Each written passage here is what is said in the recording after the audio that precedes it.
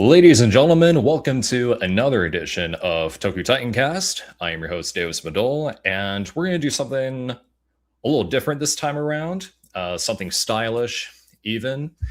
And basically, how it goes is that I will actually be venturing off into media that I am completely unfamiliar with each of the co-hosts on the show. So we'll do like a series of one-on-ones for a bit, just to kind of experiment. Also figured it'd just be a little bit nice to have like a series of episodes where I'm technically not the one taking the reins. And today we have Lily on the show for tonight. Visionary producer Lily of Nines, I guess. That's right. That's right. I'm visionary producer Lily. I'm the head of Netflix Devil May Cry. No, she is the creator of it. Even I created it. I was really mad whenever Capcom announced that they're doing Devil May Cry 5. I thought I was going to revive the series. What were you talking about? You did. No one's heard of Devil May Cry until that show came out. Listen. You know, let's LARP. Let's LARP. All right, and we got. Sorry, Cole. We'll have to watch Rent a Girlfriend another time. It'll come about. Lily, are you doing the?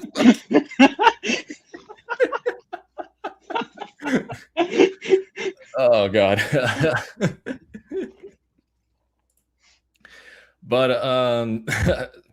on the topic of today's episode, we're looking back at the Devil May Cry video game series.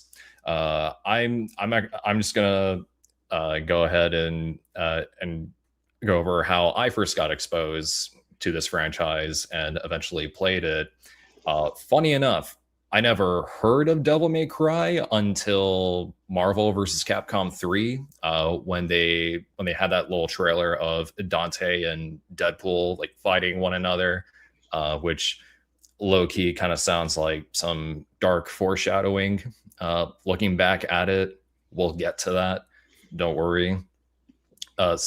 Speaking of Dante, Lily, I do see you're eating the iconic strawberry sundae, which is one of Dante's favorite foods.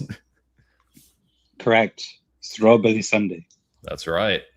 And meanwhile, I got a berry delight, which is going deep within my esophagus.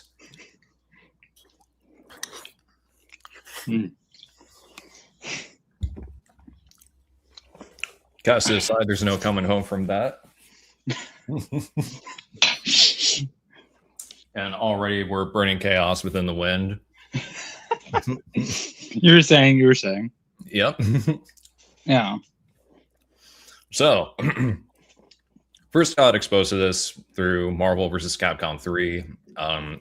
Now don't ask me any more questions about Marvel vs. Capcom 3. I was more of a casual player at the time. I never really had a team. I just played as whoever I thought was cool. But fast forward to, I want to say, over a decade-ish later. Actually, it would be over a decade later, was when it was announced that Devil May Cry would be adapted into a Netflix series, an animated one at that. I didn't really care too much for it, but when I heard that Limp Bizkit was part of the soundtrack, I piqued a little bit of interest.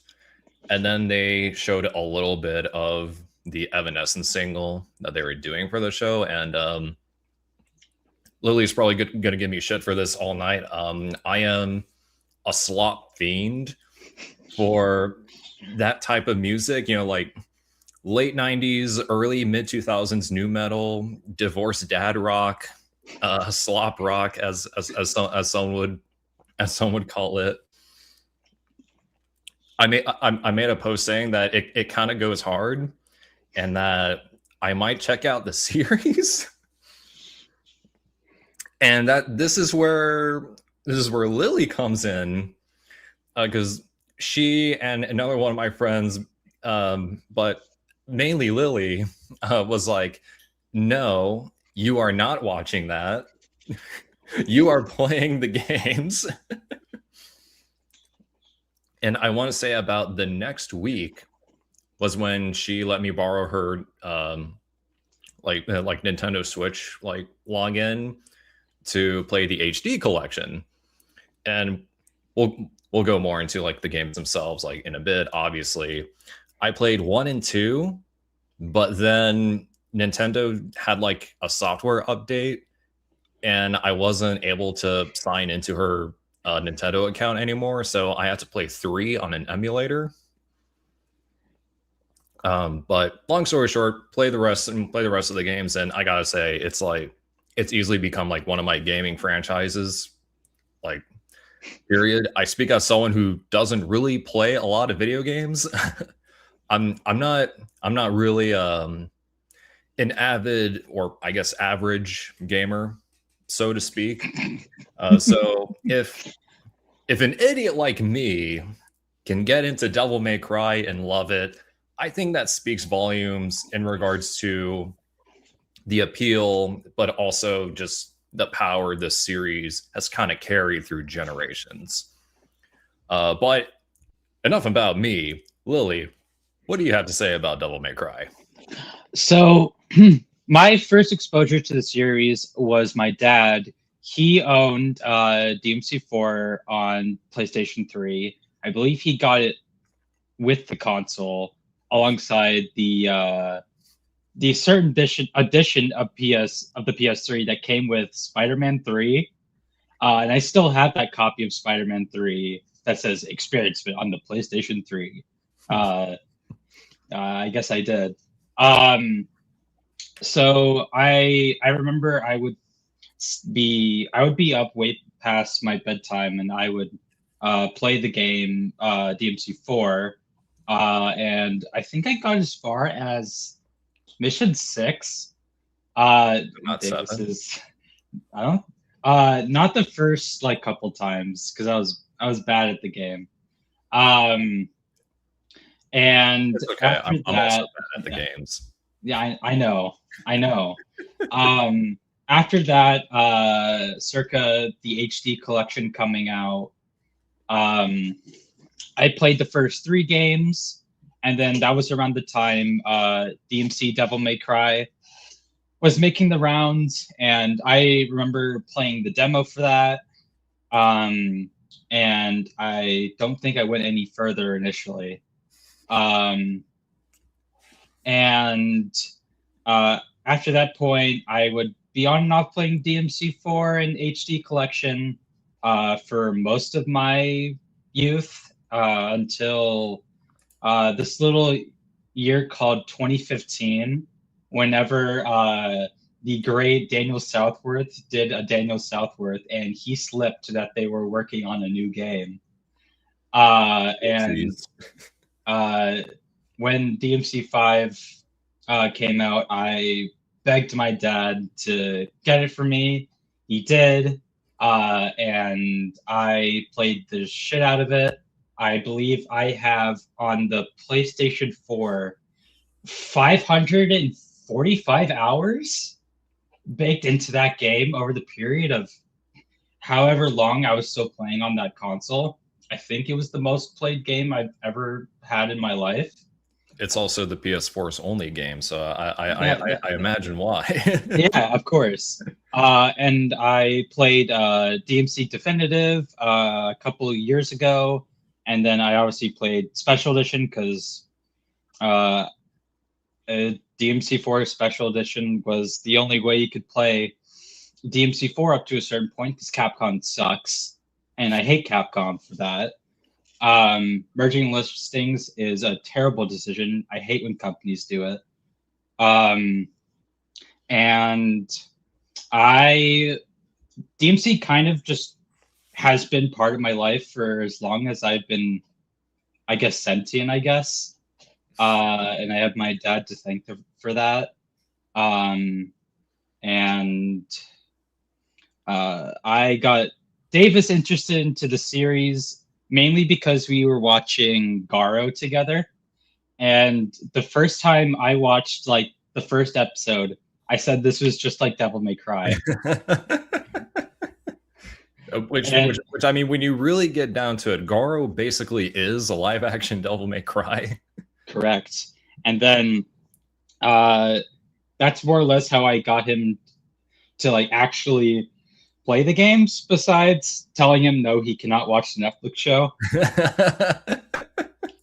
And obviously in preparation for this special episode of the TokuTitanCast, I replayed all the games alongside him whenever he was going through them. I lapped him like twice, I think, because I am infinitely better at the games than him. Yes. And I was literally just playing Devil May Cry 5 Special Edition this morning, which I bought at the last minute yesterday because I was desperate for something new, I guess. And I don't have my PC, so I can't mod a bunch of crap. But that's more or less my story. I've basically like engaged with pretty much all the series, including its art books. I've engaged with the audio CDs that came out for the Madhouse anime. I've read the light novels. I've read all the manga. I've read the Dreamwave comics that nobody bought, and that's why it got canceled. I never played Pika Combat because it looks stupid, and well, it was made by a bunch of scammers, so probably for the best. And I had no choice but to watch the Netflix DMC twice for two people. Otherwise, I would have never watched it. And that's the story so far. Yeah, you needed someone to be the Virgil to your Dante. That's right. In watching those shows, the Divine Comedy Virgil, not the Devil May Cry Virgil. yes, of course. This is all part of. This is all like Divine Comedy, after all. You know, yeah, it's just Dante's Divine Comedy with guns in a trench coat. That's right. As series creator Adi Shankar would say. That's right. This is the Force Edge saga. Yeah, exactly. Anyway, for a quick breakdown of what Devil May Cry is, it's a character action game, which, if you don't know what that is, it's a layman's term for a action game that incorporates different elements like RPG elements, soft massages of like beat 'em up elements. And what's specific about Devil May Cry is that the goal is to do it as stylishly as possible, mixing in different combos that you learn over the course of the game by buying them in an item shop. And you always seem to forget it after every game. I don't know how that happens. I think it explains a lot. It follows Dante for the first three games, and to certain degrees, the two games after in the mainline games, and obviously he's the main character in the reboot, who is a half human, half devil, half devil, who runs a business in which he runs a very absurd method of mercenary work that is killing demons that threaten mankind in some capacity. Sometimes it's just straight up a normal guy. And along the way, Dante learns about himself, both his father's half and his mother's half, and uses both to connect with others or to make fun of others. And also, maybe he becomes a devil man. And 4 and 5 mainly follow another character named Nero, who is also a half human, half devil, and he is from some random place in Italy, and he has a demonic arm that gives him the ability to grab someone and, I don't know, give him a reach around, I guess.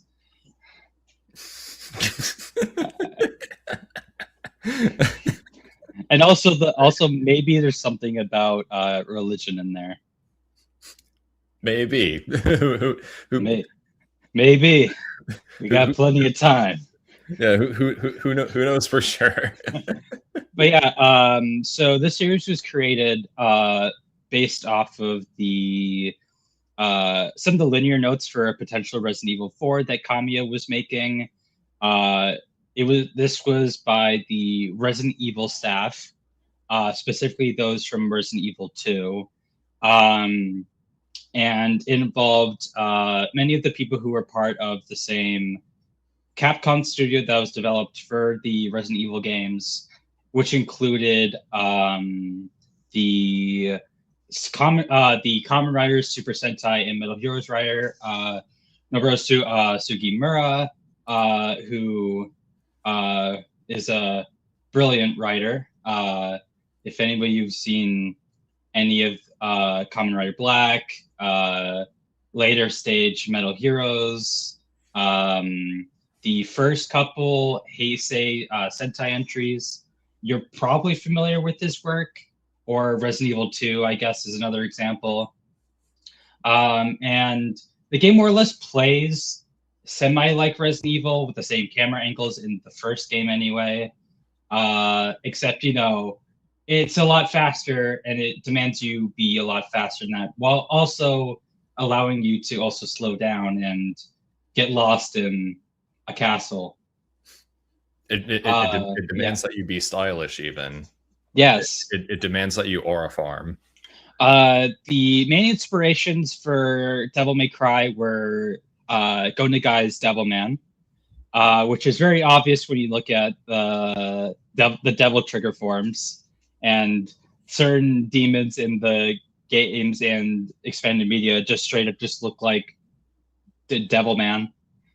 It was also inspired by Dante's Inferno, mainly Divine Comedy specifically, but more so for character names. Nothing in particular, though I guess you could make an argument for DMC3 following a semi-Divine Comedy-like structure. There's also Space Adventure Cobra for Dante's personality, and him having a female companion who helps him around. There's also him, and we'll get to how that influence ties into the last game of the series. There was also Kamen Rider.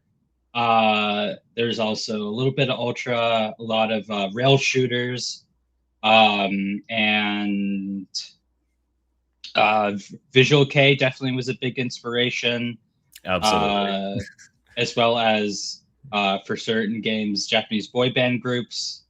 And yeah, I'd say that about covers the core inspirations. So let's get into the first game. But real quick, with that out of the way, this party's getting crazy. Let's rock. Yes. All right. This brings us to Devil May Cry 1, first game in the Devil May Cry series. And when I first played this game, one of the first things that I picked up on was just how simple and easy it is to just pick up and go. Like, the game doesn't really bog you down with any like backstory and whatnot. It sets up a catalyst. You see Trish walk into Devil May Cry. Her and Dante meet for the first time. They talk about, you know, this island with this like spooky castle, which is where we'll eventually meet the game's main boss or main villain, Mundus. who's a giant asshole, by the way. um, but but yeah, like I really liked the vibe and the atmosphere of this one. I also kind of picked up on how, I guess you could say, Matrix inspired this was in regards to its action, like the way like the way Dante uses ebony and ivory and cutscenes, as even down to Trish's outfit.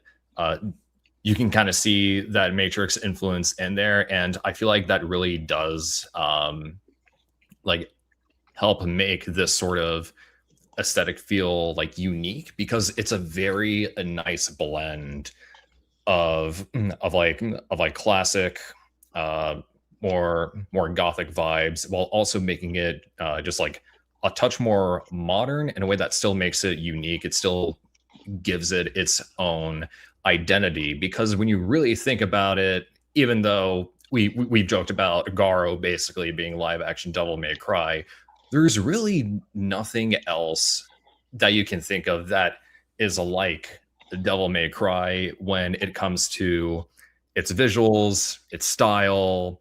Like, I guess, or I mean, I don't want to like make any huge like blanket statements as someone who doesn't really play video games. I don't think I've ever really played a game that is like a Devil May Cry. I'm sure there are some that do kind of play like it, but I guess I guess just kind of going back to like just this first game specifically, not only is it like pretty and also like easy to get into, it's also just really fun. The best I can describe it is that it's basically like a haunted house video game with like action RPG elements to it.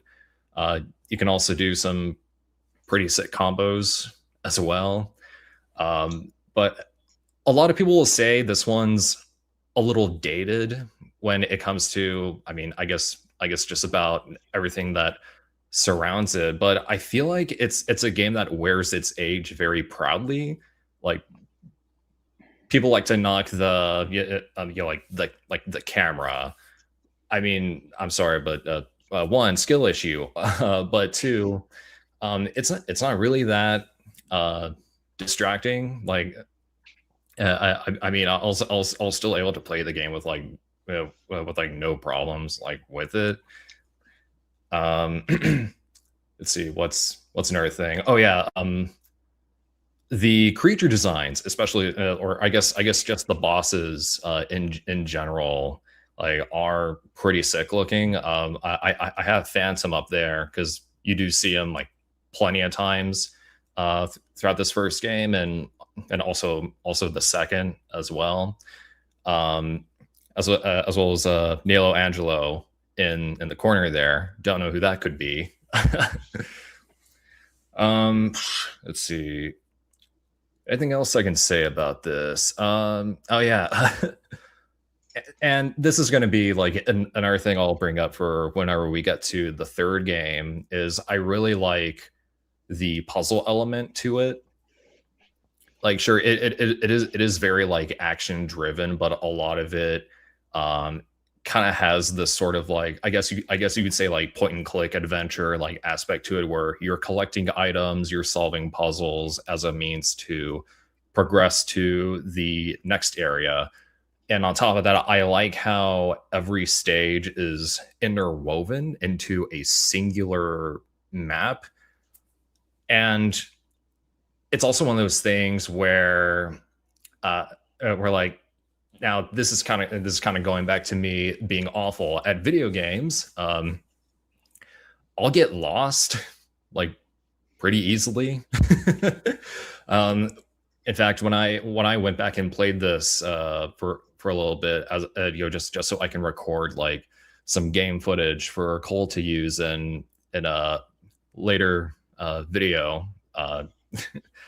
I want to say that recording was like 50 minutes because I just kept getting lost. I left my mic on, so if I like showed the footage, you could like hear me just kind of going, where do I go? What do I do again? But I mean, again, I'm just bad at video games. Your experience will obviously be different from mine. Yes, Sean, that is basically what I'm saying. I've never played a Zelda game, and I would imagine it being a similar case where I just don't know where to go, don't know what to do unless I like destroy everything, go in like every corner. But I guess I'm just rambling at this point. Long story short, first Solo May Cry, a very solid game.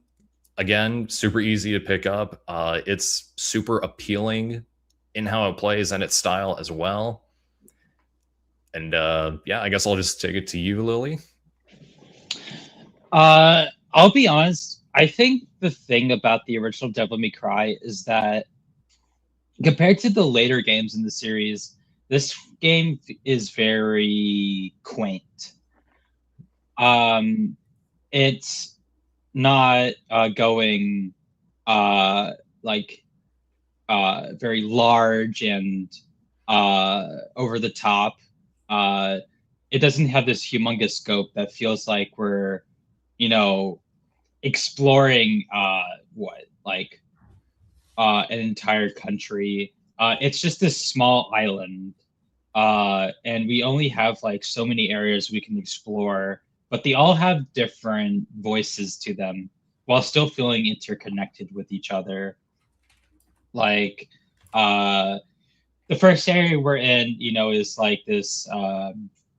There's two statues, just one of Mundus looming in the background, and there's this there's this horse at the center of the staircase, and it's all these different staircases that sprawl in different directions, but it's very clearly like run down and has been operated within thousands of years. So you see decay, like there's platforms that are just gone, and you have to like leap around, or if you understand how the game's combat works and you speed run, all you have to do is just buy Stinger and just use Stinger to leap everything if you're into that.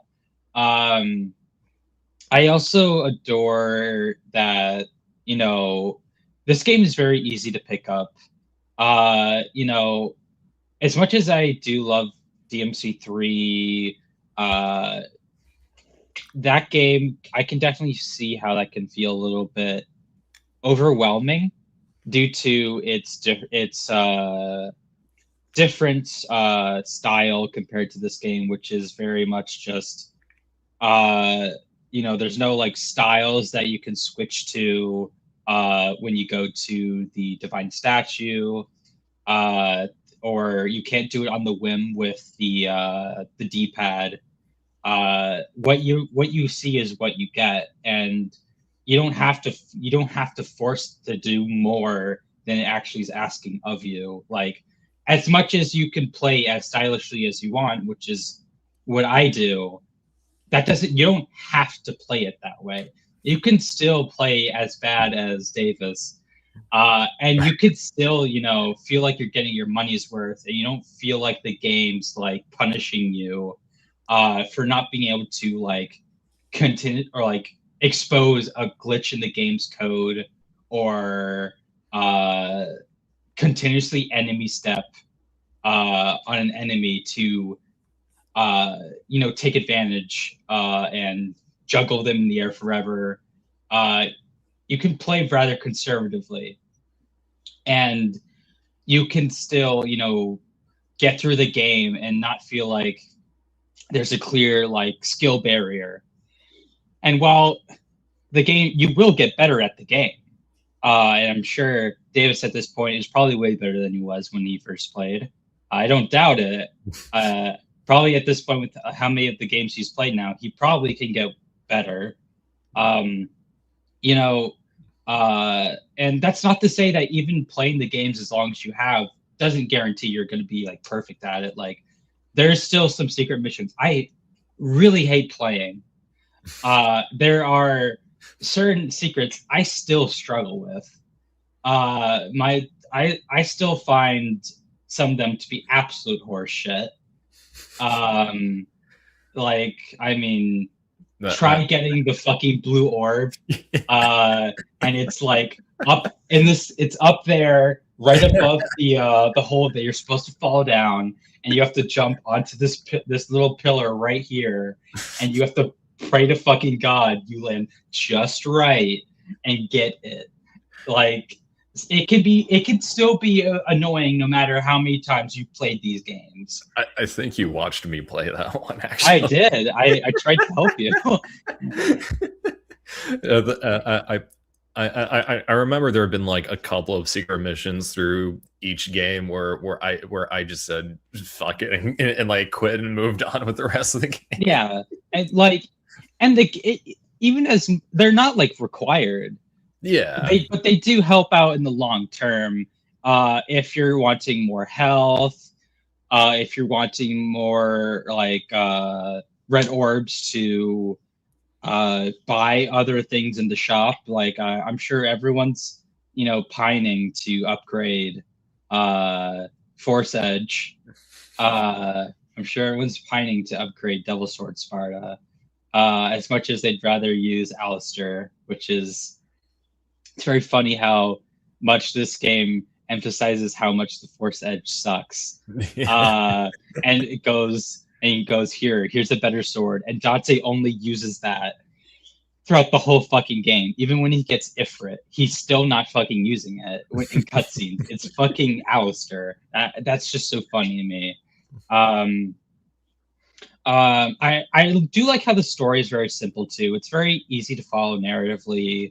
It's Guy is assigned to go to a job on an island. Along the way, he encounters these different enemies in this kind of boss rush format, very much inspired by arcade games like Strider. And you have all these platformings that you can do, and along the way, you learn more about what used to go on this island. You learn more about that what's going on is much bigger than we ever thought anticipated. You also can find like how personal it actually gets, like for Dante. Like that's no more obvious with Nello Angelo when we meet him in mission. It's like nearly halfway through the game. Yeah, like we see him like pretty early on, I want to say, and then we see him again, and I think that time you actually I think there's like 3 times, and the third time is the last time. The first one we see Nello Angelo has an adverse reaction to Dante's amulet, and that leaves up this mystery of why is he reacting that way? And the second time he's overreacting. Yeah, he's overreacting. And the second time we fight him, he's, pulling more moves on us. And obviously he's just using the same movesets that you have because he's just Dante's moveset. Just a bit more annoying. Just fucking stun his ass and fucking wail on him. And it turns out that Nello Angelo is the corrupted form of our once dearly departed brother, Barry Delight. Virgil, and it clues us in that Mundus had in fact corrupted our brother and turned him into a slave to do his bidding, and that motivates Dante that he has to end this, not only through meeting all these other demons like Griffin, who show this sort of almost human-like loyalty to Mundus and was punished for it, and it made Dante realize how much of a terrible force that Mundus is. And we also have Trish, who starts off as this mysterious woman who we know next to nothing about.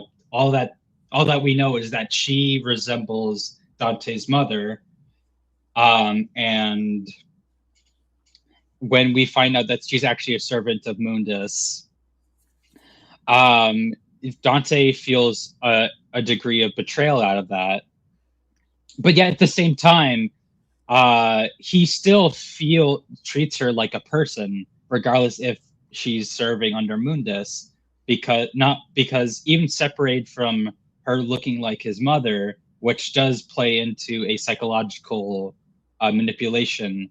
Dante still believes that Trish has the right to be her own person, and that makes her ultimate sacrifice in the game all the more important, because it helps us realize that Dante has influenced Trish so much in this short amount of time they've been around each other that she is willing to put herself in harm's way just to protect him.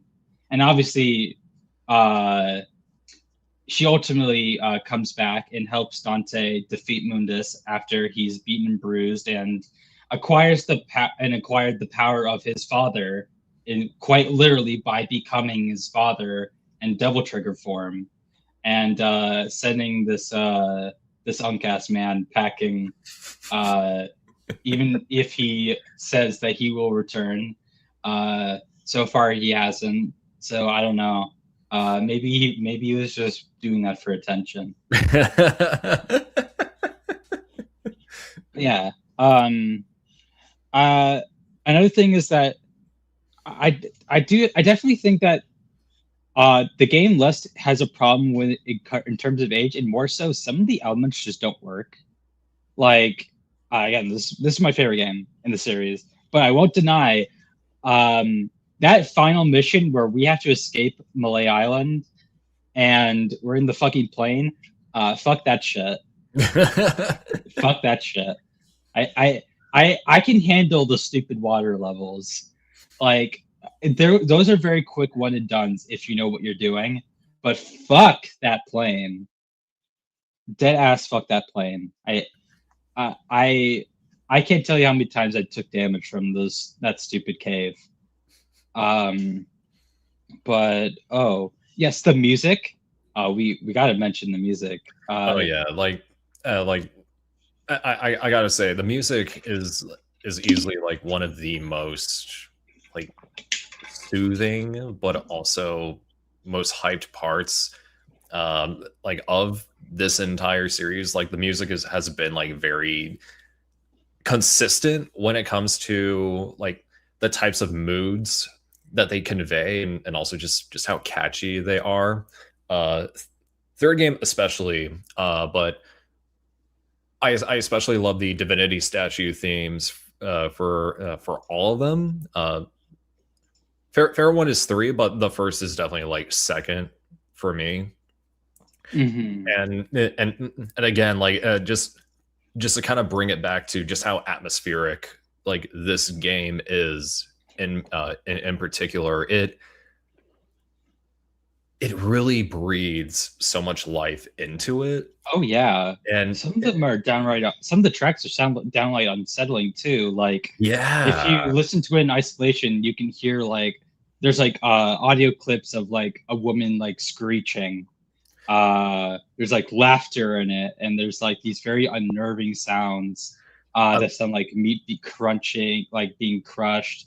There's like almost sounds like bones being crunched as well. I like the track that's in between missions before you like accept the next one. You do hear some of that crunching and swirling, but also like footsteps. Yeah, I think it's the footsteps that like just make it like even more spine chilling, honestly. exactly. Like, and you don't really get that with the other games, and it really sells that like haunted house quality that this game only has.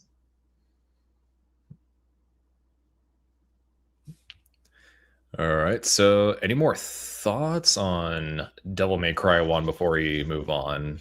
I guess I'll quickly bring up the light novel that came out around the time. Oh, that's right.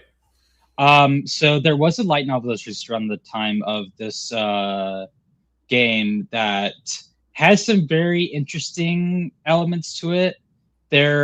Virgil is in it, but He like wears. He's like it's like a very early like version of Virgil as a character. A very Uh, early version of yeah. Virgil. He's wearing this like very fancy looking suit. And He's got that uh, shit on. he looks a bit more Wesker, which in this game he basically has, he's basically a partial model reuse of Wesker in terms of his face and his hair. Okay, yeah, I can see it. But and for the most part in the light novel, he's covered himself in like bandages to cover up his corrupted form. And surprisingly, this version of Virgil is technically canon, technically, but this is in the same vein that like uh long-running franchises try to justify expanded material. He's not Virgil anymore. He's this different character, and everyone's gonna get a kick out of this. His name's Gilver. What? Yeah. That's his name. Steph. It's like Alucard, It's just Virgil. Gilver. Yeah, Gilver. Yeah, that's right. Gilver's Travels. Yes. And obviously there was the US comic that was released around the time of DMC2 that went into more of Sparta's like history, including showing his battle against Mundus. It's not a particularly great comic, but it is interesting to have an idea of what that battle may have looked like and seeing some of what Sparta's history was. Other than that, I don't know. I own the original PS2 copy of the game. I bought it for $13 a few weeks ago. Yeah. Surprisingly, I've never owned a PS2, so I never played these games on the PS2. So this is just eye candy, I guess. Yeah, I think I have that same one up there. It's a little hard to see up there next to my copy of Cory in the House on Nintendo DS. It was given to me as a birthday gift. Cory in the House, not Devil May Cry. All right. So enough about DMC1. Let's talk about Devil May Cry 2, which is considered the black sheep of the series until recently, I guess you could say. Lily, so what all went down for Devil May Cry 2? So, in typical fashion with any like surprise success game, Devil May Cry was a huge hit, and Capcom automatically ordered a sequel. I believe, and they did not inform Hideki Kamiya, who directed the original game, about this whatsoever. So it wasn't until the game came out when he actually learned that there was another game.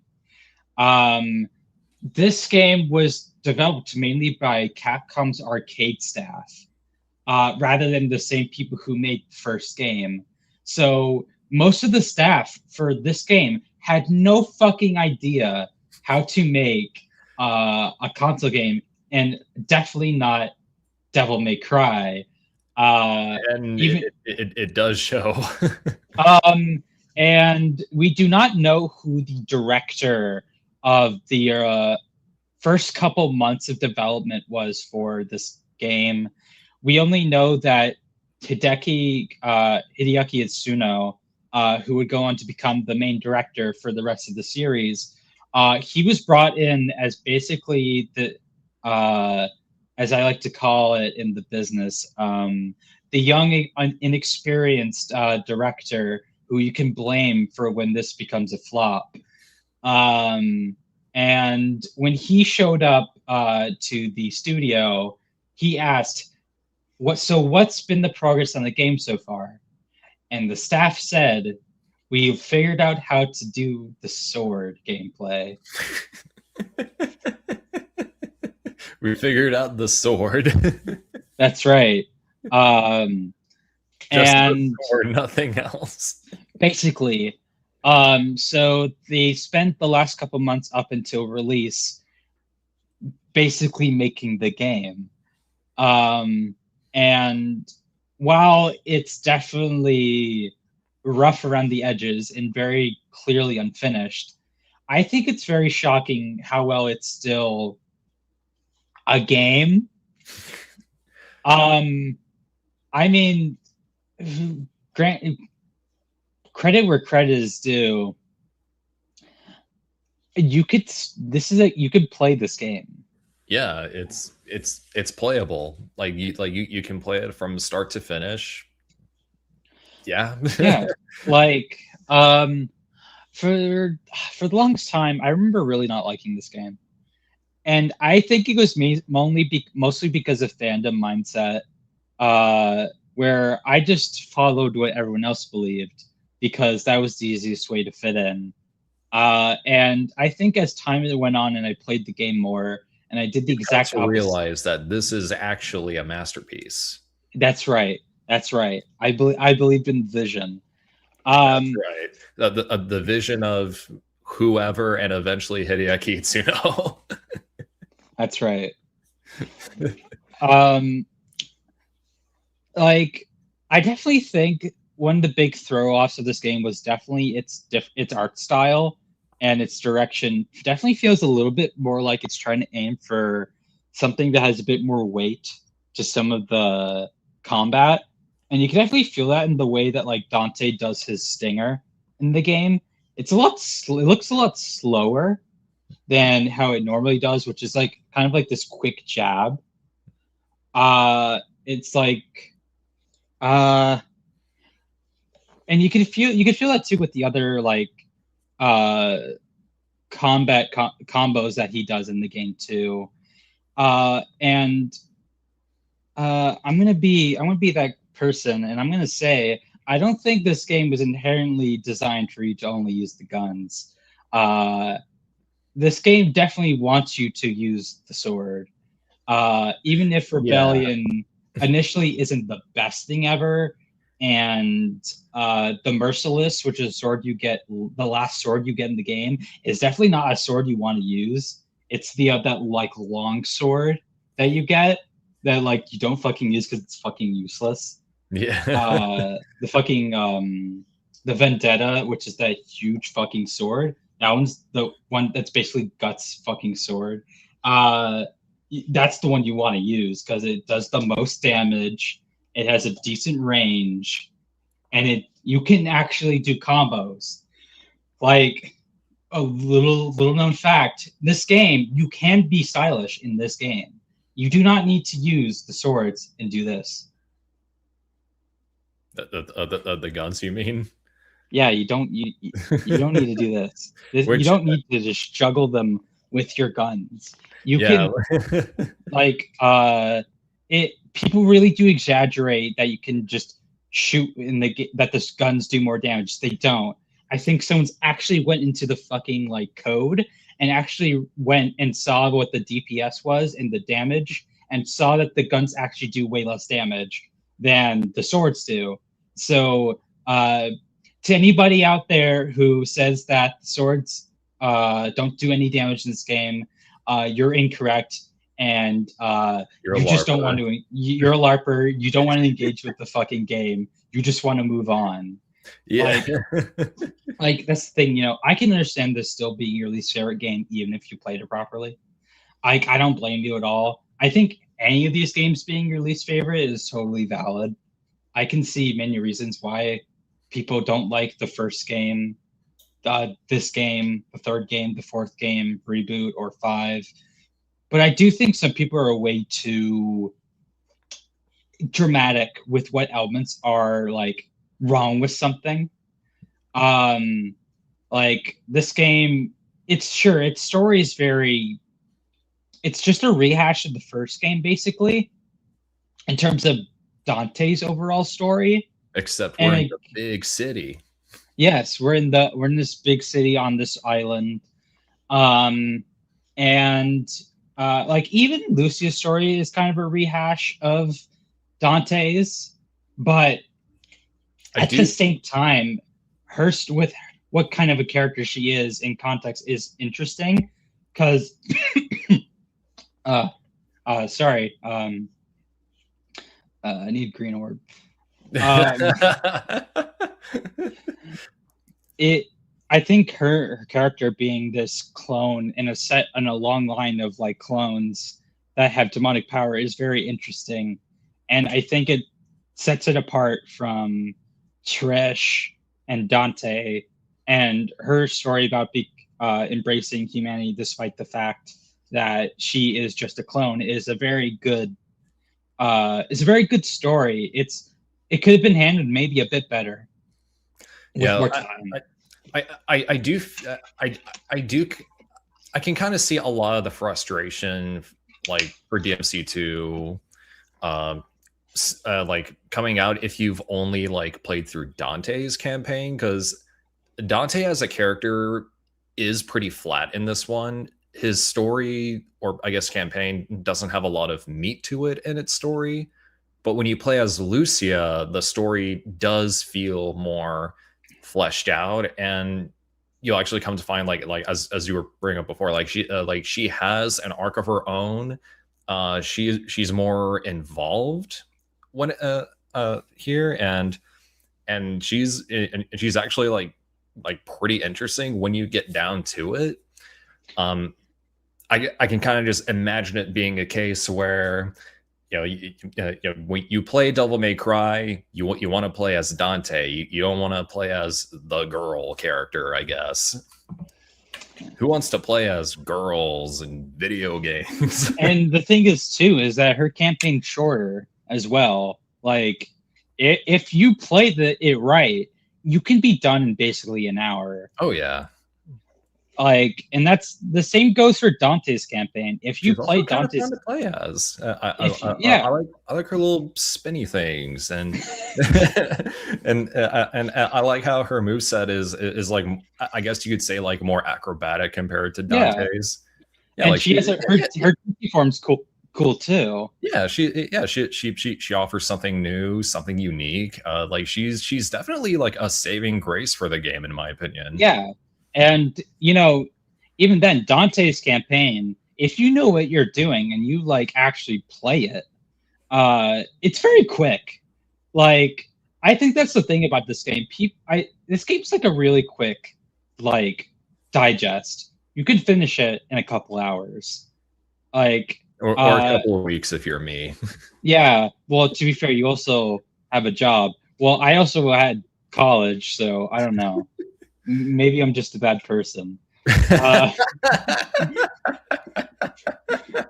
like, I think even then, this game still has like a good atmosphere. I think the switch to a more like urban, like gothic horror really does sell the game on having its own unique identity. Even if later games like 5 and Reboot are also diving into more like urban horrors, I do think that this game just has a particular feel to it. And I definitely think it's down to the fact that Dante has this awesome fucking outfit. It is my favorite outfit that Dante's ever worn in the series. And like his promo renders has nothing. It has that Dante outfit. Like, and his fucking promo renders have so much fucking aura. Yeah. Like the one where he's like doing the spin attack and he's doing that dude, that shit's tough. That's fucking tough.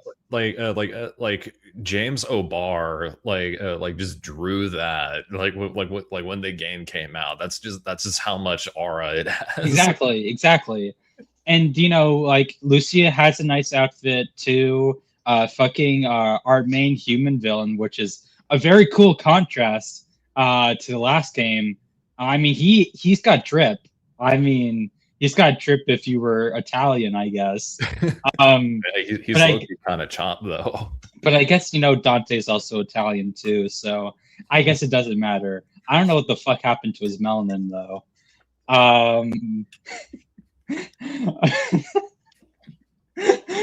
uh, but like, you know, the demon designs in this game also fucking kick ass. Like, I love the default grunts. They're I love fucking. that Mothra's in the game. That's right. That's right. Also, the fucking Saragusa from the first game are in this too for some fucking reason. Phantom is back. Phantom. I get Phantom Tax is back. And you know, like, there's a lot of variety for enemies in this game.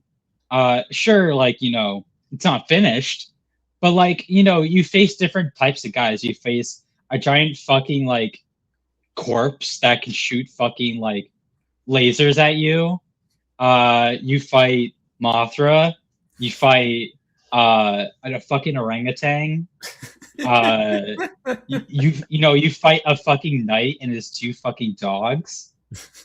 After fighting his two fucking dogs, you fight a giant head that can turn into 3 heads. That's right. That's true. That's true. That's a surprise tool that'll help us later. You know, you fight Arius and his clone woman. And you fight fucking Argosax. And Argosax, you know, his final form is fucking tough. Like, oh yeah. Kind of sexy too. Yeah. Both forms of them. Like, you know, this game has like such a look to it. It has a vibe to it. I definitely think it's this. If there's a perfect encapsulation of like 2000s excess, I definitely think this is that kind of game. Like, you know, the game is like balls to the fucking walls with some of its like ideas, like an infested tank, like and the helicopter. Fucking infested copper. That's right, dude. Best fucking boss in the game.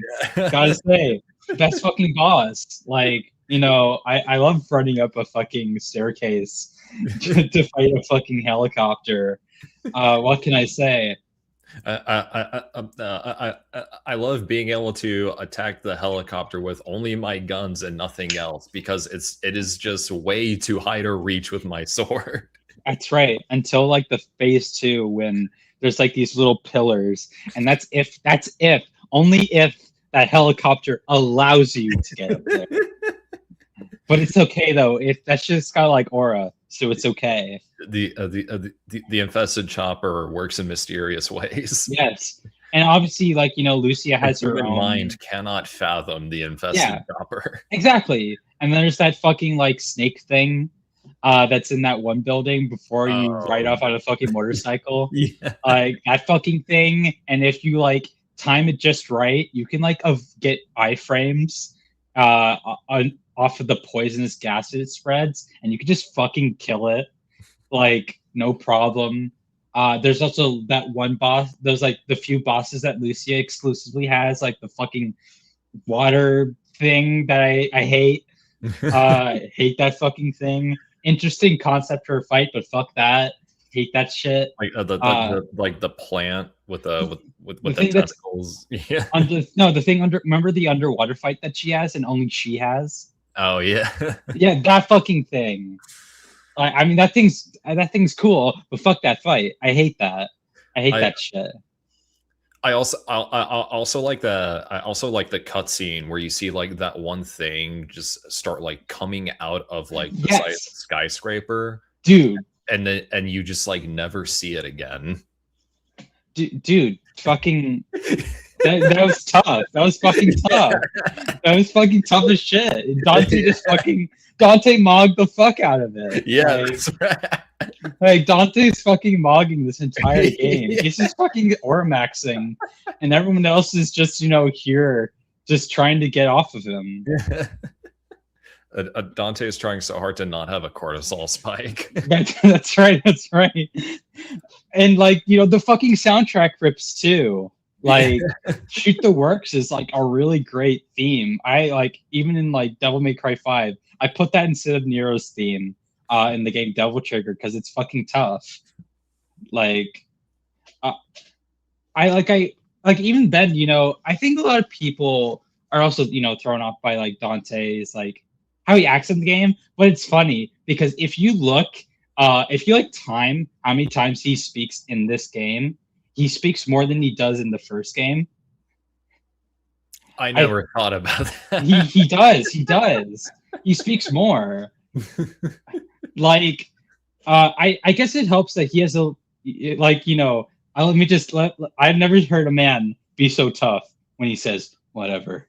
that. Like that dude. Like credit to his voice actor in this game. I think his name's like Matthew Vaughn. He plays it well. No, this is not a discredit to his first VA. I think it was like Drew Combs or something. I don't remember the exact name. He's really good too. Like Lucia's voice actor is really good. I'm very sold on her being this woman with a heavy accent, and then fucking Arias. I mean, uh, Drip, mad drip. dude, like Also, maybe the easiest boss in the game. yeah, but Like, dude, he's got some fucking killer lines in this game. Like there's that that bit where he goes, Natalia, like, or he goes like, maybe some other time. He just tries to mock Dante, and he goes like, "Oh, and who is this?" And then Dante goes like, "Do you even have to ask?"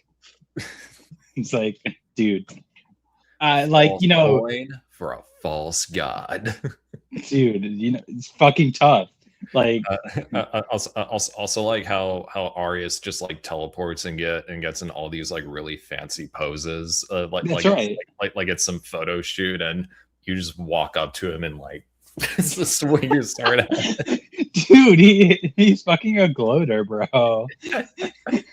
Bro fucking glazes himself. Like, oh, dude, but like Argus is like no, Argusax's like first form in the final fight in Dante's campaign, dude, annoying as fuck. Like, dude, I've always wanted to fight all these enemies, all these bosses at fucking once. Yeah, it's like all just cobbled together in like a pile of mush. Yes. And like some of them you can like find easy wraparounds to killing them. Like some of them you just need to get between where their arm is or their head is, and they can't hit you. So all you can just have to do is this, just fucking hack them away. Like, like I definitely think that's like the jankiest fucking fight in the whole game. I do get it conceptually, but like, what the fuck? Like that shit. I felt aura loss in that moment. Cortisol spike. But no, like I like this game. Like this is even my I like least it too. favorite. Yeah, like This is my least favorite in the series at all. Like, it's competent still. Like like it's funny you say that because this isn't my least favorite in the series. that's right. Devil May Cry 3 is your Yeah. least favorite. No, I'm kidding. We'll get to my least favorite soon. But yeah, like I don't think Devil May Cry 2 is a bad game. I mean, sure, it's not that good either, but Yeah, but there's also like a lot to it underneath the surface, and again, I understand the complaints and its issues if you only play Dante's campaign, which I feel like a lot of people only played Dante's campaign. that's right. Though there is a secret character in this game. There was in the last game too. You could play Sparta, but in this one, there's a secret character, Trish. You can play as Trish. Yeah. And she's basically a reskin of Dante from Devil May Cry 1. So, if you want Devil May Cry 1 Dante, just input the cheats for Trish. And you can do it. Look it up. And she's fun in this game too because she's just Dante. Of course, with the Devil Sword Sparta, and also introduces Lucia and Umbra, which is Sparta's pistols, which, when we get to Devil May Cry 4, when we talk about the special edition, we're going to talk about how that later ends up being the most useless fucking part of that game. Didn't this game also have like a collab with some clothing brand? It collabs with the clothing brand Diesel, and there are skins that you can get in game for Dante and Lucia that are designed by Diesel. If you're into it, I'm not a big fan of all the styles that they tried to do for Dante and Lucia. I definitely think Diesel could have done a lot better than that. I mean, then again, this is the same company where if you go and buy their cologne, it's like a fist, and then there's just the spray bottle right there. I don't know. Maybe they just suck. I don't know. I don't buy Diesel. I can't speak for others, but personally, I never felt the need to get fisted by cologne. No, me neither. Maybe Vin Diesel. Who knows? Who knows? That's right. But before we can talk about my least favorite game in the series, let's talk about my personal favorite game in the series, Devil May Cry 3. So Lily, what's the story with Devil May Cry 3? So, despite how mixed to negative Devil May Cry 2 was, it did really well. I'm pretty sure it outsold the first game by a quite significant margin, which is very surprising considering like what people like said about it. Yeah, but I guess that does prove that how like a lightning in the bottle the first game was, that the second game ended up being a guaranteed success. Yeah, and like Dante just had so much aura in that game that the third one manifested right away. That's right. Chills. Just chills. So this is the first game where Itsuno worked tournament on the start. Bingo Moriyashi was brought on as scenario writer, and in a recent interview with Kamiya and Itsuno, we learned that Itsuno did in fact contact Kamiya for this game to get some ideas for the dynamic between the two sons of Sparta, Virgil and Dante. Which is easily like one of the best parts of the game, and by extension, like the entire series with how much weight and development that it receives. But exactly. Continue. And this is the first game where a good handful of its cutscenes were motion captured, done by Just Cause Productions, which is owned by Ruben Langdon, Conspiracy King. Ruben Langdon was a stuntman and actor who worked on everyone's favorite series, Beetleborgs. Yes, I love Beetleborgs. That's right. What is that? It also had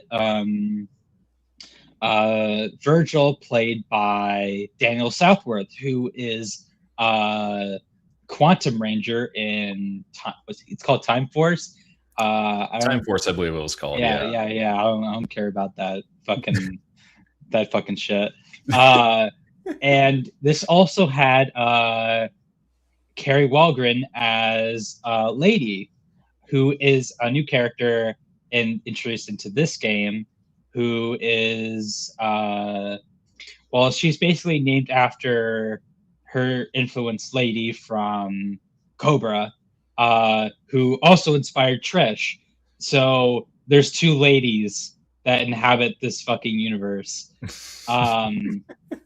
And Dante's design and Virgil's, but mainly Dante's, was influenced by 2000s era boy bands, mainly with the hair, the emphasis of a exposed chest and abdomen, Like which was the very jacket prominent. too, Yes, the jacket as well, and the pants. the boots.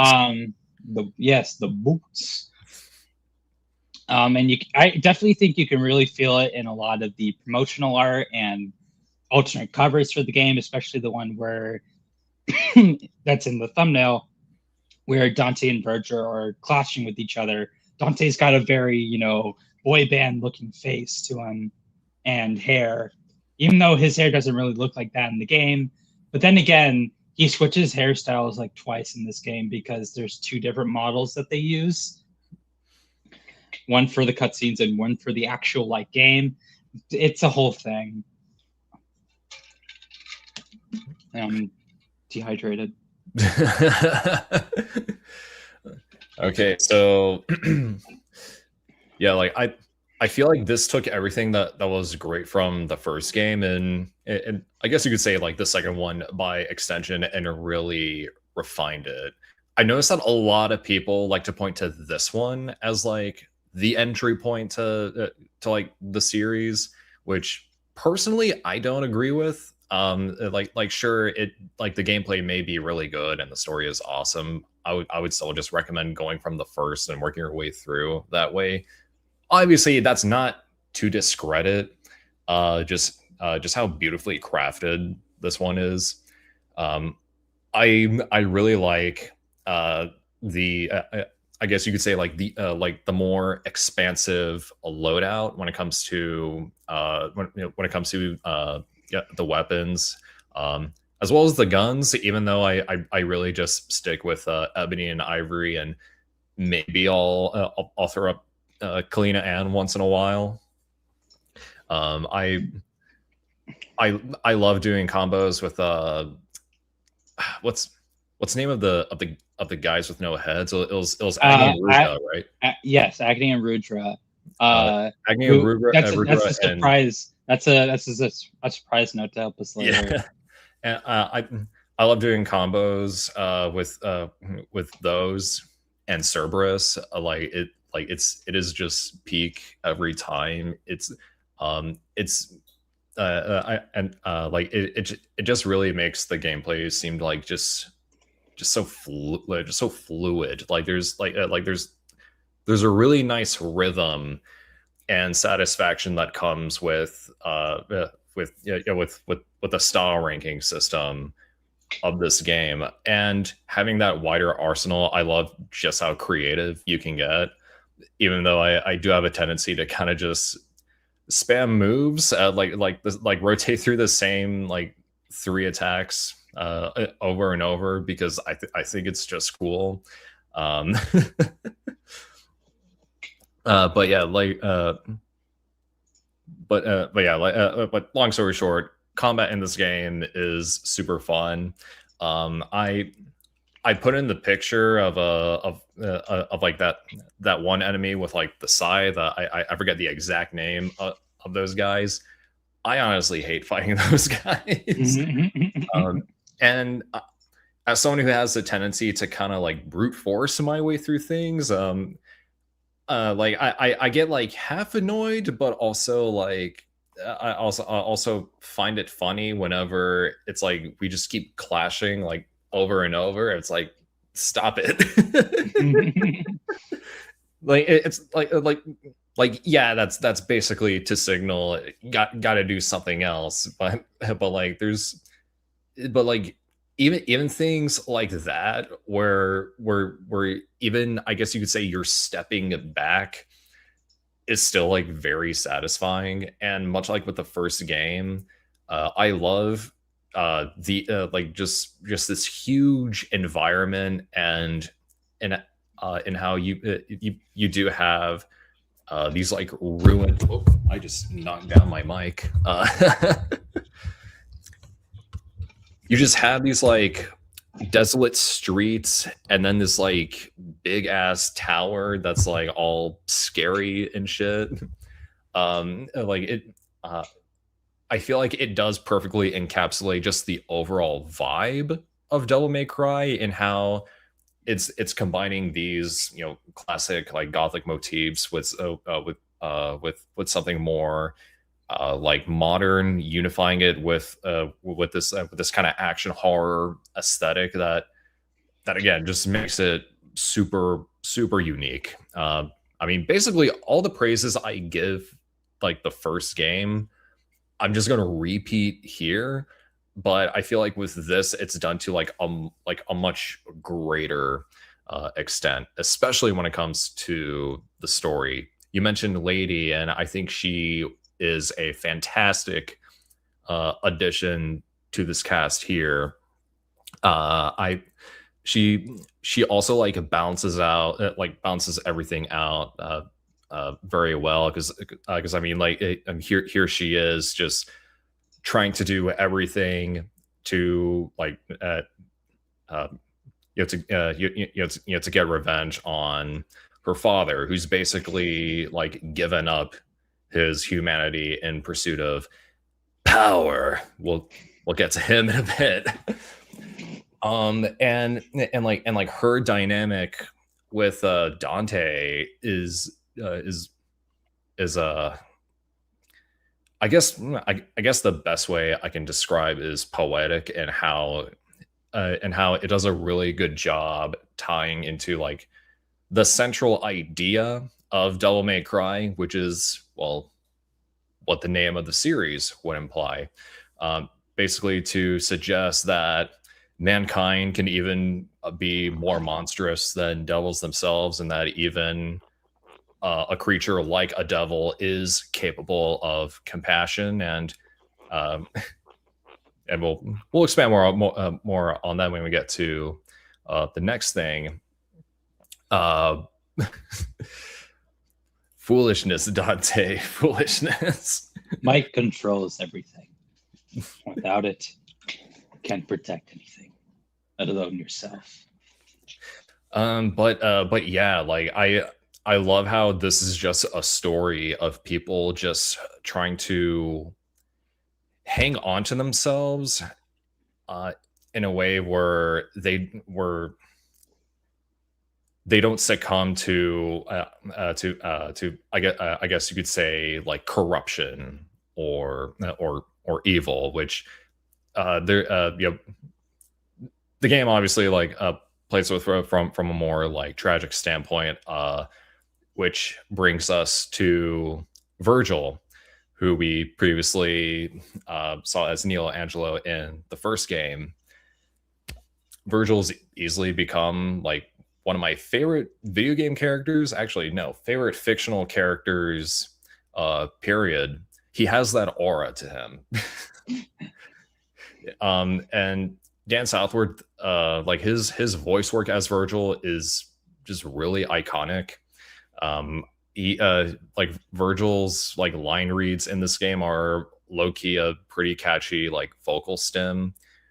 I was I was at the store with my fiance the other day, and just unprompted, I went, "I need more power," and she just looked at me and said, "No, you don't."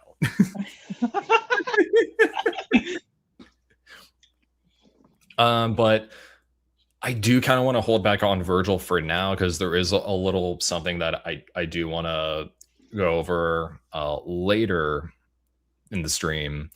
But yeah, Devil May Cry 3, I see why people hail it as the best. I personally hail it as the best. Lily, what do you got? So a big funny thing about this game is that when it came out in the States, a big critique was that it was too damn hard. And the reason is because No, it isn't. what people define, what the Japanese people define as normal, hard, is way different than what Americans consider normal and hard.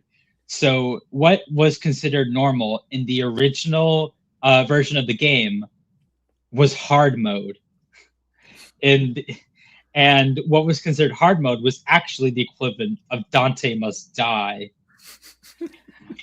So the easy mode that you see in games post the special edition of this game was a retroactive addition to make up for the fact that there was no proper easy mode or normal mode.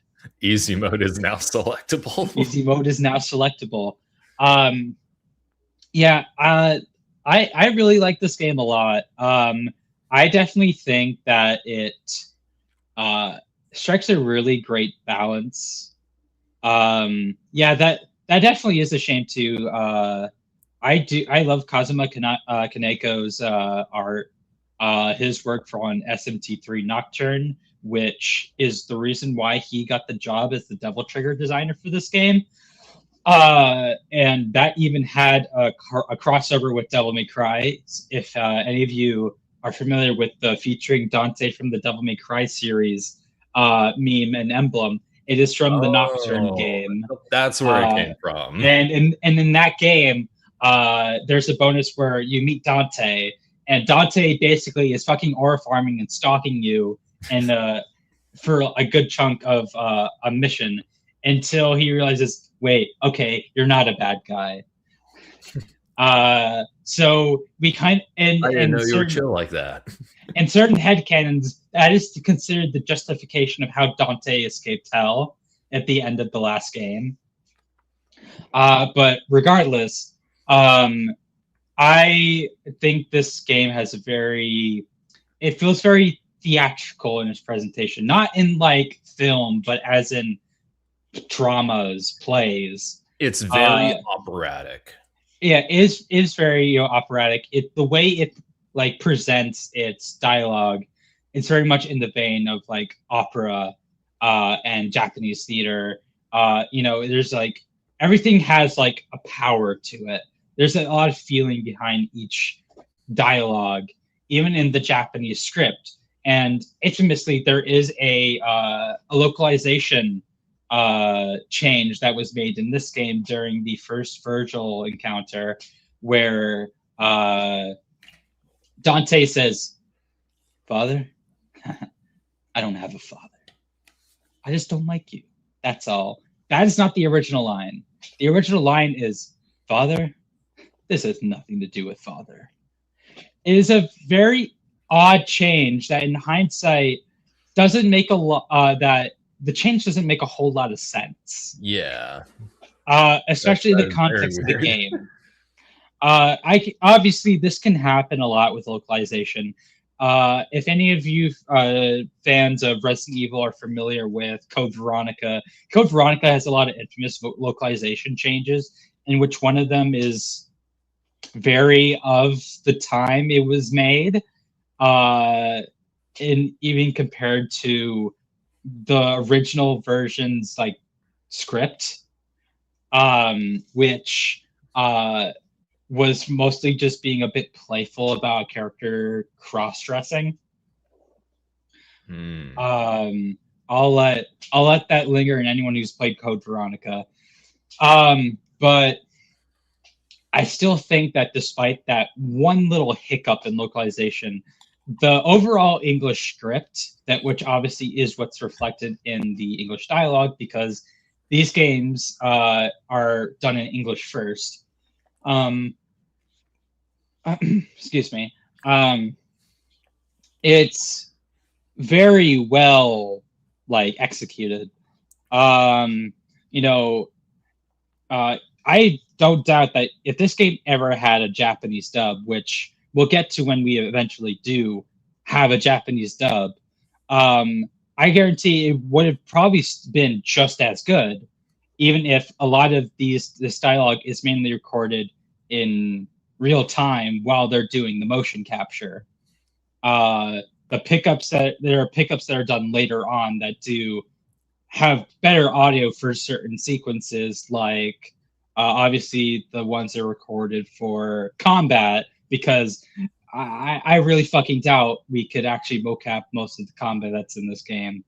Call me a bit crazy, but I highly doubt someone is capable of doing the mocap for Dante doing a high time and then enemy stepping on an enemy in the air and continuously slamming his rebellion down on the enemy over and over again.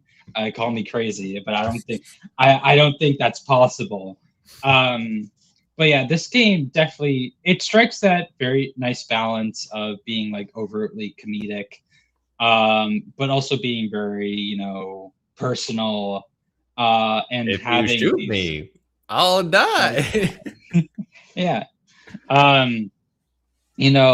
like even like the Jester, which plays on a lot of traditional theaters' habits of having a very comedic character, turns out to be the actual main antagonist of the game, who has been using us all the whole time to get his ultimate goal, which is to attain the power of Sparta. You know, he, or you can expect a spanking from Daddy later. And I think this game definitely emphasizes the most that the ultimate theme about this franchise is family. It's a huge overarching theme with how much the importance of family and family dynamics are to what it means to be human. You said R. You got something? Oh, I didn't say anything. Yeah, you did. You fucking liar. Are you gaslighting me? No, you made a noise. Fucking. Oh, I was shifting in my seat. Whatever. Lady and Arkham's dynamic is like, it's very tragic. A daughter who suddenly loses her mother, and now goes on a eventual vendetta to kill her father, to not and then like almost suicide like mission to do so. Like this, compared to everyone else in this game who has some sort of demonic power, Lady is just a person. She is a regular human being, and if you have big ass seen, rocket launcher. yes, a big ass rocket launcher that's named after her mother. And obviously, it is very unfortunate that the Devil May Cry 3 manga was canceled before her one shot could be made, because damn, really? Yeah, that was originally going to be a three one shot series, because the first entry is about Dante, the second one's about Virgil, and the third one was going to be about Lady, but then it got canned. So there's a whole story with Lady that is no longer able to be told because it got canceled. I guess Devil May Cry 2 wins again. That's right. Devil May Cry 2 was just that good that they couldn't make enough manga one shots to like match it. That's right. And and her dynamic with Dante is like, rivals to a unlikely friendship built off of a traumatic experience, both losing their mothers and then their fathers, and forming this initially very hostile dynamic with each other that becomes one of respect, and ties into Lady seeing that even she can in some way forgive her father, even if she doesn't forgive him entirely, but she is able to find a way to move on because she's seeing this Dante, who to her is just a devil, the same thing that her father became, the same thing that killed her mother, is capable of crying, is capable of feeling love, is capable of having a family that he considers important to him. It's almost like a Devil May Cry. Yes, even the devil may cry when it loses a loved one. And that's even then, like, we have Dante and Virgil's dynamic, two brothers who were both there when their mother died, but at different points, and were both unable to save them, and were hadn't seen their father for years, and how that those traumatic events had shaped them into two very different people, and yet at the same time, they understand each other, and they both understand when something gets in the way of their family, that they must both stand together to fight the evil that is in front of them, as evident by whenever Virgil shows up during the Arkham fight and helps us out. Like, why would he do that other than care of his own brother and out of respect of his father? Because, you know, why would you want someone interfering in your family business? And even then, Virgil's ultimate defeat is driven by his inability to move on from losing his mother and feeling completely worthless. And his noble sacrifice of falling into hell and giving his brother the opportunity to leave is really like tragic but bittersweet. That's like that last bit of humanity that Virgil has, wants his brother to live on. Like that's a very powerful statement. Yeah, and like you even like see it weigh on Dante during that whole like final mission and even like the final cutscene after that. And then obviously, you know, we also see like the dynamic that both the Sons of Sparta have with Arkham and / Jester, one of like dismissal or outright annoyance. You know, Arkham gloats about the Temenigru and how beautiful it is, and Virgil's like, that is none of my concern. He doesn't give a shit. Like he wants to know if his he just wants to keep mogging. Yeah.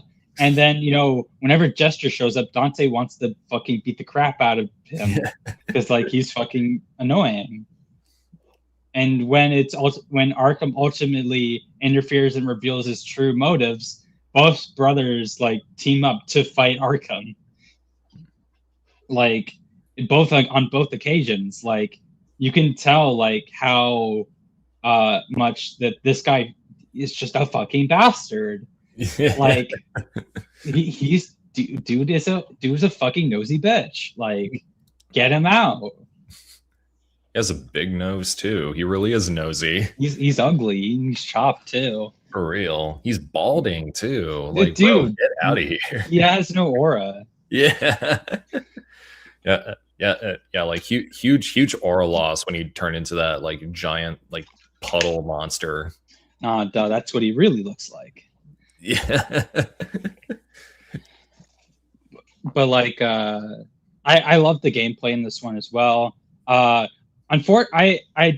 apparently and I learned this around the time the Switch version came out, the style switching that is in the Switch version of 3, that is actually how it was supposed to be originally, but due to time constraints and memory, the current style switching format that we use at the Statue of Divinity is the one that we got. And in terms of those styles, I think that was a very interesting move on the part of the developers and Itsuno to give everyone this unique style that they can learn about, that they can adapt into their own combos, and also, you know, find something that's comfortable. Like, you know, Trickster is like probably the easiest one to get into. You know, it helps you learn the importance of dodging. It can help you maneuver a lot faster in different scenarios. And, you know, it even has like an ability where it can instant transmission your ass to the enemy at max level, which is very helpful. And, you know, you have Gunslinger, which gives you the abilities like Rainstorm for Ebony and Ivory, which is very helpful whenever you're wanting to do certain combos or you're in the air and you want to quickly do extra damage to enemies on the ground, or you want to get out of a situation and still deal damage. And, you know, Royal Guard, which even in if this game is, you know, it's very like sometimes very frame precise and requires you to have like knowledge of when an enemy actually hits you. And Swordmaster is a very fun, very aggressive kind of like play style that you can adapt to. I thought It you said gives you sword maxing for a moment. no, no. I mean, I guess it is. It gives you an extra ability whenever you're doing combos in the air, which later on, whenever we get to later entries, you could see how that becomes very helpful. And until Devil May Cry 5, and when it says "fuck you," here's some of the Swordmaster abilities in your standard combo roster. Thank you. But we're not talking about Devil May Cry 5 yet. And there's also there's additional abilities like Doppelganger that you gain after beating the shit out of yourself. Typical battle shonen shit. Speaking of, Beowulf is a straight up Saint Seiya reference. That's right. It has the fucking rising star. Like that's it's just a Seiya ability. And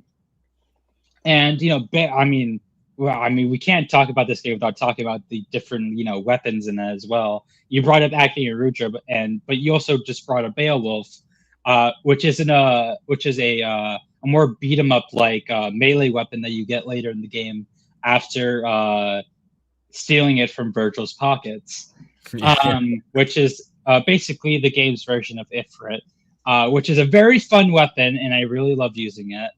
And Beowulf's fight is extremely fucking fun too. I love blinding someone for the fuck of it. And I also love how he just keeps crashing out. Dude, his entire fight is him having huge crash outs and then like fucking charging you like he's playing like fucking defense. Yeah. And there's also you brought up Acne Rudra, which is a very fun weapons to use. Like I'm pretty sure my default loadout whenever I play the game nowadays is Agni and Rudra and Beowulf, because they're very easy to use together. But also Agni and Rudra has some like really fucking awesome abilities. Yeah. Like there's this one ability he has, I think this is exclusive to Swordmaster, that you can actually like do this kind of whirlwind ability that's really fucking fun. And obviously, DT is very fun to use in this game too. And because of how they go about this game, in the same vein as DMC1, each weapon has its own exclusive DT form, and they're all, fucking sick as hell. And then there's obviously the one that nobody uses except me because I'm a crazy maniac. Not to be confused with an oily maniac. Yeah. Navon. Navon is a fucking electric guitar, quite literally, that you get after beating the shit out of a woman. I guess there's a better way of phrasing that. But I was about to say. But at the same time, I mean, that is what happens. Her voice are really catchy too. I bet they are. That weapon does take a little bit of time to figure out. But at the same time, like once you figure out how to use Navon, it is a very fucking fun weapon to use. Especially the one ability where if you hit it just right, he starts like fucking like going ham on the fucking guitar and riffing, and it rains down this lightning from the sky. It's a really fucking fun ability. And if you get to that one fucking statue, that I don't remember the name of the statues, but they're the ones where you have to get to a certain rank on your style meter to get a blue orb.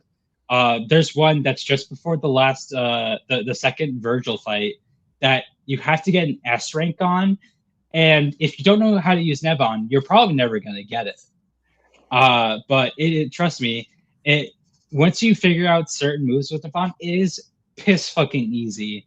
I think the only weapon I don't really care about is Artemis. That's the one that you get after you.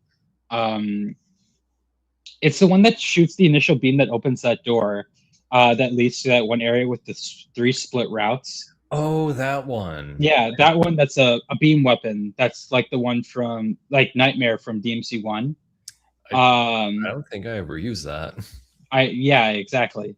Like that one's definitely the one I never used. And it's not that it's useless, it's just that I don't care to use it.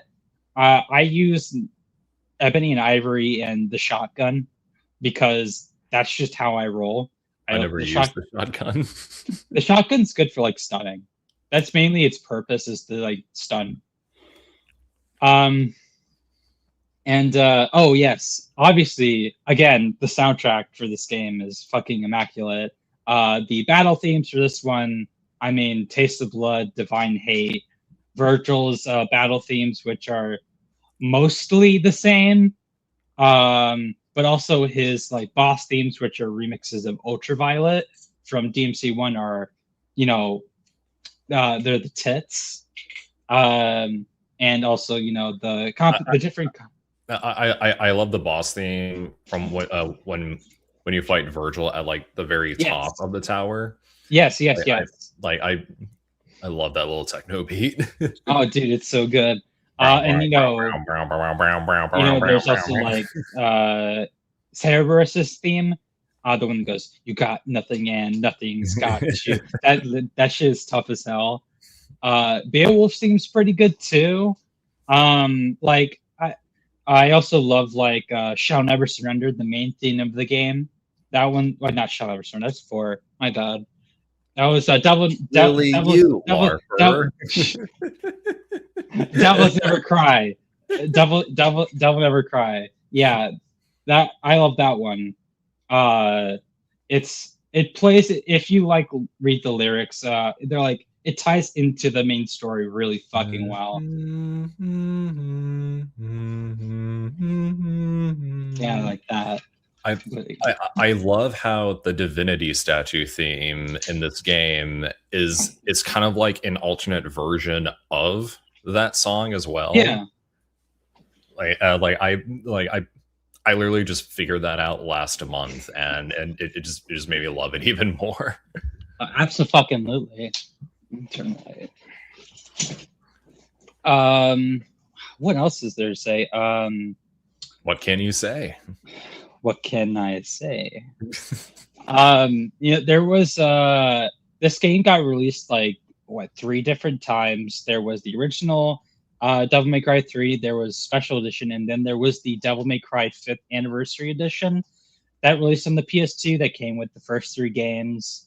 And obviously, you know, there's the HD collection from 2012. There's the there's the, you know, the PS4/Xbox One version of HD, and there's the Switch version, which comes with the exclusive style mode, which allows you to switch on the fly like in 4 and 5. What else is there? There's skins in this game as well, just like the previous 2 games. Dante gets his DMC1 skin in this game, 2 different versions of it. One where he has the coat and one where he doesn't. You can also play as Dante in the first, as he appears in the first mission with no shirt, if you're into that. I'm sure a lot of people are into that. There's also his Sparta form, as per DMC1, where, you know, you can become Sparta himself. And Virgil has his own alt skins as well, because he is playable. Playable in the special edition, right? That's right. And I like how instead of like fighting Dante in his campaign, he just fights a red Virgil. That's right. He fights red Virgil, most powerful enemy ever. Yeah, immaculate lore. And I also like how there is like an in-canon explanation as to like why that is. That's and right. And it's that Dante's campaign is still like playing like as it goes, It's just that when you're Virgil, you just don't fight Dante because otherwise it would interfere with Dante's story. So Virgil is just fighting just himself. He fights Red Virgil, Yeah. who is the true mastermind behind Devil May Cry. We haven't seen him since for a while now. I hope they follow up on that in the next game. I forget which mission it was, but like it's I want to say it's after like the first lady boss fight. You can't like backtrack because when you play as Dante, you just go into like the next room.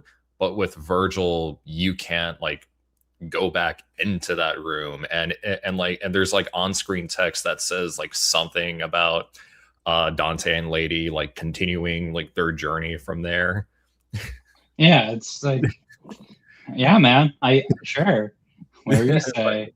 It's like, all right, yeah, I guess I'll just keep going. I guess I'll go fuck myself.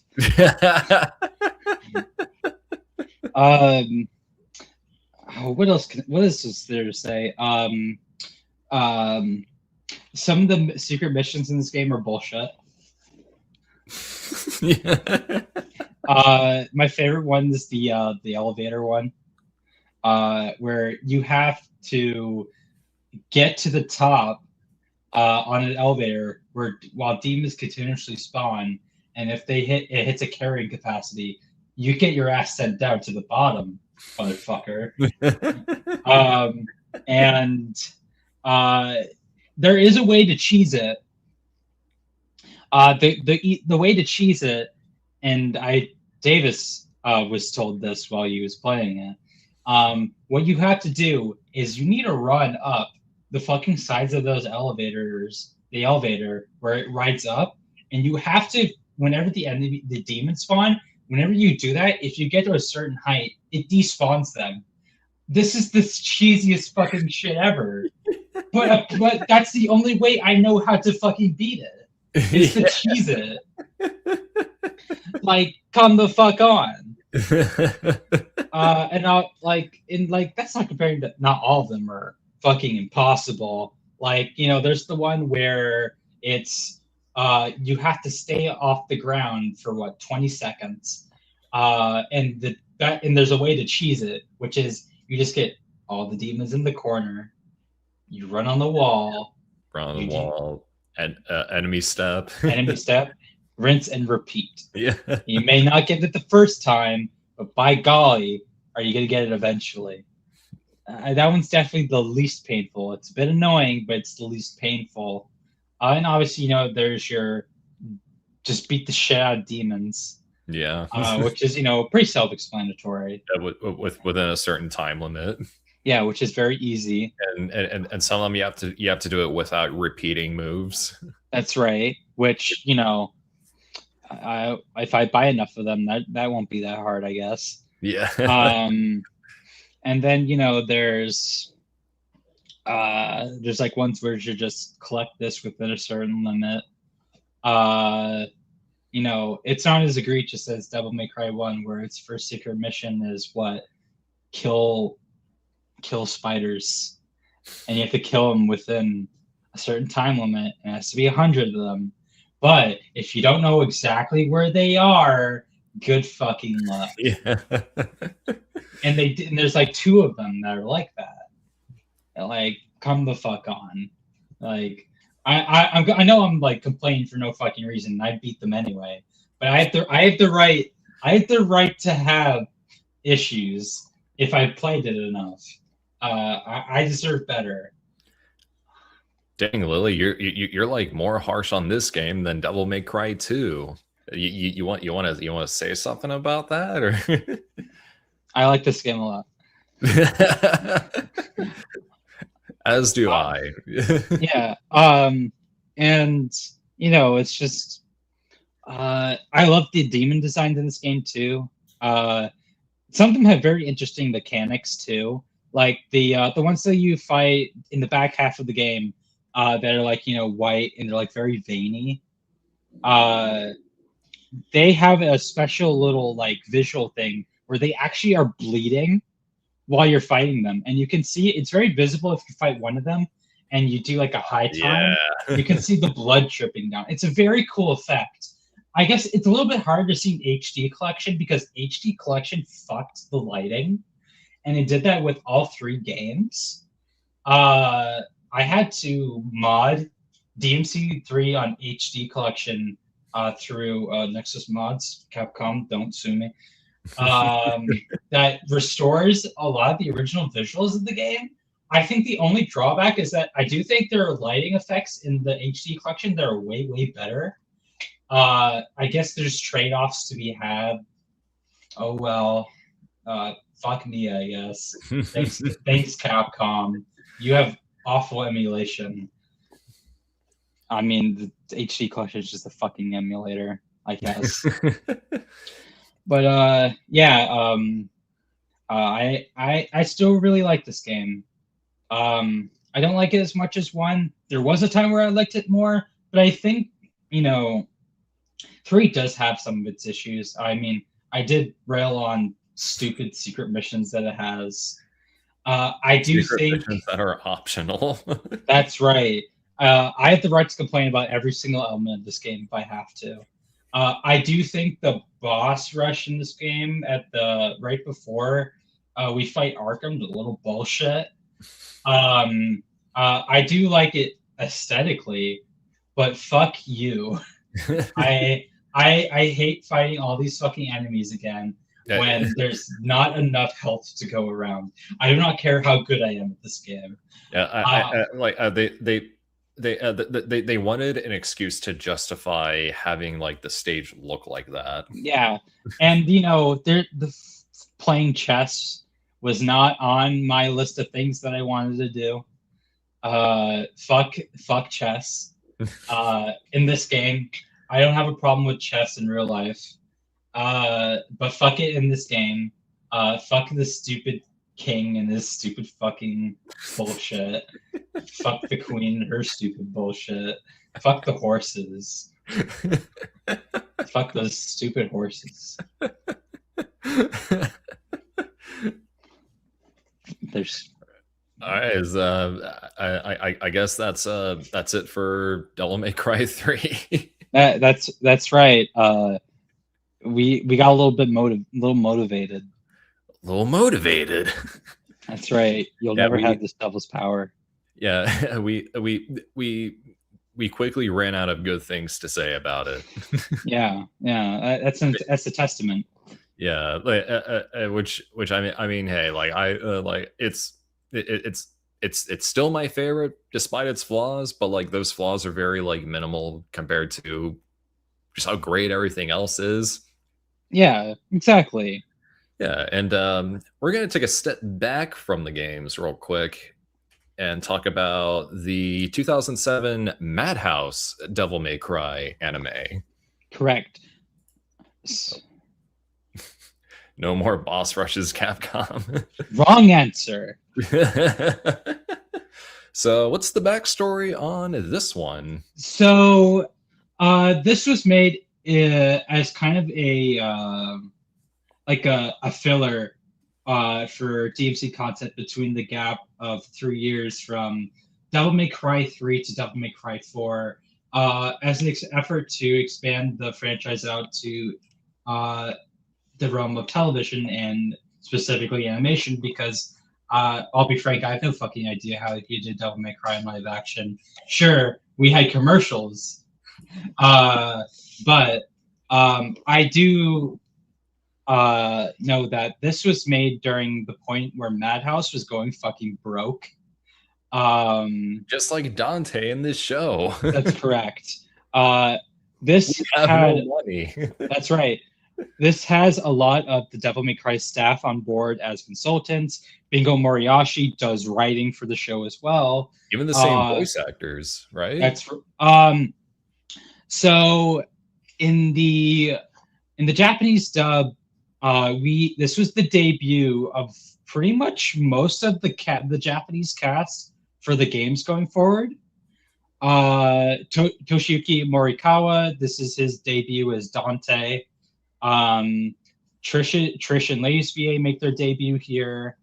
And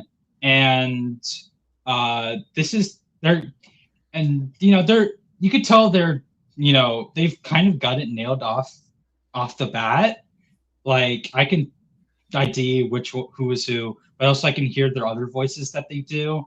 It's very unsettling how I can hear actors I recognize instead of guy I only know for this singular role. I mean, in the fucking English dub, which is done by the defunct ADV, who went fucking closed down during the fucking recording process of this fucking show. Just like Dante. Correct. Devil May Cry seems to have a thing with broke people, That's right. Broke people like me. Yeah. That's right. He says as he moved into a house with his future wife, which saves him on expenses, and now he works 2 jobs. But seriously, this show also had Shiki Inoue as the head writer. Around this time, he was also, I think he was just fresh off of Death Note, which was also a production that I think was done by Madhouse. Correct me if I'm wrong. It's been over a decade since I've seen Death Note, and I don't want to go back. But you don't want to go back to the past. No, to play the shitty shows that suck ass. But you'd rather step into the past. For those who've never seen Death Note, which if you've only seen it through Shusuke Kaneko's live action films, God bless you. That's probably the best way you could ever engage with Death Note. True. Inoue is a writer who's been in the game since the 70s, I believe. He wrote for Dr. Slump. He did early Dragon Ball. He did 1 episode of Brave Express Might Guine, a show that will probably get a US release eventually in some lifetime. Probably not mine. He also wrote for late Showa Sentai under the supervision of his mentor Hirohisa Soda. He wrote a bit for Metal Heroes. He was the head writer for Jetman. He wrote episodes for pretty much 90s up to just the 90s Sentai. And he did the Jetman episode of Gokaiger. He also wrote for the first couple Phase 1 entries of Kamen Rider. He wrote Dawn Brothers, which you don't want to miss that. Yeah. He's kind of done everything. He's a very fascinating writer. I definitely think he's probably one of the most fascinating writers to ever exist in Japan's media industry. I mean, what a guy. I can't believe that man wrote about so many different cucking going on in Dawn Brothers. Only he could do that.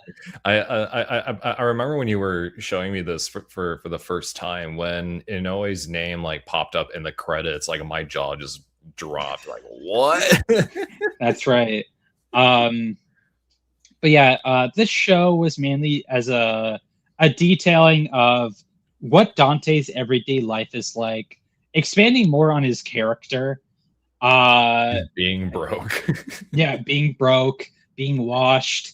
Not looking. Thankfully, not shocked. Always has aura. It also it features a very bitchin' soundtrack. The music in the episode that's about the punk singer, that the music in that one's really fucking good too. It's also has a very diverse soundtrack. I mean, one of Dante's main motifs is just Latin music.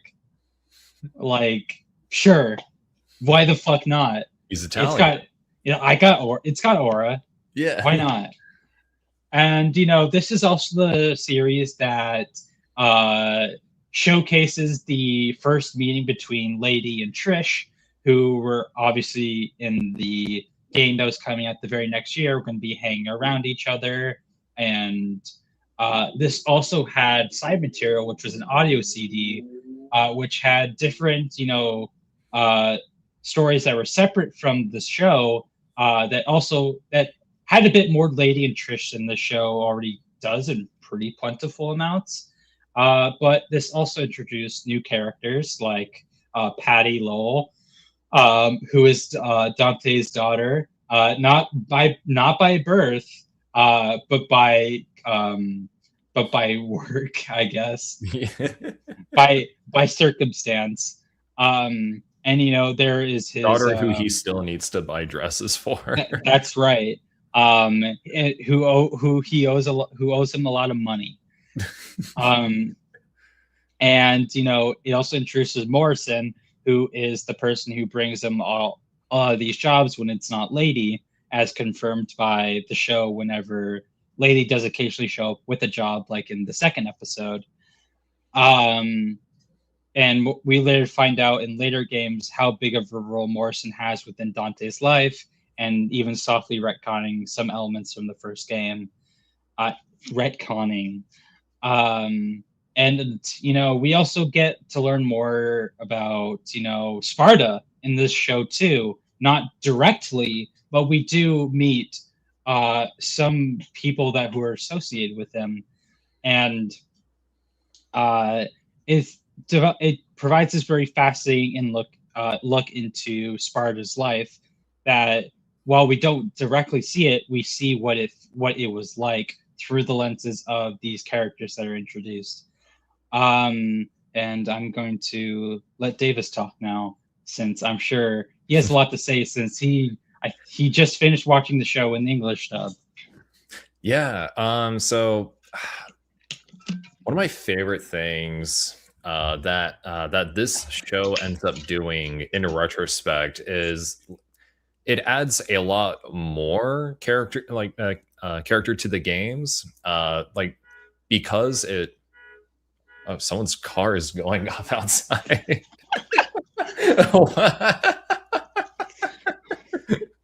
That happens in the show too. Yeah, like a few times. I like how this I mean, I'm gonna call it like a pseudo slice of life type of story approach that it goes for.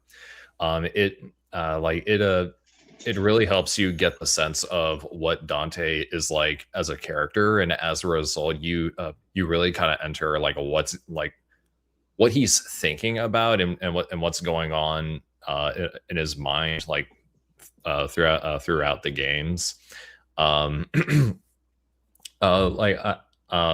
You brought up the episode where Lady and Trish meet for the first time. I really like how that episode really just kind of hammers in the idea that Lady and Trish are just co-workers who really get on Dante's nerves sometimes. Yeah, for sure. Yeah. And I already ate. And I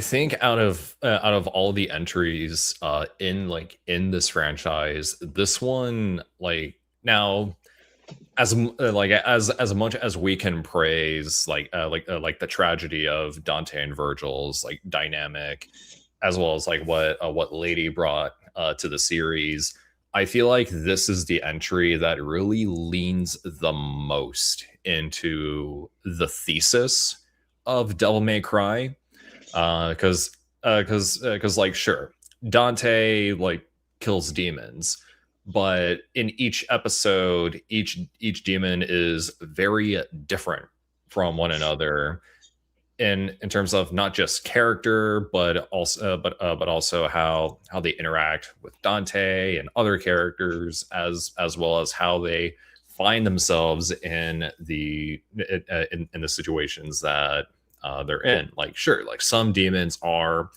outright evil and they want to get after Dante because they have like a vendetta like against Sparta. Some episodes you have demons who just want to live like normal everyday people. They try to integrate themselves into society without malice, and they end up being punished either by humans or other demons. And I really like how just kind of just doubling down on that concept just makes this world feel a lot more like a lot more fleshed out and a lot more lived in. It just makes it so much more tangible that way. Yeah, because like in the games we don't really see like a lot of people. It's mostly isolated to Dante's the only like human connection that we have. And then there's another character who is human or humanoid who we can also connect to.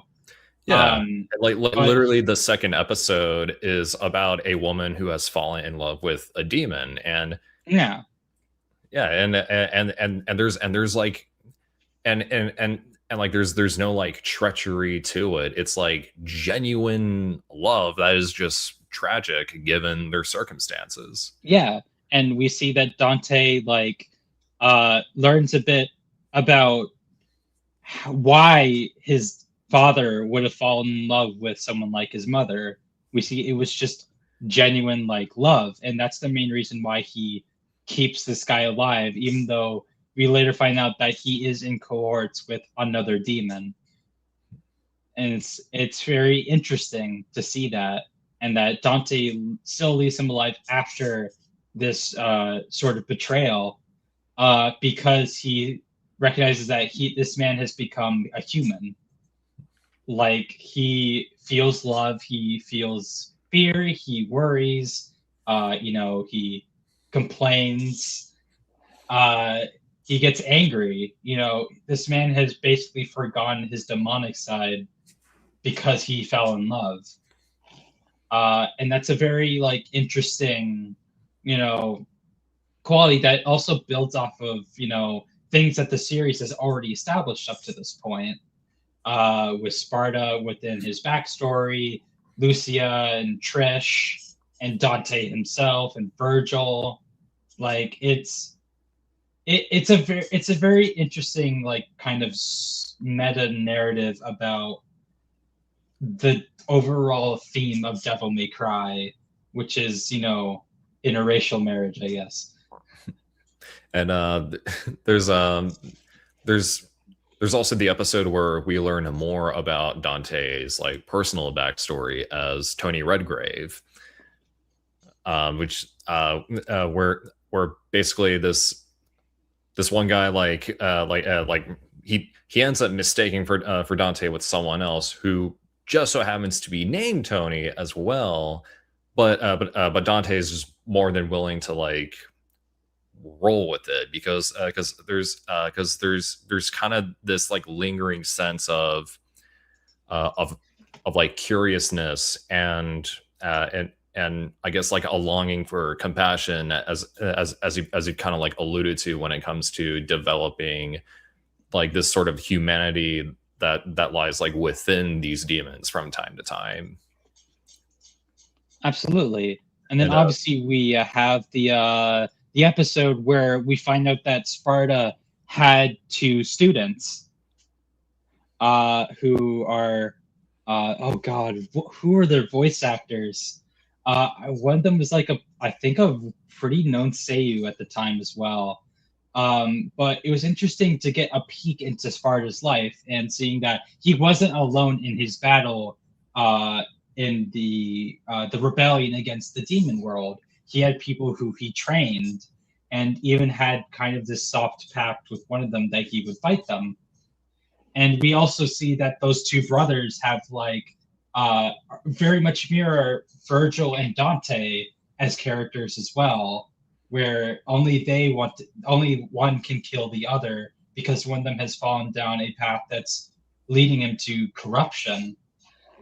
It's very like it's a very interesting approach of seeing Dante handle that from the outside rather than being the one who's doing the fighting itself, even if he is ultimately the one that kills one of them and then later kills the other. Yeah, I think this was the same episode, I want to say, because I know it's like a multi-parter. But I also love the visual of Dante like being crucified like by his own sword, which I mean, Dante getting stabbed by his own sword is like a common thread amongst all these games, but like just like the visual of that moment in particular is just so striking. Yeah, it's probably the most striking we've ever had him get stabbed by his own sword until the last game in the series. Where like, and the circumstances are different because we're seeing it from Patty's perspective, who at this point has basically become this person that he deeply cares about, and she's the one who ultimately saves him. And I think that's like a very interesting like approach to the series, is that we can incapacitate Dante, but then we use that as a way of exploring another character and how much they've changed while being around Dante, and how much his compassion, and even in spite of his seeming apathy that he has for this person, that she's willing to go out of her way to basically, go on a suicide mission to save him. I mean, this is a human child. Like, sure, Lady is a human woman who somehow is keeping up, but like, this is a child. This is a child who wants ice cream. This is a child who wastes Dante's money on fucking like putting shit in his fucking building to make it look more appetizing, and like bitches about him wasting his money on fucking like pizza and like being broke as hell.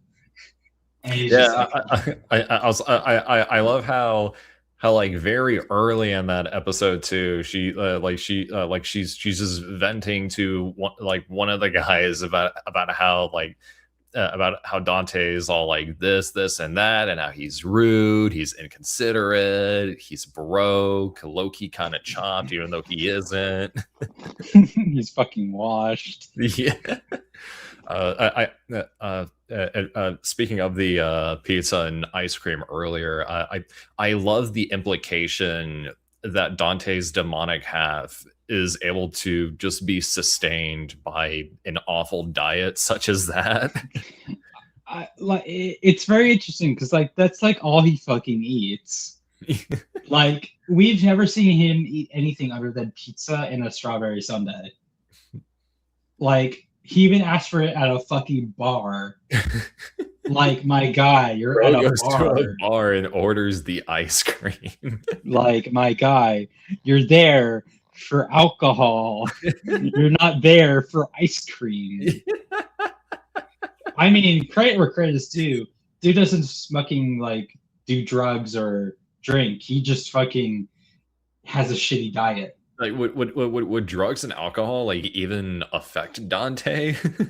That is a very good question that I don't think there's any answer to, because it doesn't matter. I only know one Dante that smokes, and we'll get to him. But yeah, I do love all the little like stories that this show commits to. How very varied they are too. Like, the first episode is like mystery of who's trying to kill this little girl. And apparently there's this other girl named Patty Lowell, but no, she's LARPing. And then it's like this collusion between three brothers to like get the fortune for this guy. And then there's the mystery of who the fuck Patty's mother is. And there's the story about this guy who is in a fucking biking group who lost his brother, and then there's this demon who's like LARPing as a fucking like biker, and he lures them into a fucking bridge to like eat them. Like that's a cool concept. And then you have like the one that's like a monkey's paw but a mask. That like grants you wish, but his fucking dumbass makes it like the worst version of that wish. I don't like what the fuck is wrong with that guy? Like, dude, just give him the fucking wish. Like, why is it gotta be the worst version of it? Make up your mind. And then Then there's gambling. yeah, and then we have an entire fucking episode written by a Noe that's about fucking gambling. His obligatory gambling episode. And it's fucking hilarious. Like, dude, I don't know how he does it, man. Dante even loses to Patty in that episode too. Like, my guy, what the fuck? But yeah, I do want to address the elephant in the room. I want to address how shitty the audio is in the English dub. What the fuck is going on? Why does it sound like shit? Like I keep having to change the volume because like it's not leveled properly for some reason. Like it's just like that. Like I don't know if it's just the YouTube upload I was watching or sorry. Yes, ADV is still totally around, and you can totally buy this legally still. Yes, you could definitely still get the Blu-ray. I actually don't know how much it is on the aftermarket. Well, but I'll be honest, I really hate the English dub. I don't like any of the voices. Ruben Langdon, sounds like he's recording in his fucking closet. He probably was, knowing him. And knowing like the time in which English dubs were handled as well. And the localization changes to the scripts are really fucking bizarre. Like bingo. Yeah, or like in the Lady and Trish episode, where they're arguing they're complaining about Dante in the fucking church, and there's just these random dialogue changes that like it's like what? Like that's not what they're saying in the Japanese script. What are you talking about? Oh yeah, there's also that bit in like one of the final episodes where Dante jumps into that portal and like Ruben Langton is like talking really fast because it's like 2 sentences, and because he has to like match Dante's like lip movements. It sounds fine in the original Japanese like audio, but watching it in English, he's like talking really fast like this. And it also feels just so like unnatural in that moment. It's like Dante is falling in the scene. I don't think he would like be talking really fast like that. No, like I don't understand. Like I guess this being like the first of the series to like be Japanese first, then English, definitely is creating that error. But at the same time, the audio engineering is fucking garbage in the English dub. So I don't know. Maybe it's just ADV and then later Funimation just sucking, which is probably the case. I can't name a good Funimation dub off of the top of my head. I'm sure someone in chat will disagree and say there's some random shonen slop that has like a good Funimation dub. I don't want to hear it. All 2 viewers that we have right now. That's right, including Davis. Yeah. But it's just I'm sure it'll be in the comment section within like 5 months from now. Because that's how it goes. You never know. That's how it goes. And if someone tries to use Attack on Titan, fuck you. That does not count. That does not count. But yeah, because like everybody is in that show. Yeah, everyone and their fucking grandmothers in an Attack on Titan. Yeah, and Yeah, also One Piece. that's right. But that implies I watch One Piece, which I haven't in a long time, and I refuse to. I'm I not fucking with that Diddy Blood shit. I've not watched a single One Piece thing ever. So That's right. I guess I'm just LARPing at this point. It's okay, Davis. You should be the first person to only watch the live action version because the live action is cinema. That's right. Animation will never be cinema. That's right. That's right. Even though we're praising this fucking show up the fucking asshole. That's right. Madhouse Devil May Cry is the only exception. That's right. Madhouse DMC is cinema, and that's only because it's things that I like. That's right. Also, Lady Trish. Lesbians That's are right. awesome. Shout out to lesbians. The shout out to enemies to lovers arc for these two. I like how they have gay sex in the fucking two-parter where they do a fucking like combo that they somehow were able to nail. What the fuck ever. Gay bitches, I guess. Happy Pride Month. Happy Pride Month. Yeah. Happy Pride Month. These gay bitches. And they ride off into the sunset after billing Dante their clothes that they bought. Shout out. Love woman. All right. And I guess on that note, let's head over to Devil May Cry 4. So this is the introduction to Nero in the series. Right? Yes,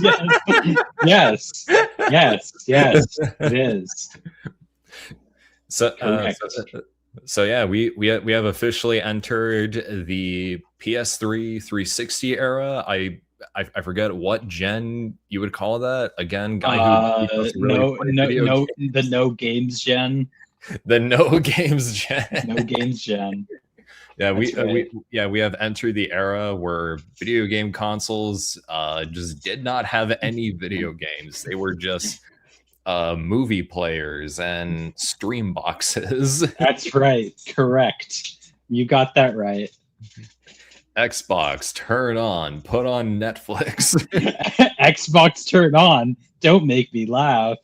That shit was click button, red circle of death. PlayStation 3, what games? What do you mean? We're a Blu-ray player. Wait, fuck, we overheated. But yeah, so this game's very interesting PlayStation Network, what's that? Our servers keep coming down. Fuck, dude, PlayStation Home, man. That was the shit. Everyone played PlayStation Home, yeah. Right? Right? I remember there was like some sort of like floating glitch you could do in PlayStation Home that I like never learned because everyone kept gatekeeping it. That's right. I mean, it's not like I can go back and try it because I mean, PlayStation Network stopped supporting the PS3 like last year, I think. It's okay. I didn't want to play any games anyway. But yeah, so Devil May Cry 4, in a surprising twist, this game was originally made for the Xbox 360 first, which I don't know why you do that. PlayStation Century of humiliation, I guess. But I understand it since Xbox was a domestic console in the US, and more people probably had it. I didn't. But did I. people had it, and I definitely think making the effort to expand to other consoles was a smart move. So this game was the first game since the original game to be done by the Studio One, which was the studio that worked on the first game and the Resident Evil games. What's next? Studio 2? I mean, we don't talk about Studio 2. Oh no. This game was made as kind of like another soft launch point for new fans to get into the series. Obviously, when you're a console that doesn't have any of the other games, you might as well. By having Nero, who plays in a lot more of a simpler fashion compared to Dante, who has like 20 fucking fucktillion combos. He's so fun to play as too. Yeah. Oh yeah. And I love just like grabbing people and just slamming them and shooting them in the head. I like when he says the fuck word. And he goes, fuck. And you know, Nero has some sort of connection to Sparta. And if you only play the game, you can only guess what it is. I know Davis had an easy time guessing. You know, who else could it fucking be? I guess. Like the game is not very subtle, it's not very subtle with it.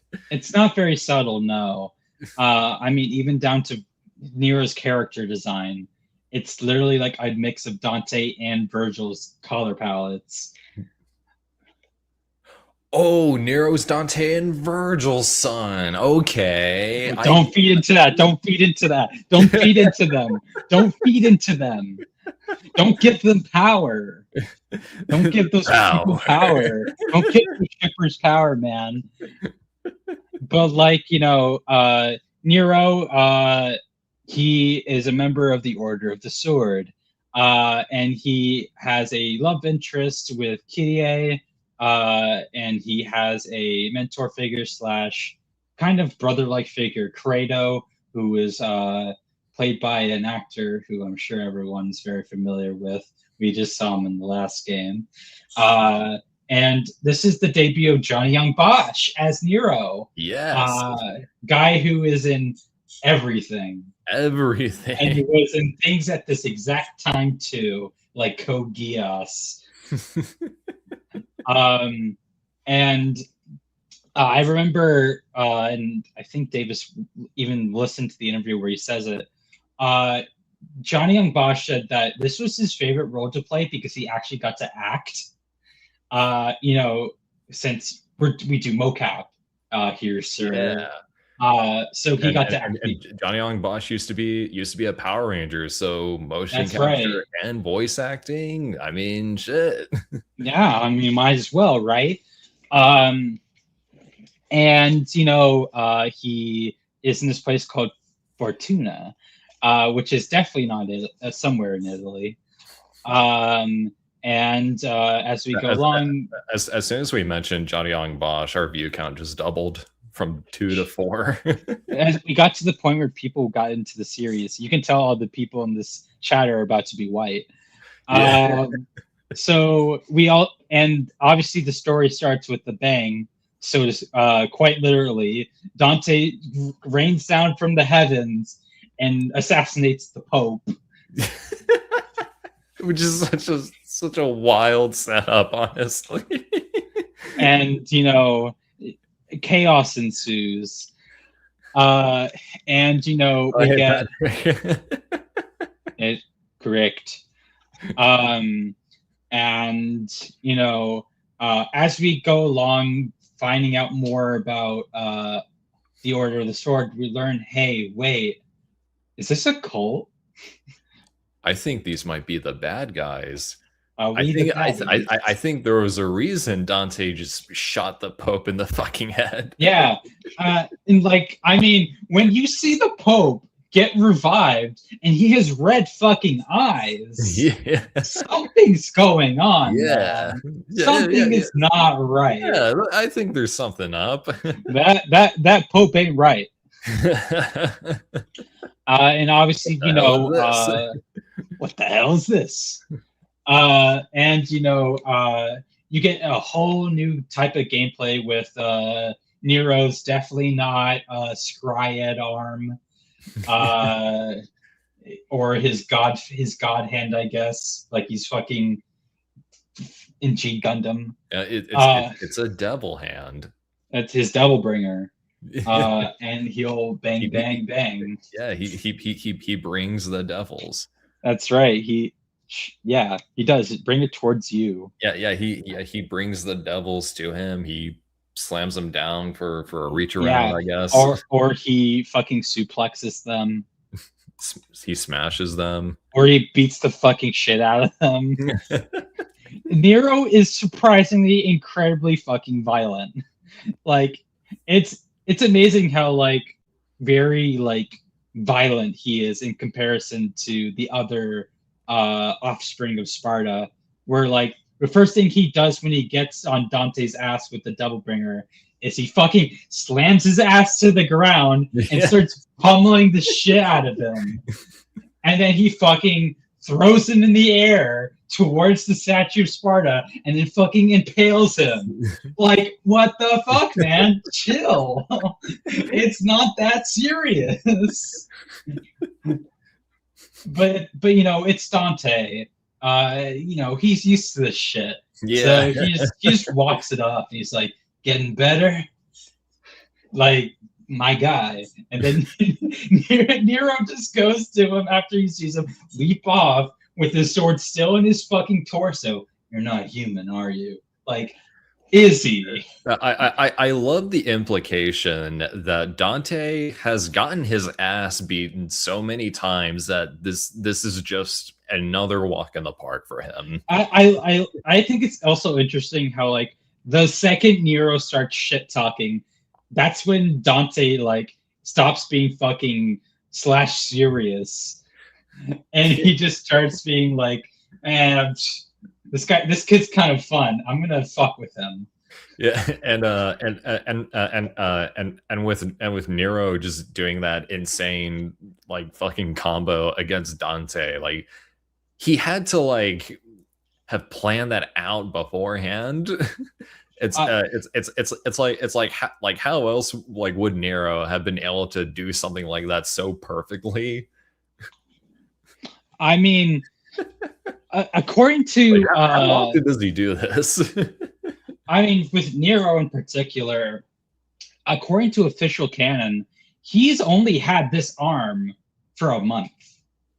A month? According to official material, including the novelization, is it I don't remember its name. I was like Bloody Fortune, I think. It revealed that Nero had only been training with that arm for like a month. He got it while he was with Kyrie in the forest, and those fucking lizard things attacked, and that awakened his arm. So I don't know. That man must have trained to somehow be able to just throw shit really well. Considering like whenever he gets to like the fucking like demons with the fucking blades and they can fucking spin at you, he just grabs him and he just fucking spins him and fucking throws him to the ground. Like, my guy. Like, it's funny too with how violent some of those like Devil Bringers QTEs are, because like whenever you get to like Kratos boss fight, which is the best boss fight in the game, whenever it's like starts off where he's like, I don't want to fight you, Kratos, and then in one of his fucking like beat ups with the fucking Devil Bringer is him literally like going fucking ham on him. Yeah. And it's like, dude, I thought you didn't want to fight him.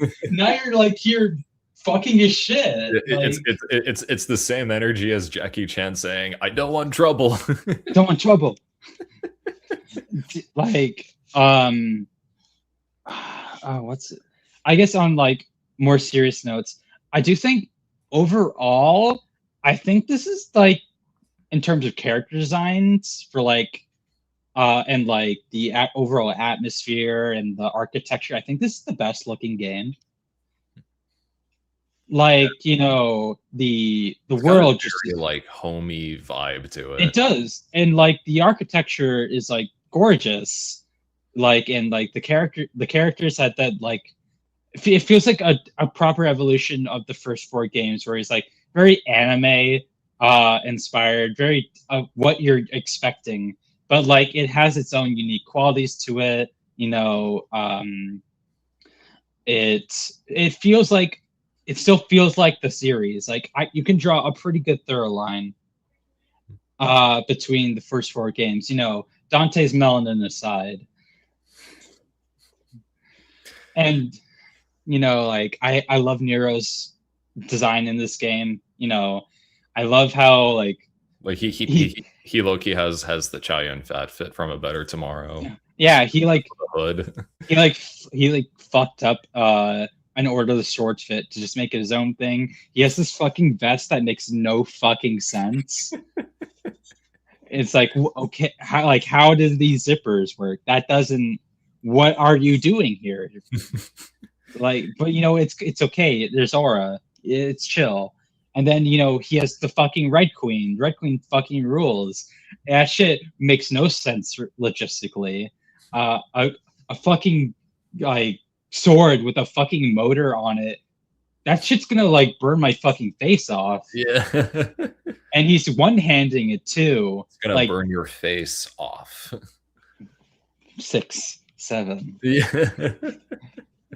And like I do think Nero overall is a really fun character to play as. I know you had a very easy time playing him because I mean that means that they did well with their intent with him if you were able to play well with him.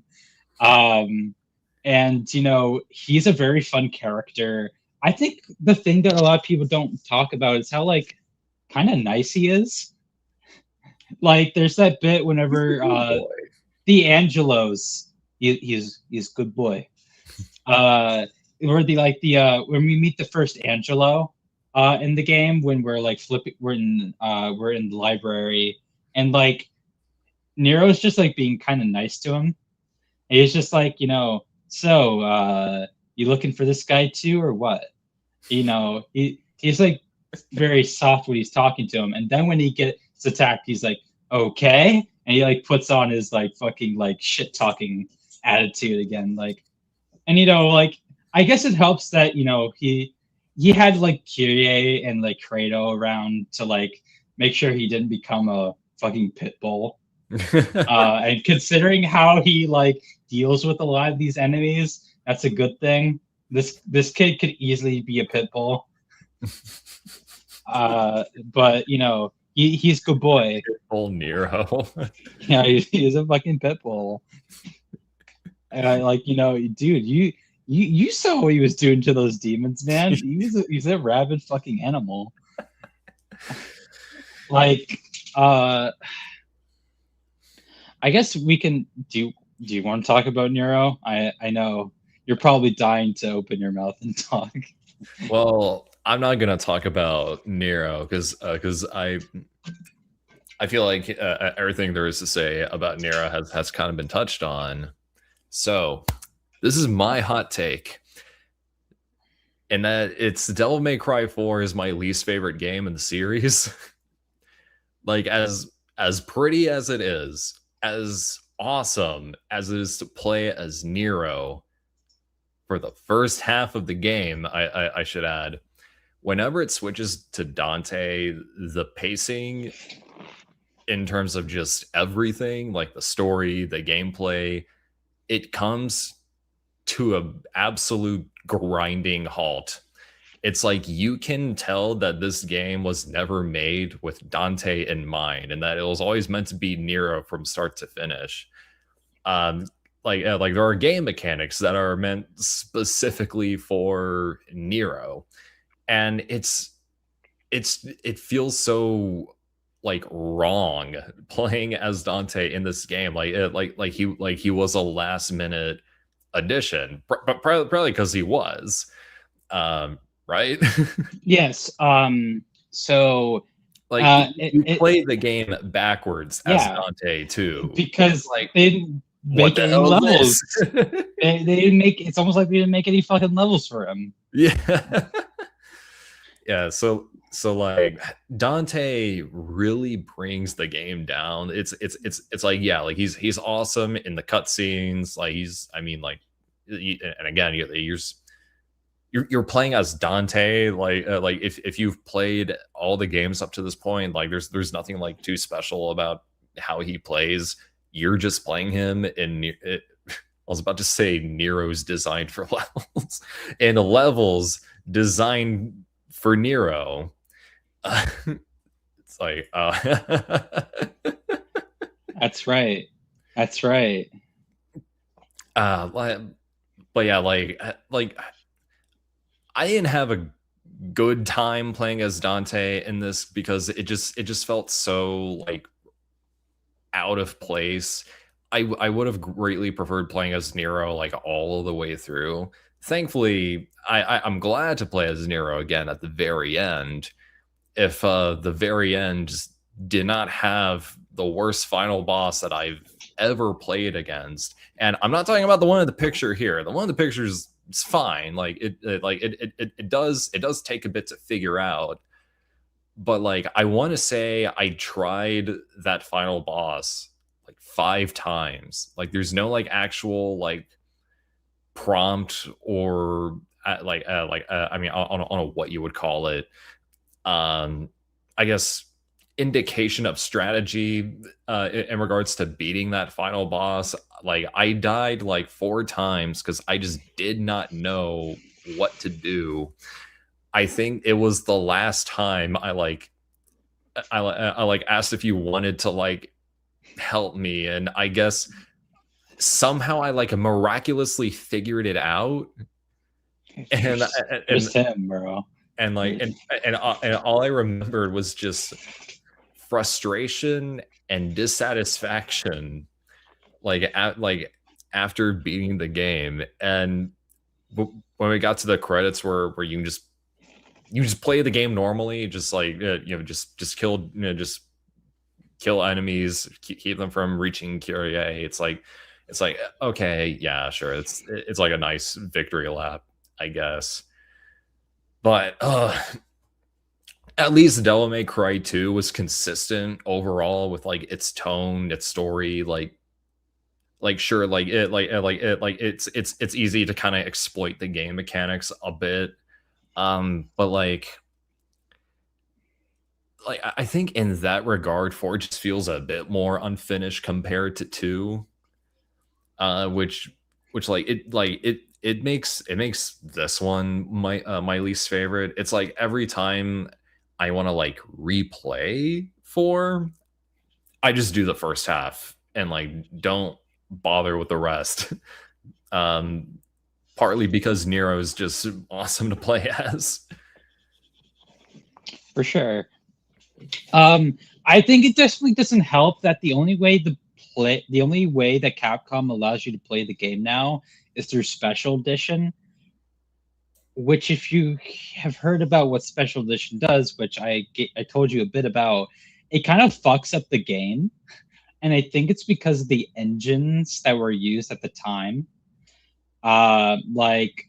Dante has a harder time dealing damage in Special Edition. There's more glitches, which are uber fucking annoying. Some of them soft lock you. It's and even if it adds like a cajillion characters, some of them are the only opportunity you get to play some of those characters. It's still like it still doesn't help that it feels a lot less fun to play, and I guess it doesn't help that the Special Edition that is on PC is just a console port, even though there already is a PC port of the original game that is the best version of said game, that is better to play and doesn't have any of those fucking problems. Sure, it has the lame demon designs, which that's inexcusable. Sure, it still has the fucking annoying puzzles. Fuck the dice, especially in the fucking boss rush area. Fuck that bullshit. Hate that shit. Get that fucking shit out of here. I would have preferred DMC3 or rinse and repeat of that if it meant I didn't have to deal with fucking dice. Even if you can cheese the dice, it is still bullshit. I shouldn't have to cheese it. But I can't say that this game, it doesn't have still a lot of fun elements. Like we already brought up Nero, we brought up the aesthetics of the game. The soundtrack is fucking incredible. Like, I mean, Time Has Come is as associated with Devil May Cry as fucking Taste the Blood from 3 and Lock and Load, which returns in this game in a very shitty remix. I don't know why Lock and Load's in this game again, and it sounds like shit. I don't know what they were thinking there. I would have preferred just Dante's boss theme, Black and Angel, instead of a Lock and Load remix that sucks. I don't know anybody who likes that remix, and if you do, you don't exist. Stop lying to me. They're just LARPing. That's right. They're LARPing. And you know, I can't say this game isn't. You can't have fun with this game. Like even in Dante's section, and if you turn on turbo mode, if you're a fucking crazed lunatic like I am, and if you're not a crazed lunatic like Davis, the game does become a bit faster and doesn't feel like it's drawn out for 20 minutes a level. Bayonetta. And it, like there's a lot of fun bits in this game. Like Dante has some pretty funny cutscenes in this one. I do think they go a bit overboard with him being a crazy fucking uncle. I could do without all that shit. But I do like his cutscene with Agnes, who was played wonderfully by Godzilla himself, TJ Storm. That's shout right. Shout out to my guy. It's over the top as hell. It's dramatic as shit. Then there's the fight against Echidna, or his cutscene where he commits pro-choice on her. We'll get to pro-choice next set in the next game. And she goes, "Who the hell are you?" It's like, that shit's funny as hell. And then Nero has some good ones too, like the fight against I don't know if his name. I think his name's Burial. I could be wrong. Not Burial. I think it's that. The froggy, the froggy with the boobs, like like those anglefish, where you just like, oh, you can tell you like already like, oh, it smells like shit in here. and I like how whenever Echidna escapes into the portal again, he's like, "Hey, don't put up a decent. You can't put up a decent fight." And then he just says another zinger at her. He's like, "Didn't your mom ever tell you not to litter?" And it's like, come on, man. She's already gone. You're just talking to yourself at this point. And then he makes fun. Dude makes fun of Agnes's disability. Like, what the fuck is wrong with him? It's like that one bit in Police Story 2 where Jackie Chan's making fun of the guy with the speech impediment. Yeah, like, dog. Nero fucking problematic as fuck. What the hell? I get you don't like the guy, but you don't gotta make fun of a disability. Like, my guy, relax. Even Dante doesn't do that. And Virgil's in this game too. Yes, in the special edition. Yeah, special edition. And again, like you can play as him in his own campaign. I especially had a lot of fun playing as Virgil in this game just by spamming what was it called again? It's the one where you can just keep like zipping around like with this. Yes. Little cheapskate. Yeah, you can just like insta kill bosses with it.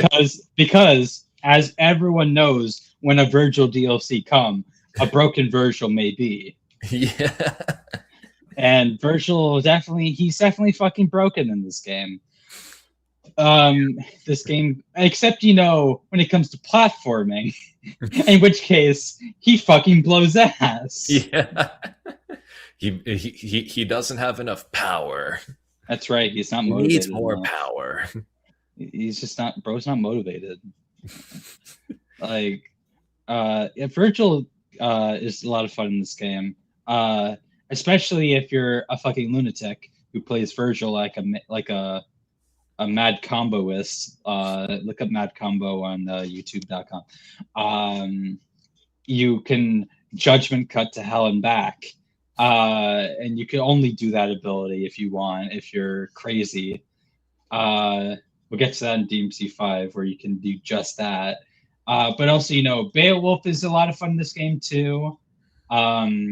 If you play him just right, you can do kick 13 in the air forever, and ever, and you can keep doing that. Maybe not as well in Special Edition. I know Dante in Vanilla with Gilgamesh, he can do that for fucking forever because of inertia and also better physics. But you can also Virgil also gets his own exclusive cutscenes where that take place before DMC 3, where he goes to Fortuna. He's like, "You're the sword, huh? They worship a demon as a god." And it's just 2 cutscenes, and in the end he's just ore farming and walking away, and this dude's got a cloak that he's disguising himself with. Like, bro, nobody's gonna recognize you. Who the fuck is gonna recognize you? Bro thinks he's Kenshiro. On God. It's also in that cutscene where we, I guess, we see Nero's mother. Maybe the lady in red. We don't know if that's her. We just know that according to the novel, Nero's mother was a prostitute. So we know that, just like old Joseph and JoJo, he didn't go to Fortuna just to check out what's going on with this cult. He was there to get busy. And he fucked around, and well, I guess he found out, huh? Well, I mean, he finds out the next game, not next game, but the next. He doesn't pay child support. But hey, he is pro sex work, so like it evens out. Like it evens out like Pem does. That's right, exactly. Or bed moss if you're like 50 years old. And you can also play in Special Edition Lady and Trish in an exclusive mode that is dubbed Girls Night. And it's interesting. How about you talk about it? You had fun with it. I mean, Trish is pretty cool to play as. I cannot say the same about Lady. Her moveset's kind of boring, if I'm being honest. Just shoot, use your rocket launcher as a melee weapon. I think that's about it, right? Well, you have handguns, then you have submachine guns, and then you have Kalina Ann, and then you also have the ability to fucking toss grenades and blow shit up, which is cool. Yeah, it's like for a game that's like it has a heavy emphasis on like combos. Hers are just like not fun at all. She's definitely one that you really got to get used to. But she doesn't have the weakest. What do I know? Like, I'm bad at video games. That was already established. And obviously nothing compares to the best ability in this game that comes with Trish, Shoot, for Lucia and Umbra, which does fucking nothing. Awesome. Love it. Why does she only have one ability for fucking guns? I don't understand. What the fuck? But it's cool. It's cool. I like their exclusive cutscenes. They're gay as hell. And they also get exclusive skins in the Special Edition where you can play as Gloria for Trish, because spoilers, because we didn't have enough time, we made Gloria Trish, and I don't know if that's problematic or not because that might be blackface. And then Lady has an exclusive skin where she has her DMC3 appearance, which is pretty cool. Oh, and Virgil has an exclusive skin that's Red Virgil. That's important. The return of Red Virgil. That's right. That's right. He also has a Nello Angelo skin, just like he does in 3. And then in special edition, there's also an exclusive skin to Nero, which is based off of his prototype design, which has, it's a lot more baggier, a lot less brown, blues and reds, but more like browns, and a simple blue emblem for the Order of the Sword. It's a very neat design. He also has one that's just Virgil's color palette. We're really nailing it into your heads that he's Virgil's son. And then Dante has... Whoa, he's Virgil's son? Yeah. And then, Dante has an EX skin, which is based off of... we'll get to it. And then he also has one, just like the last other games. He's got a Sparta skin. And if you are fun and you have the PC version, there's mods where you can play as DMC 1 through 3 Dante. Don't tell anyone I said that, though. Don't sue me, Capcom, please. I know you've been holding out on Devil May Cry 6, even though I don't actually give a shit. You're gonna be like Blank's Potato. Watch the Xbox Game Showcase and be like, Devil May Cry 6 announcement coming. Trust my ass. My ass, it was coming. I knew that shit wasn't coming.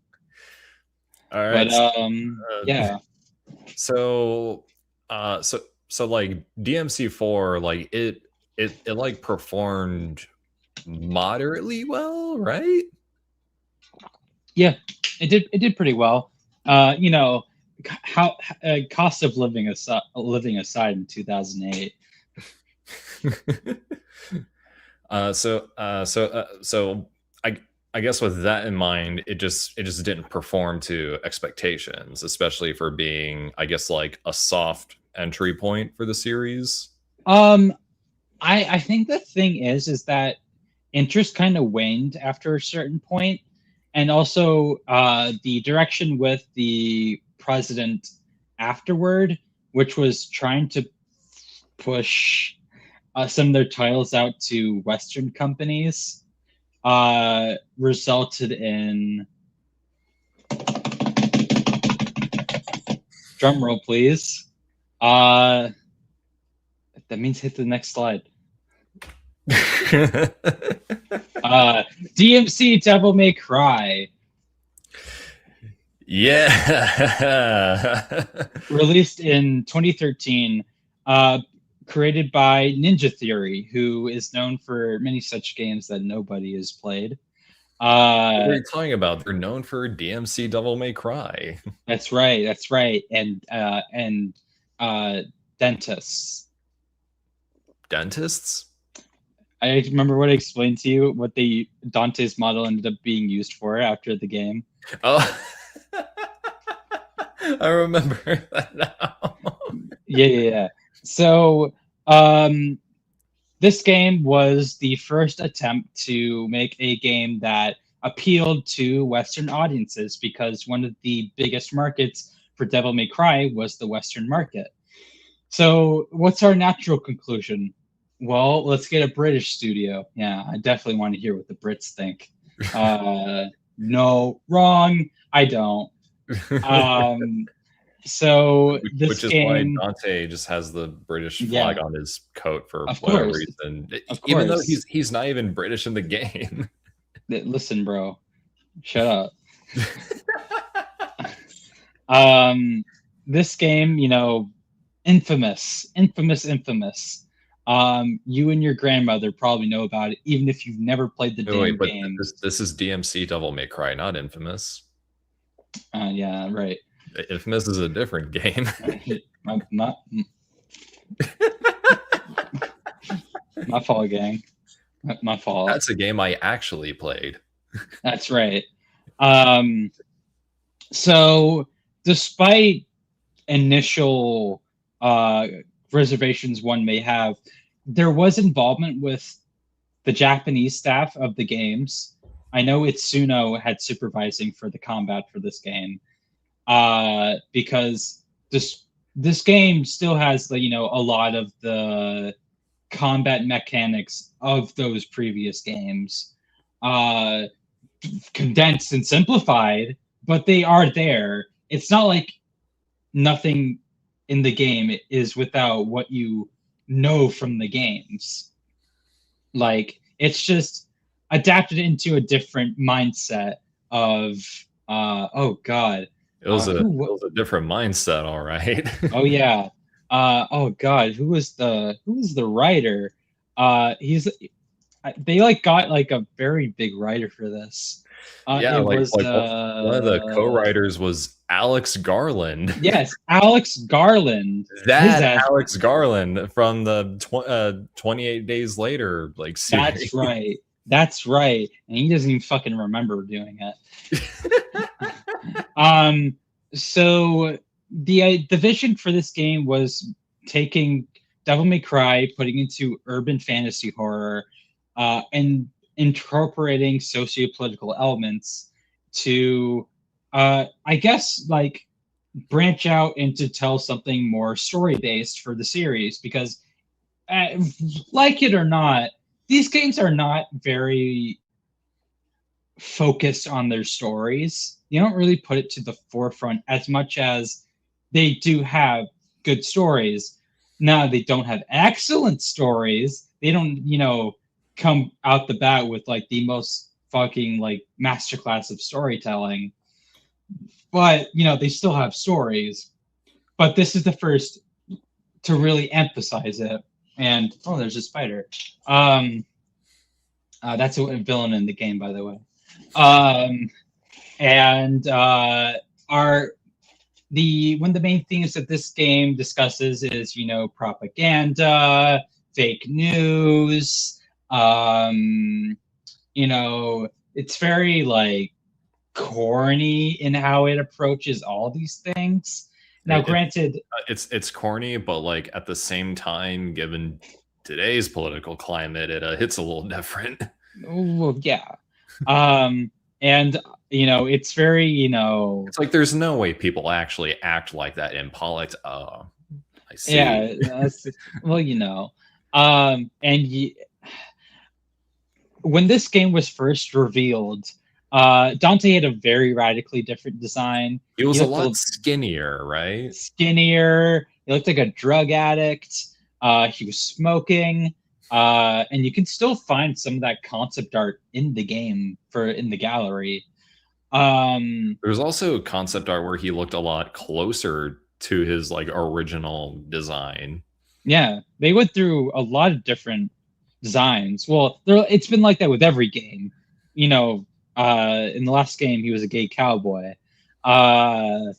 Shout out to do we want to talk about that? I did bring up the Gamescom trailer, didn't I? So in a conference that was discussing the pitch to this game, one of the big emphasizes is that they didn't want Dante to look like a gay cowboy, and they showed DMC4 Dante as a moniker of what they mean. Now, granted, they're totally right. I'll be honest.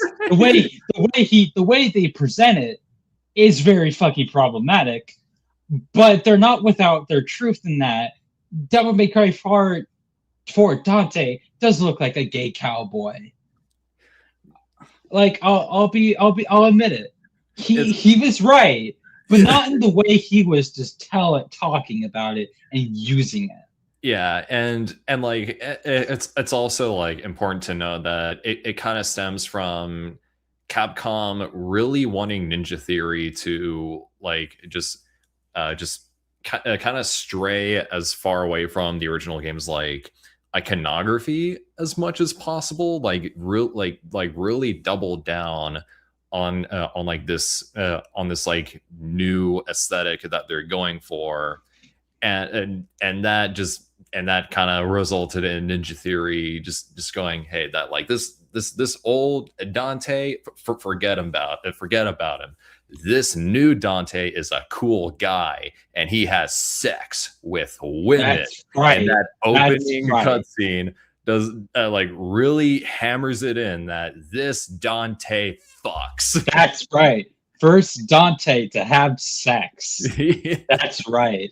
It really does play into this very weird Western hegemony about like turning like foreign properties into a sensibility that like barely resembles what it was, and being very disrespectful about it. Like, I mean, look at this channel. This is a channel that talks about Godzilla stuff. Let's not fucking pretend that Godzilla 1998 wasn't doing the exact same shit this fucking game is doing, and being openly racist about it too. Japan is weird. That's exactly like that. Godzilla 1988, if you look into its fucking production, is them literally being fucking racist. And then this game, it's people in the dev team being fucking racist. Like, there's no boy bands, that's gay. Like, dude, there's no sugarcoating that. Like, a lot of these projects, whenever these people present it, they're being racist. Like, guys, like, it's so easy not to be that way. Yeah. You didn't, like, if you're trying to pitch to me why this game has to be different, you don't start leading with, wow, look how fucking weird this Japanese shit is. And like using like saying things that are like vaguely alluding to your personal homophobia. Like, you could just say, like, we were asked to take a different direction with the series, so we took in tune with sensibilities that are more in tune with where our culture, British punk culture, underground, like, you can just lead with that. Like, you don't have to, make it like you don't have to tell you don't have to be like, that shit gay as fuck, bro. This shit's for heterosexual men who have sex with a woman, men who are tough. Because like as we all know, there is absolutely nothing straighter than trying to prove that you're not a homosexual. That's correct. That's right. Just like Prince. Just like Prince. Just like Bruno Mars. Yeah. But yeah, that's like right.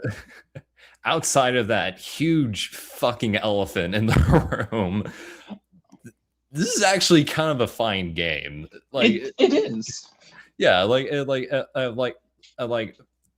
I will say I was a bit annoyed by the controls at first, because in trying to like streamline everything, they also tried to like add more on top of it, which makes like it made trying to do combos like a bit annoying, and how just complicated it got, because I feel like I just need to like press more like buttons in order to like switch between like different move sets. The whole like Angel and Devil Hook sort of like thing, it's like I get what they were trying to do with that. I feel like it could have been handled a bit better. But like as much as we have our problems with this like games, take on Dante in regards to like how it was approached, it's not a far cry from Not wrong game. Not wrong game. I mean, I just said it's not Far Cry. All right. Silly me.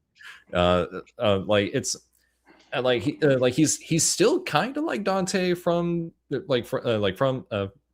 games, in regards to like how he's like dealing with demons, how he fights, how he carries himself, his personality. It's it's not like it's like I'm glad they didn't go the route of just like complete like the best way I can describe it is MCUified irony, which we'll get to in a later entry. Like this was a Dante who like it's like yeah he's a bit of a jackass, but he's still like a competent one. Except for that one mission where it's like at the beginning, we find out that like much of his memory was wiped. He doesn't remember much of his childhood, and then like, and then he like discovers like what actually happened in his childhood and what led to that sort of memory wipe. He said, "I'll never forget what happened to my mother." It's like, yeah, you did. oh, you did.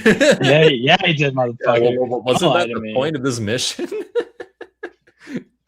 But yeah, I also like how he kind of grows to become like the more like yeah, he becomes like the more stoic kind of kind of Dante that you know or I don't know if stoic would be like the right term, but the more level-headed type of Dante who still kind of has like that brooding edge, and like the only time he ever like cracks a joke, it's not to like make light of a situation. Get to that. It's like it's because all of this is just familiar to him at this point. For sure. Yeah, and I like Kat. You know, there there's not a ton to her character in this one. I felt she was like a very pleasant human connection, like to the story, especially when it comes to the dynamic amongst her, Dante, and Virgil, who is handled very interesting in a very interesting way here. I mean, we'll get to that in just a bit. But and another thing about the story too, it totally feels like not something that Alex Garland would totally write, but it also feels like one of those action horror movies from like the early mid 2010s that would just come out of the blue, like I Frankenstein. Remember I Frankenstein with Aaron I do. Eckhart? Yeah. I do, which is technically based off of a comic. Remember The Last Witch Hunter, which is an adaptation of Vin Diesel's own D&D campaign, where he low-key kind of looks like Dante but dressed in black. I remember. Who remembers Dracula Untold? I remember Dracula Untold. Who remembers Abraham Lincoln Vampire Hunter? Yes. Let's fucking go. Yeah. Let's fucking go. Yeah, I feel like this was like a whole proof of concept for a movie just like that, and I guess that also kind of plays into how you know, people call this Devil May Cry in name only, or DMC now, and DMC now. Yeah. Fucking dude, people love that shit. Yeah, Godzilla fans and Devil May Cry fans, that they got to have their own Eno. Fucking Kong fans have it too, and they don't know about it. Dude, fucking Kino, bro. Kong in name only, the Toho Kong.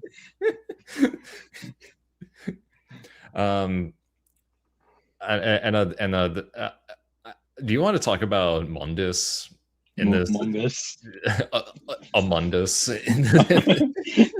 I mean, I do want to address that. I think the thing that that makes Dante like really hard to like for a lot of people in this game is just the execution. I definitely think the approach makes it very cynical. and it probably doesn't help that he fucking has a sailor's mouth. So it makes people like very like, you know, pushed away because it's like, why is he cussing so much? Yeah. Because like it like turns his kind of the Dante's like kind of like jokey, like playful nature and a stoicism into just being kind of an asshole. Yeah, it's like a very try hard kind of edge. Yeah, which like at the again, like, you know, DMC3 Dante, like he is a bit arrogant, he is being a bit of an asshole, he's a bit apathetic, but that's But like, it's also a younger Dante. yeah. And this is supposed to be like a young, that kind of same younger Dante, but it's the direction that they take is like, you know, it's so like it's that tryhardiness that like really throws you off because, you know, he's like cussing so much, you know, he's saying like whore, he's like, you know, he's making fun of a pregnant woman, you know, you know, you know, he's like, it's the overall like a direction is like, it doesn't help in trying to make you like him, but at the same time, as the game gets to its conclusion, you do start actually liking him. And like, I do understand, you know, it's not unusual to have an unlikable protagonist at first. That is like a pretty basic storytelling thing, you know. And I'm not going to pretend, and I'm going to use this to keep relevant to the channel. I'm not going to pretend Eren Yeager was a very likable character first. I'm not going to pretend he's a likable character at the end. I'm not going to pretend Amuro Ray was a likable character at first either. He was fucking annoying. I'm not going to say. We're not going to talk about his voice actor though. You know, there's a good handful of voice actors who we probably shouldn't talk about here. Probably, more than likely. You know, and I'm not going to pretend that, like, I know you did bring up Cat, but like, this is something I did not tell you, but in that same panel where they were talking about what they were doing with this game, one of the big things was that they were like, you know, in the Devil May Cry games, you know, there's no strong like female characters, and you know, when you and Kat's, you know, she's supposed to be a first, you know, strong female character the series is ever gonna have.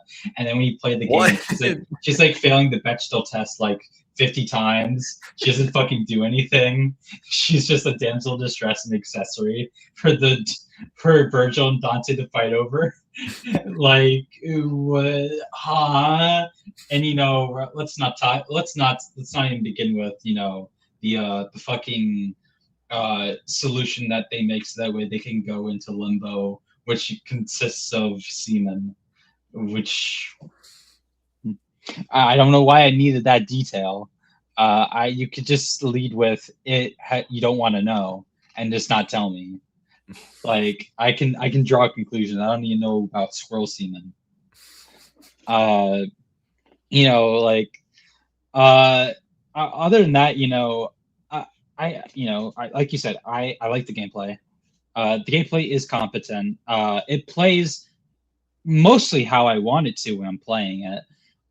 If you've played Definitive Edition, it does remove the elemental weapon limitation to where only certain enemies can be attacked by a certain element, and just makes it, you know, like every other game. Okay, I found that annoying, honestly.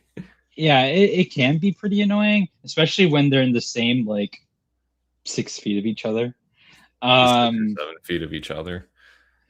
And you know, switching between the different modes for Rebellion is very annoying. Until you like enter a flow state where you can get it down. I mean, pretty much all the fucking ranged weapons besides Ebony and Ivory are like fucking useless. Like, I think this is the only game where I never used the shotgun or like even the stupid flare that he has. That like, what the fuck am I gonna use this for? Even when you show me what to use it for, I'm not gonna fucking use it. I'm just gonna beat the shit out of them. But like, like it's a competently made action game.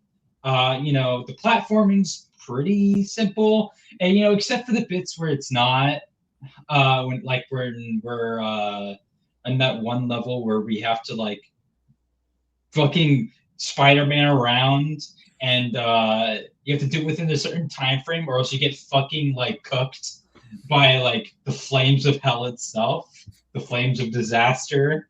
Or you just Uh, fall. or you fall and fucking die. And the game makes you feel like a fat fucking chud. Like, there's just some things in this game that just don't work. And I don't doubt that if this game ever got a sequel, which I apparently that's still something that can be considered a possibility. It was never out of the question. I definitely think that could have been better. I doubt that we're ever going to get a sequel, but I don't doubt that if they had another game, they probably would have refined everything that I complain about in this game. And that is not limiting to getting disoriented by flashing lights, which is there's a lot of in this game. And I understand that you want to nightclub sequences. Nightclub scene is something that's interesting. We do imply there are nightclubs in Redgrave in the original games, but like I need to be in a well-lit room, 6 feet away from my television screen, like what Kamen Rider used to tell me. I'm not fucking convulsing on the ground because of DMC Devil May Cry. You got to be bumping it to Comic Christ, though. That's right, Comic Christ. Yeah. Great soundtrack, by the way. Great soundtrack. This game has.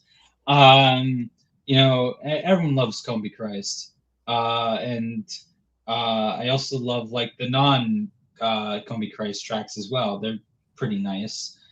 What else? The boss fights are insanely creative. I will give them that. Yeah, like my favorite one is Bob Bardis was his name. Yes, right? Bob Bardis. Yeah. It's just the master control program from Tron. Yeah. Only guy who's seen Tron. Anybody here seen Tron? No. Anybody in chat seen the movie Tron?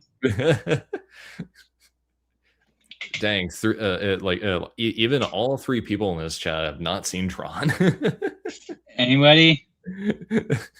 But yeah, his boss fight was really fun. I did kind of like the final boss against Virgil.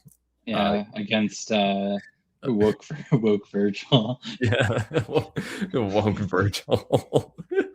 But I do want to touch on Mundus for a bit and how this game like portrays him and how he kind of perfectly encapsulates the whole vibe of DMC Devil May Cry, and that it is just so grimy and disgusting, but bald. And bald. Like so much that's almost kind of endearing. Like he's a guy who you are absolutely meant to hate because he just looks so miserable. But I do like the touch of how like his forehead is meant to look like his third eye from like from DMC1. Other than that, he's really no different from corrupt politician villain number 67. Yeah. But I do like him, but more in the ironic kind of. Yeah. And Virgil, wow, it's woke Virgil. The whole sniper scene is one of the most brilliant sequences I've ever seen in just about anything, whether it's like video games, film, TV. There is nothing that is parallel with it. And also, this Virgil is a total chud. He's fucking woke. Yeah, He's woke, bro. he is this Virgil is a woke chud, which is very interesting pairing of words. Very. I never thought I would put those two words together to describe someone. Yeah. It kind of feels wrong in a way. Yeah. One of our favorite bits while he played this game was that Virgil was like super woke, but like in the way that a white man could only be, like performative male Virgil. Yeah, he's a performative male.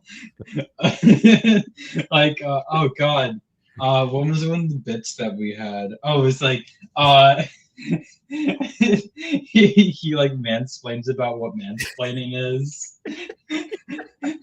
Yeah. I mean, that's basically what he does in the DLC expansion, Virgil's Downfall. Right. That's right. Which we like to call Virgil's Chud Downfall. That's right. He chuds out. Yeah. He didn't believe me when I told him that. And then when he played, he was like, "Fuck, you're right."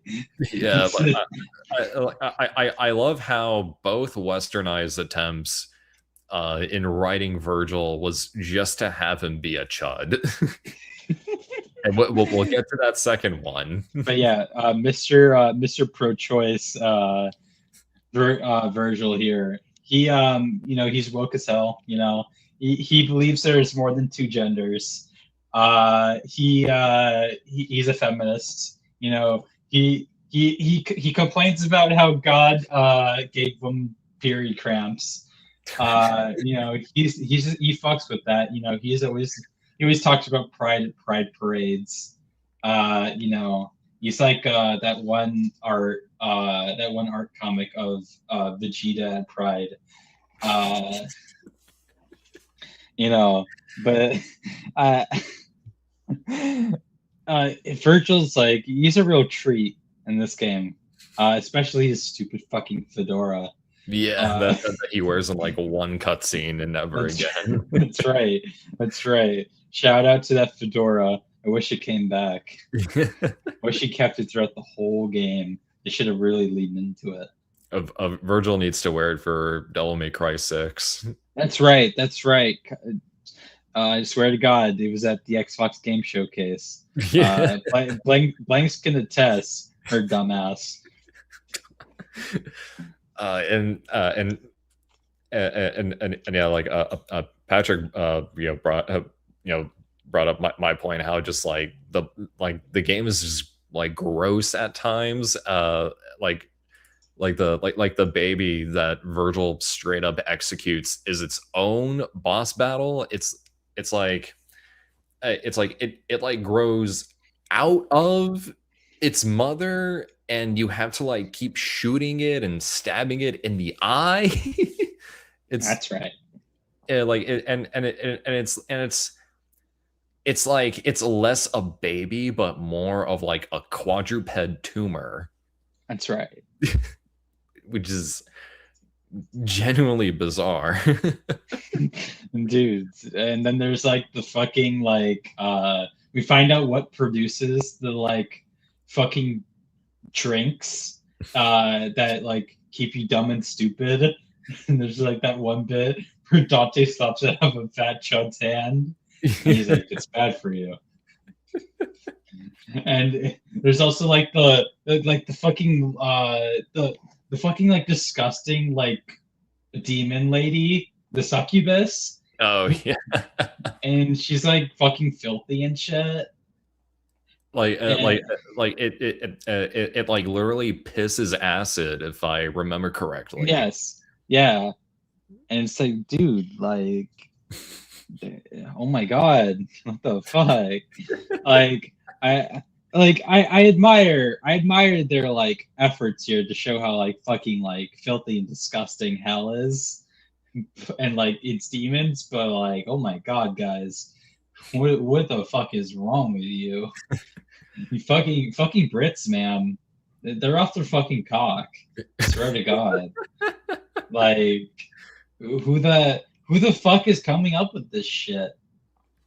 Like, it's not like Geeker where it has like aura and shit. Like, this is just nasty, bro.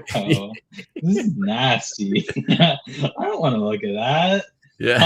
I don't want to fight a fucking baby. I don't want to do that. I mean, clearly Virgil wanted to fight a baby. Oh, he won all right.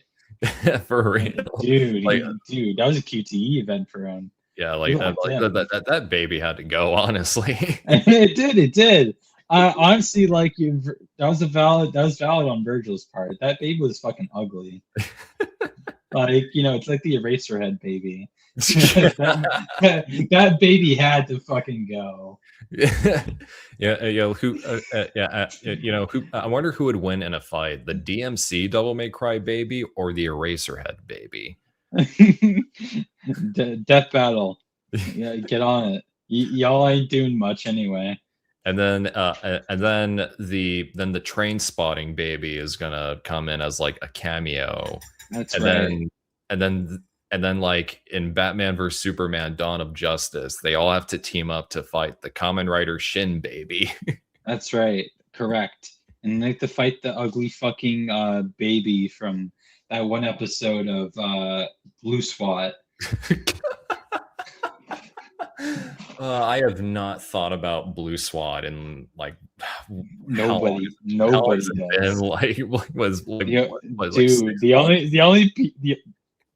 And how many months? Has it been 6 months since we like dropped Blue SWAT? Dude, the only people who like Blue SWAT are fucking Diddy Bloods. Okay. you know it's true. You know it's true. You remember. Well, that's a video for another time. Well, that was a long time ago. Speaking of, do we finally want to talk about Devil May Cry 5? Yes, we'll talk about that game. Yeah. Yeah. So, 2015, we had DMC4 Special Edition come out and DMC Definitive come out, which were both made to gauge interest on if a new Devil May Cry game was worth the price of admission.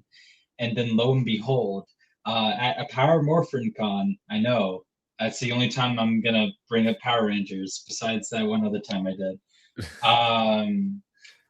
Daniel Southworth, while they were discussing their roles as Nero, Dante, and Virgil, and Credo,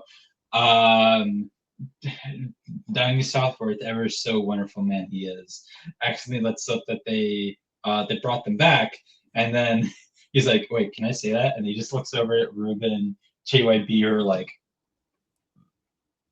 I think Johnny Youngbaugh straight up said no. Dude, fucking Ruben Langdon was giving Daniel Southworth the fucking death stare. Yeah, and like watching that panel, Ruben tried so hard to do damage control by just being the worst liar ever. Hey man, he should have diverted to talk about like aliens and shit. Yeah, yeah, that's what I would have done. But yeah, at I think it was the Game Awards, was it? Or like yes. during the Game Awards, there it was, Devil May Cry 5. Finally, how many fucking years had it been? It was beautiful as the day they lost, as we lost it. I remember watching that and I lost my fucking shit. And as everyone knows, Dante's trailer was the best one. With the Diddy blood.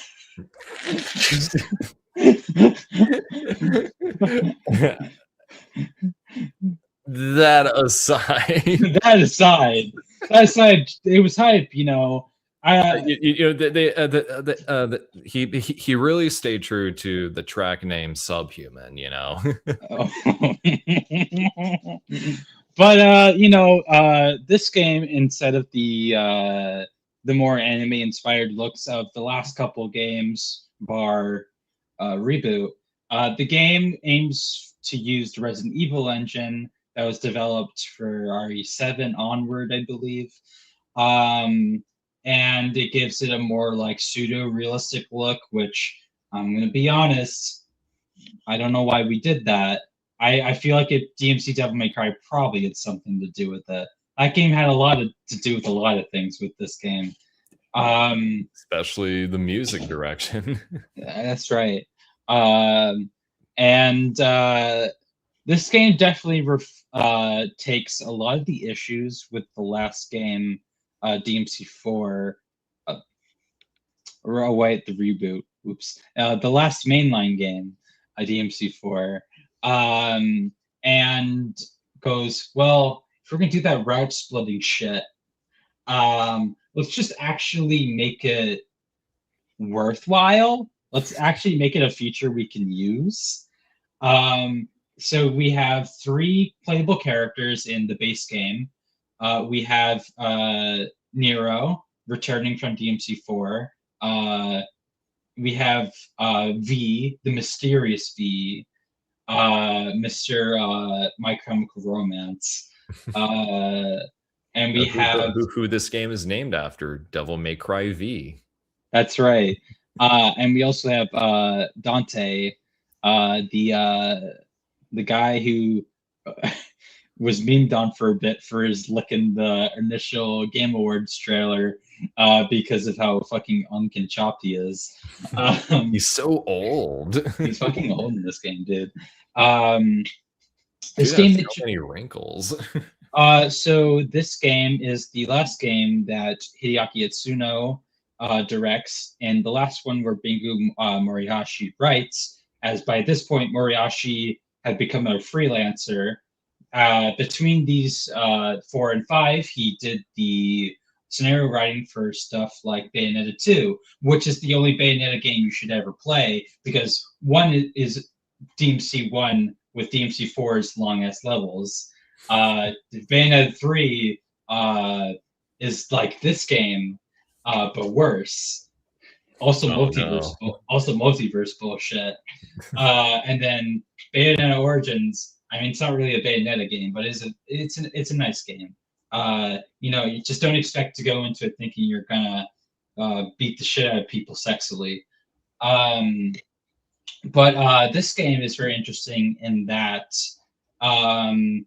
they brought in a mechanical designer, and who to bring but the legendary Shoji Kawamori, known for Macross, also known for his guest mechanical work on Daimos and Sunrise's Ultraman show. He also did mechanical design for everyone's favorite Universal-centric Gundam entry, Mobile Suit Gundam 0083 Stardust Memory. Now, I'm sure everyone here is a big fan of Stardust Memory, all in its shittiness. And even then, they butchered his designs in the final animation. Oops. Also designed like a good handful of the original 1984 Transformers, namely one of the original concepts for Optimus Prime, but mainly Starscream and Grimlock, amongst others. Yes, and by extension, did Ultra Magnus, because Ultra Magnus in the original toy line was just White Chick's Optimus Prime. He also created Aquarion, Genesis of Aquarion, if anybody knows what that is. He also worked on, if you're a J-pop fan, the AKB48 anime. And he did a bunch of other shit that I can't think of off the top of my head. But he designed the Devil Breakers, which is a new gimmick because, and I'm sure Davis wants to bring it up, but he gets this new gimmick because a mysterious cloaked figure, Don't who know could who it that be? is. I don't know. Steals Nero's arm, Yeah, he and just rips it off. he fucking throws him and somehow rips his arm off. God knows how that works. And Nico builds him this mechanical arm that can be swapped out for different arms, including one called Sweet Surrender, which there's a lot of innuendos involved with that one. Yeah. And Davis, what do you think of this game? In terms of gameplay, I'd have to say that this one is my favorite. It's not my favorite game in the series. That one still goes to 3, but I feel like the gameplay just feels a lot tighter with how unique everybody feels. I think Nero is even more fun to play as, especially with how the Devil Breaker is incorporated and how there's like you can customize your own like loadouts like with it, like there's one that can send like electrical currents. There's one that's I just slapped my spoon. There's one that's just like a whip. One is literally a rocket punch. One base like one just shoots like a little small burst explosion in close quarters, which you can use to fly by just repeating that, taunting, just do it again, rinse and repeat. You can skip whole like areas of the game with it, which is just kind of cool. um but yeah, like playing as Nero is really fun. Dante's is also really fun to play as. Like especially with the inclusion of Cavalier, which is like it's like a motorcycle that's just like split in half that he uses as gauntlets and can like piece together and just ride across like a stage with it. It's honestly pretty hype. V took a little bit getting used to. I was taken aback in how like I don't know how to describe it. I wouldn't call it passive. He kind of just spectates and has and has this little like I forgot their names. I know a huge larper here. His little like shadow yeah, cat and Lil Chicky as he's called.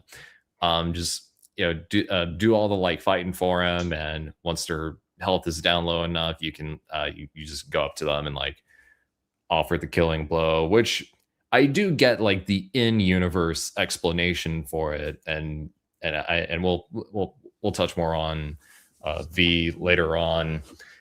Um, but when it comes to the story, it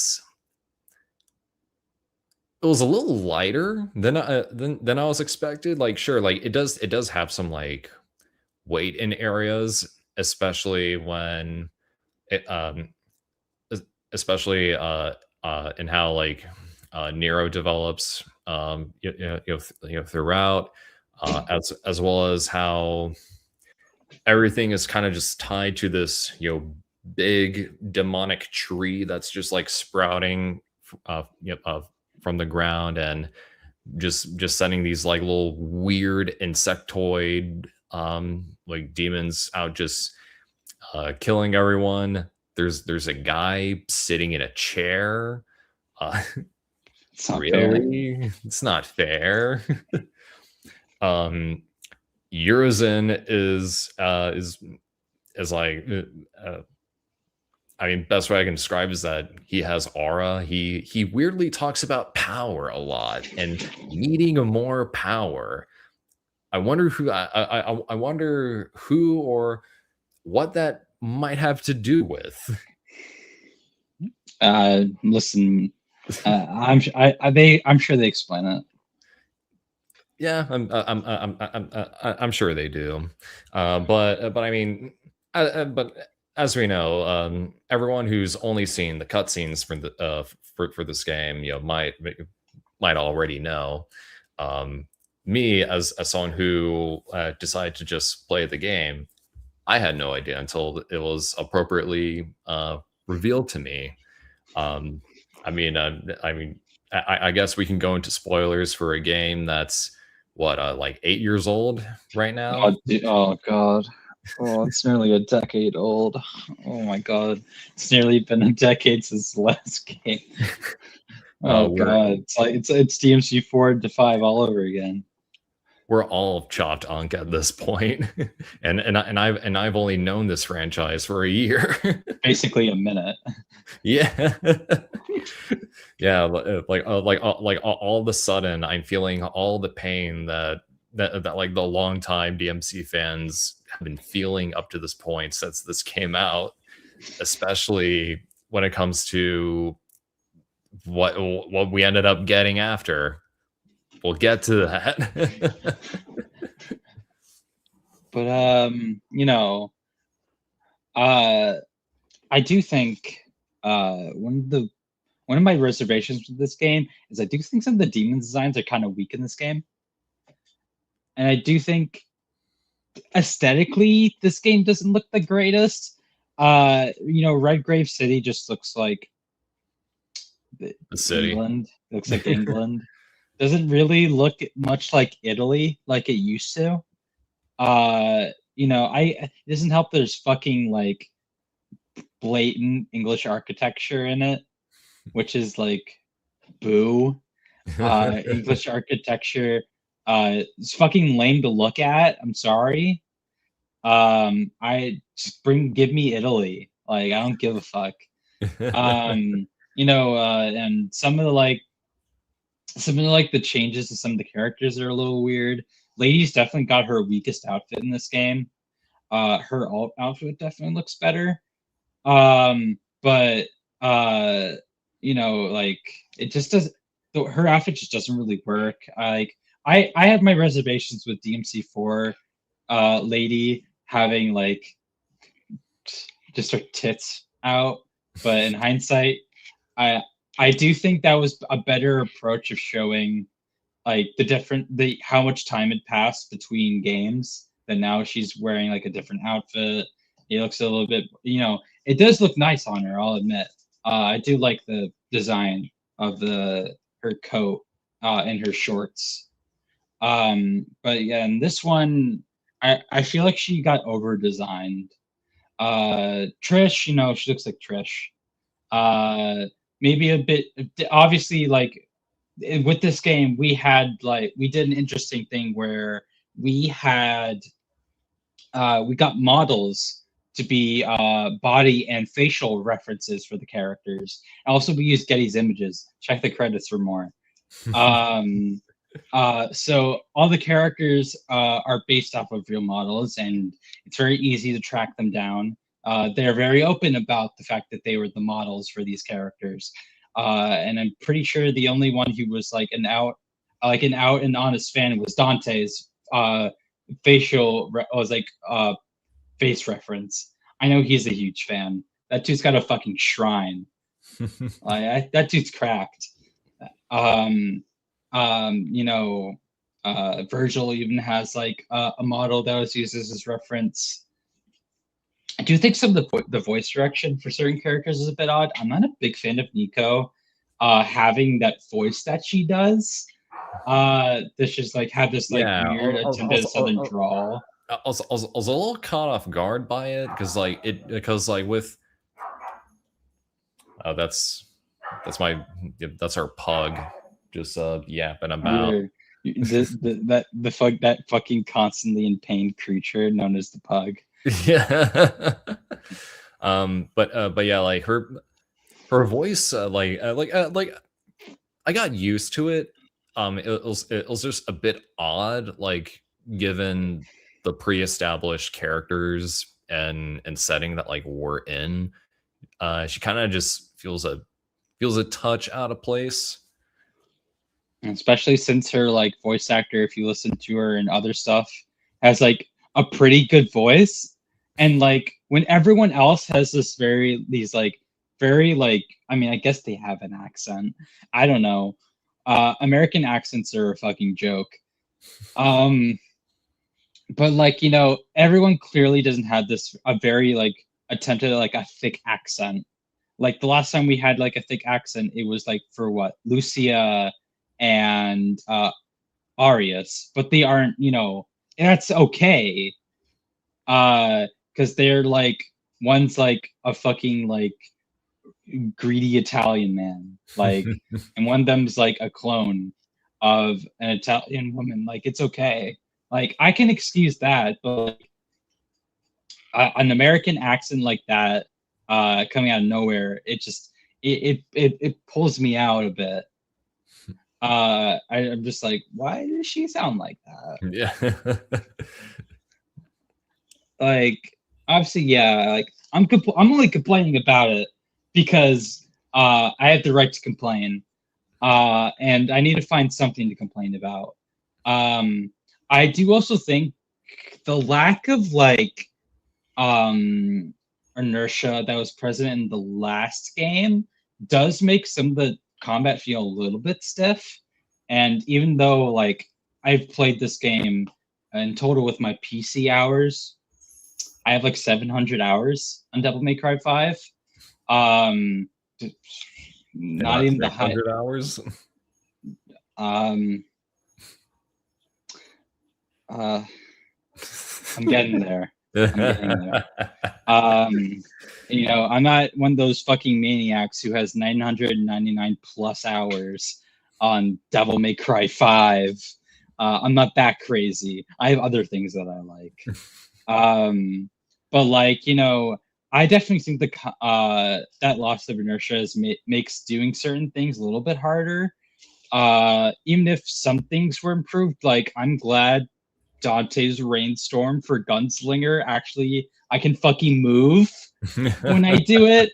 I've always hated how in the last two games I am fucking stationary when I do that. That is I want to like you gotta work with me, game. But I'm glad this one does. And you know, if you have money, you can get Cavalier R, which is just an alt skin that has an exclusive ability for some fucking reason that allows you to use Swordmaster to actually like fucking thrust yourself in the air in a fucking like and it like it's like the best ability that Cavalier has. And if you juggle in that combos, it fucking rules. I don't, and yet it's blocked in Bloody Palace, which is bullshit. Bullshit. I call bullshit.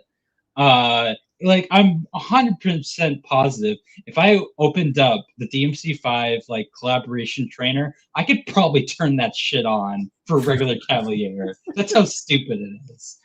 But like you know, I love all the new weapons in this game. Devil Sword Dante is an incredible addition.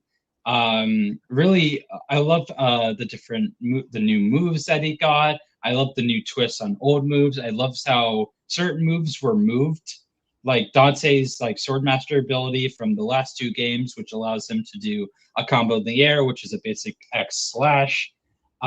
He can now do that, and he's regular loadout without Swordmaster. That's very helpful. I also like how he has his own summoned swords that he can use. I like how they also have their own version of a round trip that they can do, which can get you extra combos. And if you hold down Devil Sword Sparta and activate it fully, you can in fact have them work with every single other weapon. That is very helpful. I also like double Kalina Ann. That's very fun. Even if one of its abilities is like a very huge risk and reward because you're stationary as hell. Dr. Faust is fun, even though I'm pretty sure someone did the math. I'm pretty sure like to get to how the amount that it costs to like use Dr. Faust, I think is like $20 worth of your red orbs because now you can buy red orbs. That's an interesting fact. I'm glad to know that every time I use Dr. Faust, I'm spending $20. That's great. Um, Nero's Devil Breakers are a fun alternate way of giving him his own unique devil arms, like Dante. I really like, you already brought a bunch of them up already, but I remember some of their names. Gerbera is my favorite Devil Breaker. It gives Nero an alternate kind of like trickster dash. I also like that its charged ability is a fuck you beam. That's very helpful, especially if you play the special edition of the game, which comes with Legendary Dark Knight, which should have been in the base game, because you can get rid of waves of enemies when you're in a pinch, even though waiting for that thing to charge, you're probably going to be dead before you get the opportunity. There's also Punchline, which is basically a fucking rocket. That's fun to use, especially if you get the special little gimmick it has where you can ride it, which is fun as hell. Helter Skelter, which is just a corkscrew. That one's a lot of fun to use. There's Ragtime, which like is a little Getter 2 action there. Yeah, a little Getter 2 action. It probably was the inspiration, let's be honest. Yeah. There's Ragtime, which gives you the ability to stop time in a bubble. Like, no idea what that's hinting towards. Yeah. Then you have Tomboy, which gives you a max Exceed, like just on hitting the circle or the B button, or I don't remember which key on the keyboard it is because I don't use MNK. It also max exceeds out your the blue rose, which is very helpful if you wait like 5 seconds. And then you also have what is it? Not Ragtime. The Ripped, I think it's like Riptide or something. Riptide, yeah. Yeah, which gives you this hook, this kind of like I guess steel string that can like wrap around you and attack enemies. It's a good crowd control weapon. And then you also have your DLC exclusives like a Gerber GPO1. Definitely not a name that's a reference to GPO1 from Stardust Memory, with the Macross, the OG Macross colors of the Valkyrie. That has an exclusive ability where it can do a trick down. Thank you, Jesus. And then you have Rockman's fucking Mega Buster, which allows you to shoot a lemon. You also have Sweet Surrender, which I already mentioned, which God knows the implications for that one. And then there's Pasta Breaker, which is just, Punchline, but with a bit of Helter Skelter in it, but you can't write it. And it's a fucking fork. Why? That's so stupid. But you know what? I like using it. So why am I complaining? V is nice, I guess. I think after a while, once you get really used to Nero and Dante, playing V becomes a bit of a hindrance, especially when you're replaying the game a multitudes of times because you're just like, oh, let me get back to the other characters. Yeah. Yeah. He does kind of drag a little. Again, in-universe explanation that I can totally get behind, but it gets to a point. Especially in his final mission, Mission 14. Fuck that mission. Fuck that mission. Like, all right, fine. Like, I'll do the boss rush with him. The boss rush with him, in which you are stripped of your abilities and you can only choose one of them at a time. And then you have to gradually build up getting your abilities back. Fuck you. Fuck you. I hate you. I don't want it. I fucking hate that mission. Probably my least favorite mission in the game. I already have my problems with playing V, even if he is conceptually pretty easy to learn. But like stripping me of the only things that make me get anything out of him, Bullshit. But I suppose we can't be a little. Actually, before we get to that, you want to talk about the music, or I guess Oh more of the yeah. music. I mean, I finish my Berry Delight deep within. That's right. It's deep within your belly now. That's right. Like I it is just a phenomenal soundtrack all around. I do love how the like each and everyone's battle themes are like they're designed in a way where it like matches the style rank. It's like the more you increase your style, the greater the progression of the music becomes.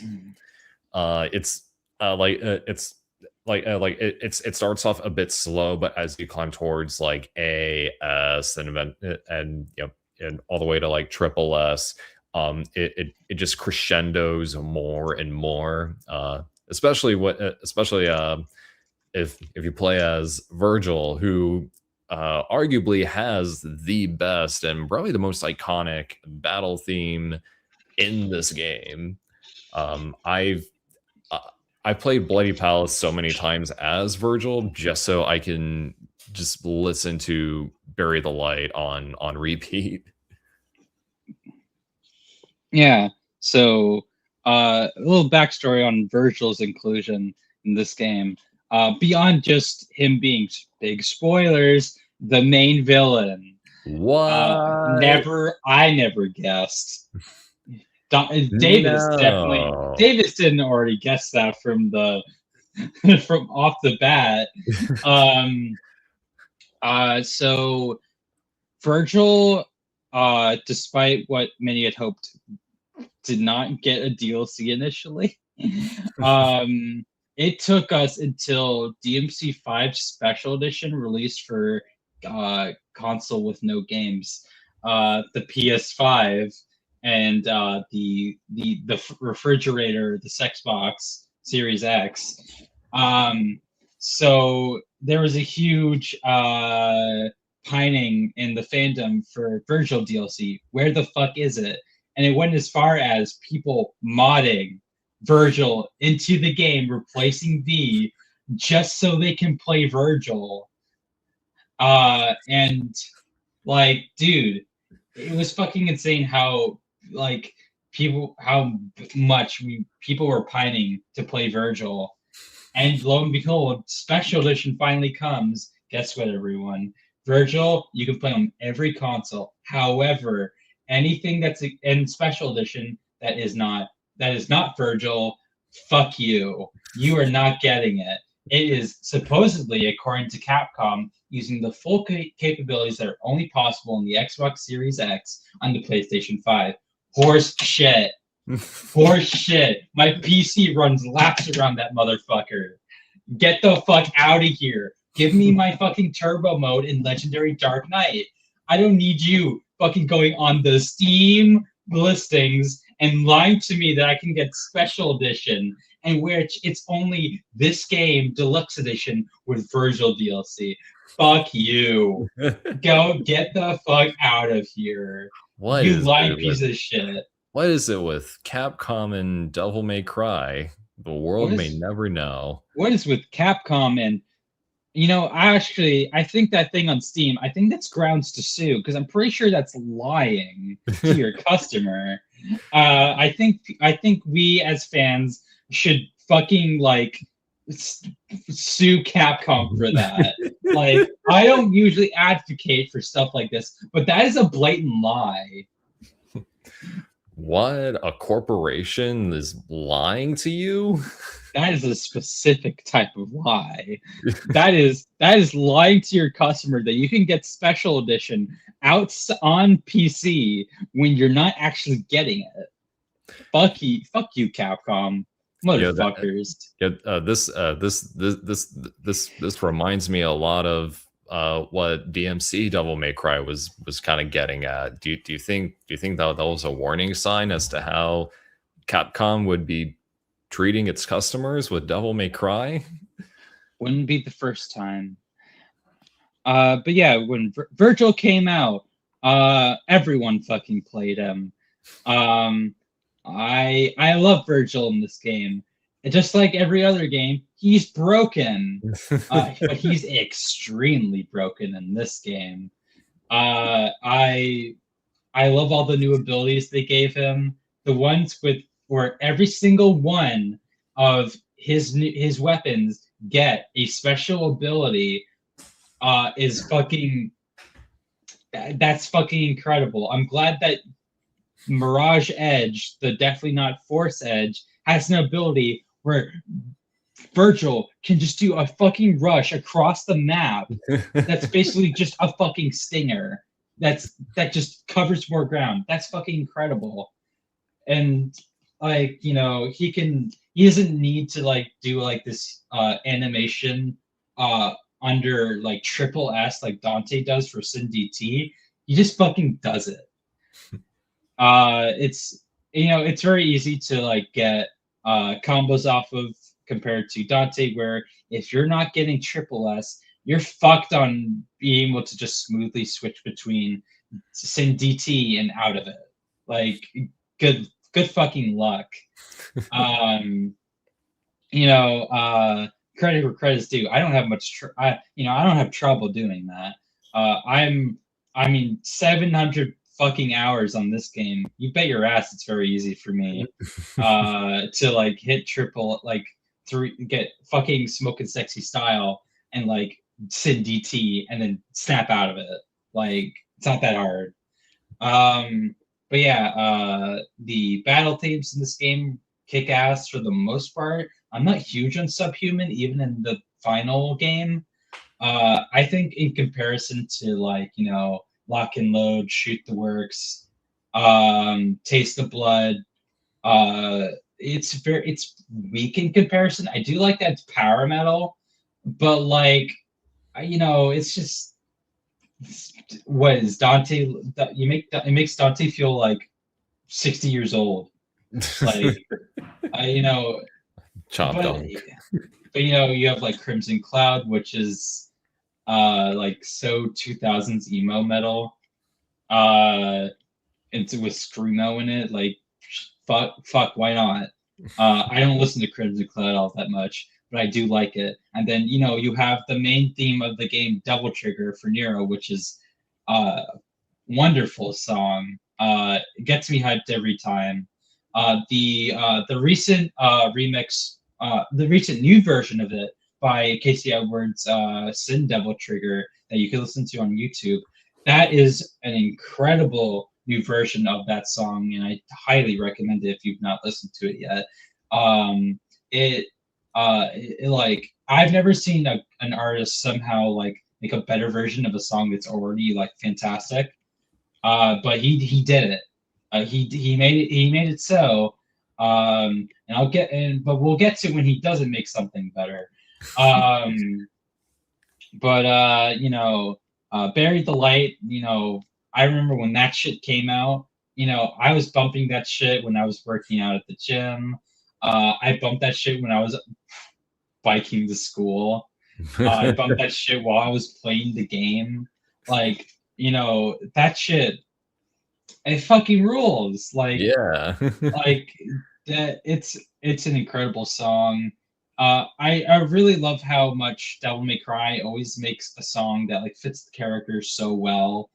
And Buried Light has like very cute little references to certain lines of Virgil in Devil May Cry 3, which I always found really cool. Uh, you know, and I'll be memeing on this song in the next thing we'll be talking about. But I like, as much as I can like poke at certain things about this game, I'm so grateful that it existed.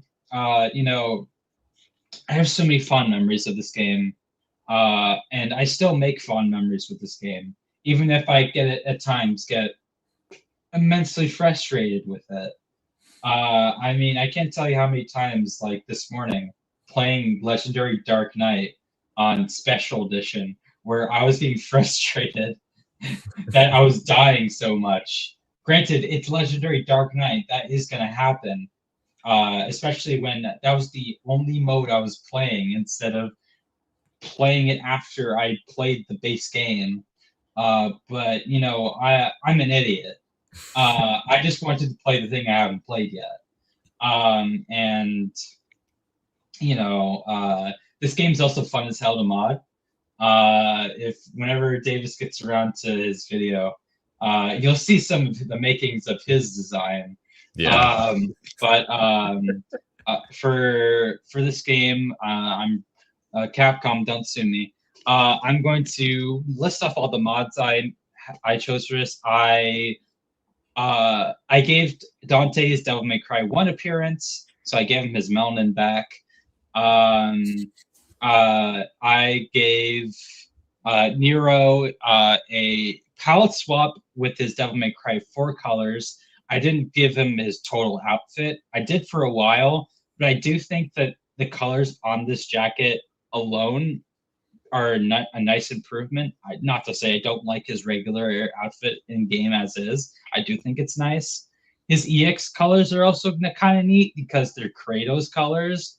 That's a nice little Easter egg for people who played Devil May Cry 4. I'm sure newbies have no idea what the fuck it is. They probably think it's Ichigo Bleach, which I don't blame them for. I gave Trish her jacket from the Madhouse anime, which I'm pretty sure is just Claire Redfield's jacket from Resident Evil 2. And I gave her her top from Devil May Cry 1, which has like a more exaggerated lightning bolt that decorates the chest area. And then I gave her her DMC4 face because I think she looks cuter that way. Lady has her DMC4 outfit, but I gave her sunglasses because those sunglasses fucking rule. Dante,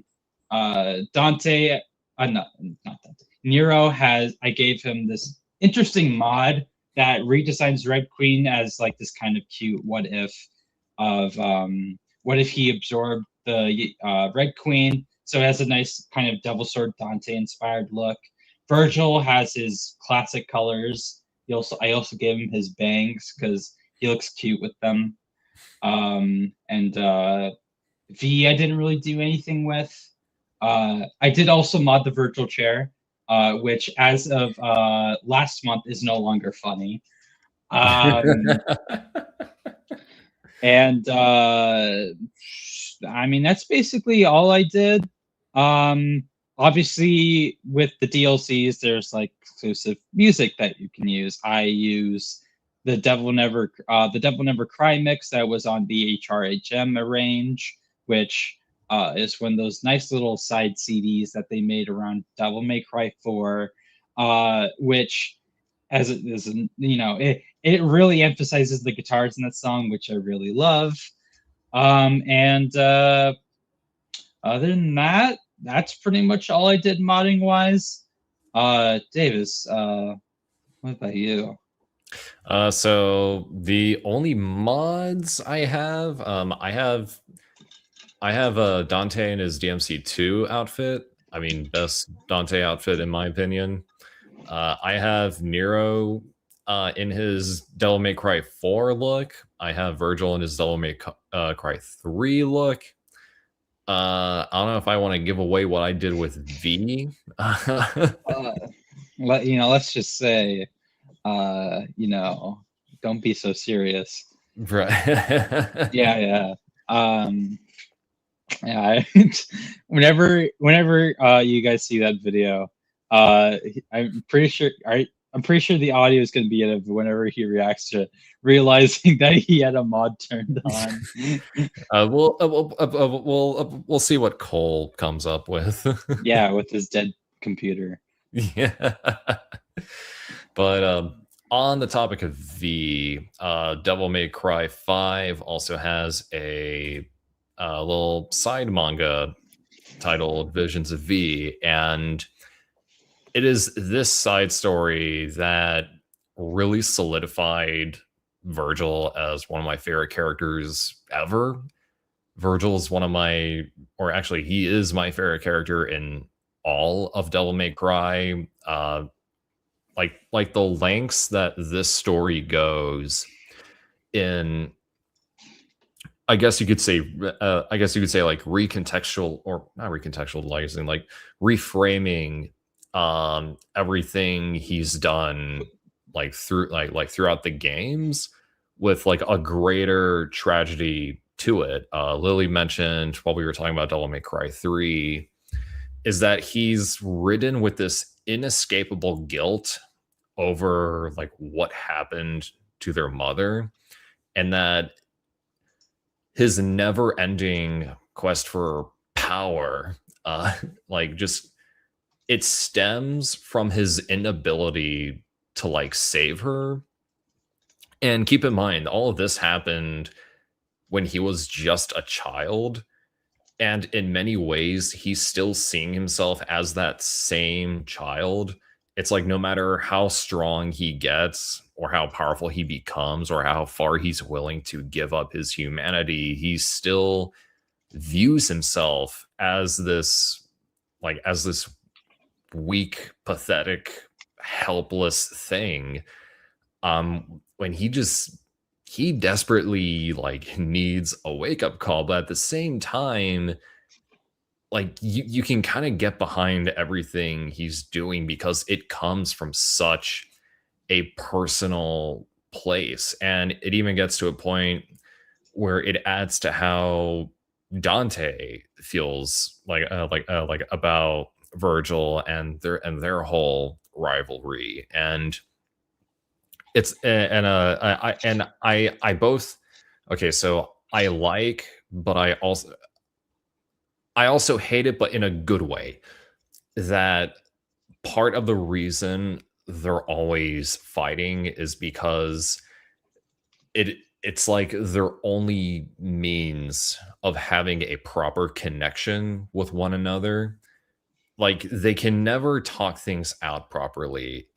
Like they have to keep fighting because it is the only way they can communicate with one another effectively in that way, which it just makes it even more sad, and it just adds a lot more depth to Virgil as a character. Lily, before we move on, do you have any thoughts on Visions of V? I really like Visions V. It's an interesting character study of Virgil as a character, but also it does give you interesting studies on Dante as a character. I really love the art style. The artist still was already an artist before they did this work, and they're still active. I think they post art every couple weeks or months or so, and they still do some Devil May Cry art. I do like how uh, this series in particular uses like blacks and like the black inks and like Mm. the whites and like cross hatching to get across certain things, even for like a digital comic. Like It's like every time like a scenery is just all black, it's like you're inside V/Virgil's like psyche, yeah, like in this like first page here.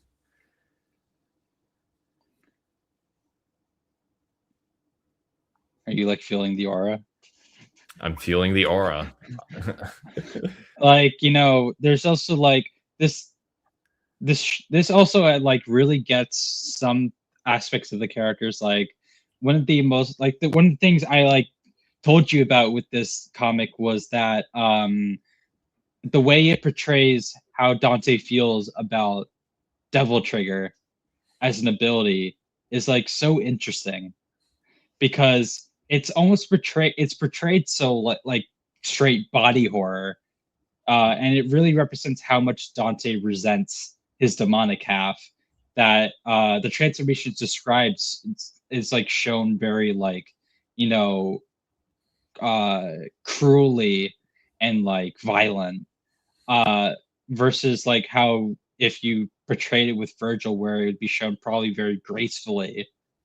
Um, or you have like those little elements like in if for anyone who's played the game, there's the bit in the flashbacks before the game's events where Patty calls on the phone because we're willing to actually reference the madhouse in this fucking game. Dante is tries to get out of the RSVP for her birthday party, but then you find out, oh, he actually was just gonna fucking go anyway. Like Dante is like, he tries to be so fucking tough, but like he was gonna go, he was literally just gonna go straight there after this. Like what a good boy. What a good boy. And I this I'm surprised that this like went on for as long as it did too, because this went on pre the game's release up until 2021, if I recall correctly. Like this was for the longest time the latest piece of Devil May Cry content. While Peak of Combat was not existing. And we even had like other side material for this game as well. Like there was the Devil May Cry 5 novel, which is more of like a more or less straight adapt of the game. But it also had like other side material as well. Like we had entire little side story about Lucia in that book, and we find out in the like she is kind of portrayed a bit washed though in that novel. I blame Bingo Moriyashi for that. But we do see that how Dante got Balrog in the game, and that Balrog was a summon on the island that Lucia was now protecting as a devil hunter, which I thought was pretty cool. And obviously, if anybody read the Devil May Cry 4 novel, you already knew Virgil was Nero's father, but if I recall correctly, the 5 novel does go into a bit about how Virgil felt learning that Nero was his son. I'd have to check it again. But also, there was the art book for this game, which did reveal that Virgil does in fact have a regular Devil Trigger form. He just chooses not to use it. It's tough as hell, though. But yeah, other than that, I definitely think more people should read Visions of V.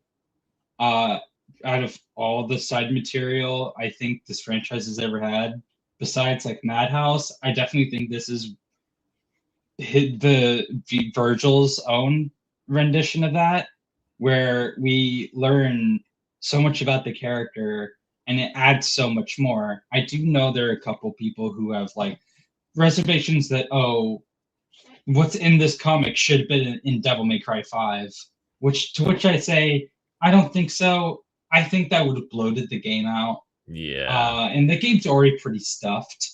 And I think that would just ruin a lot of what that game's already doing. That's why this is a comic. Like, it's because it can take full advantage of just only doing this. But this is, I'm pretty sure, is the best-selling game in the series. And I'm pretty sure everything surrounding it did pretty well. Visions of V lasted a full run. Like, that doesn't normally happen unless you're a success as well.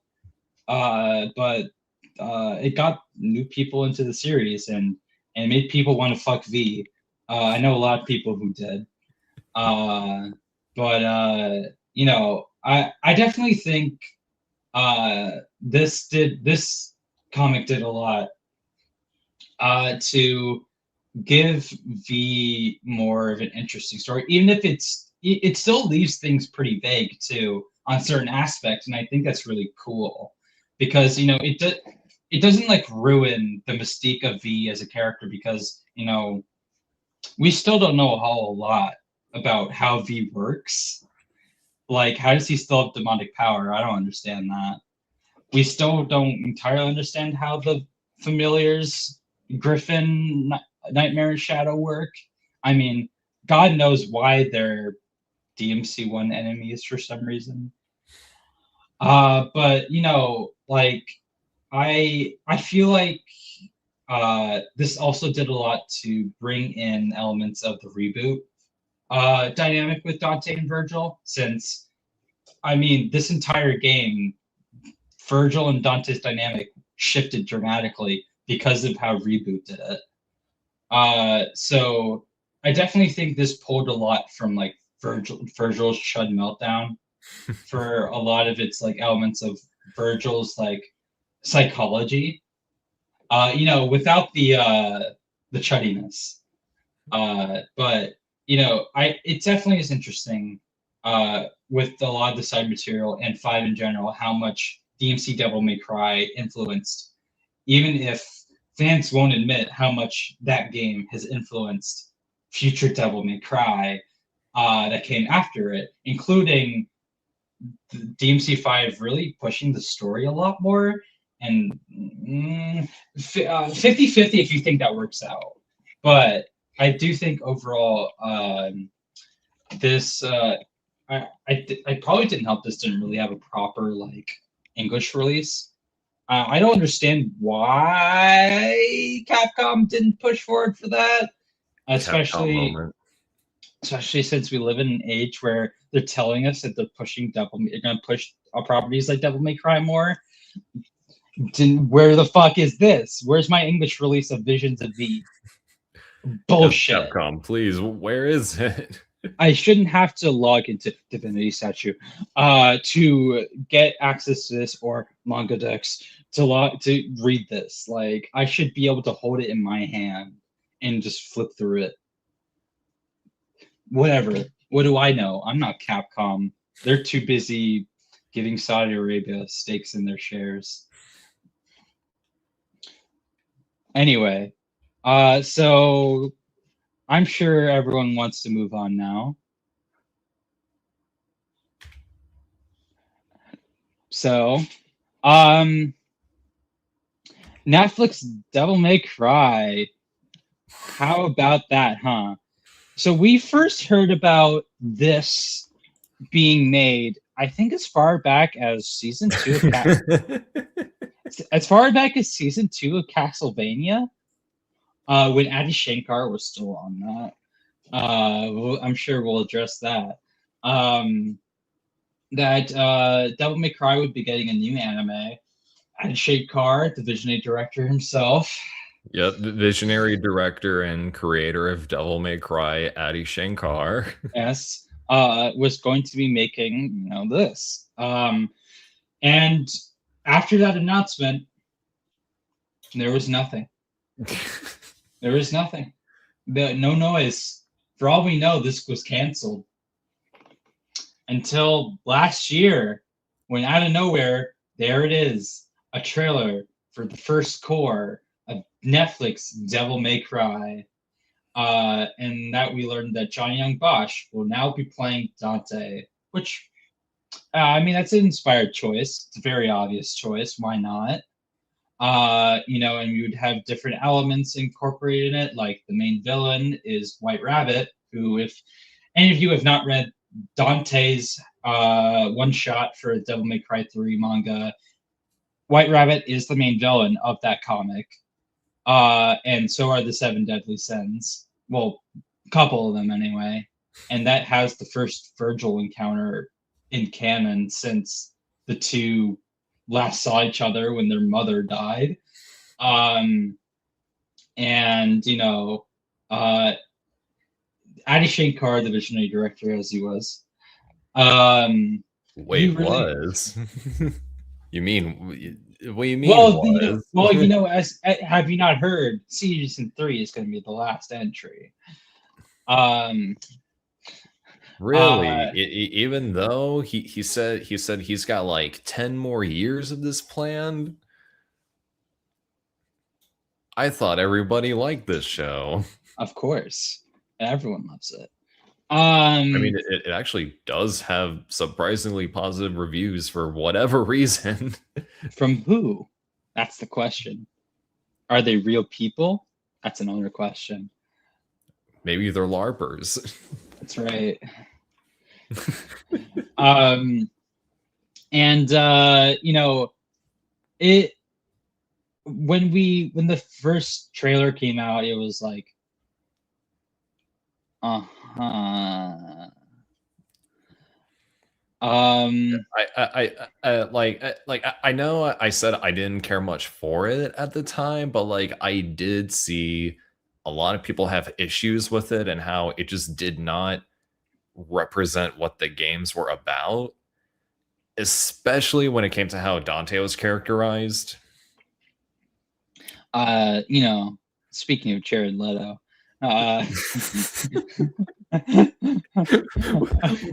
what does Jared Leto have anything to do you with not remember one of the first things you hear Dante say in one of the previews for this was him talking about Skeletor? Do you not remember? Yeah. Yeah, that's right.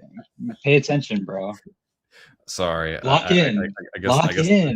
I guess I really am a LARPer. I'm a DMC LARPer for the Netflix DMC. Yeah, him in that shitty fucking wig that just looks awful. But I watched the first core with my friend Riley. She is as big as a fan of the series as I am. She's been a fan of it probably as long as I have, and I remember her really crashing out watching this show. We didn't even finish the second core that came out this year. Netflix, please sponsor me. And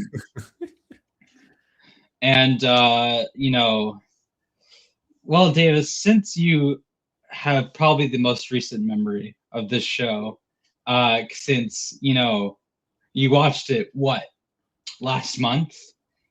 Yes, I did. What do you think of the? I guess let's just talk about the first core, since there's so much to say about it. What do you think of those first couple episodes? That came out last year. Okay. This show has a lot of padding in its first core. It's like every episode is just an elongated action scene that easily could have been 5 minutes. And we'll get into more of the changes when we talk about the second core. I feel like the changes were less aggravating than they were just uninspired. I mentioned Dante's characterization in this show, and this is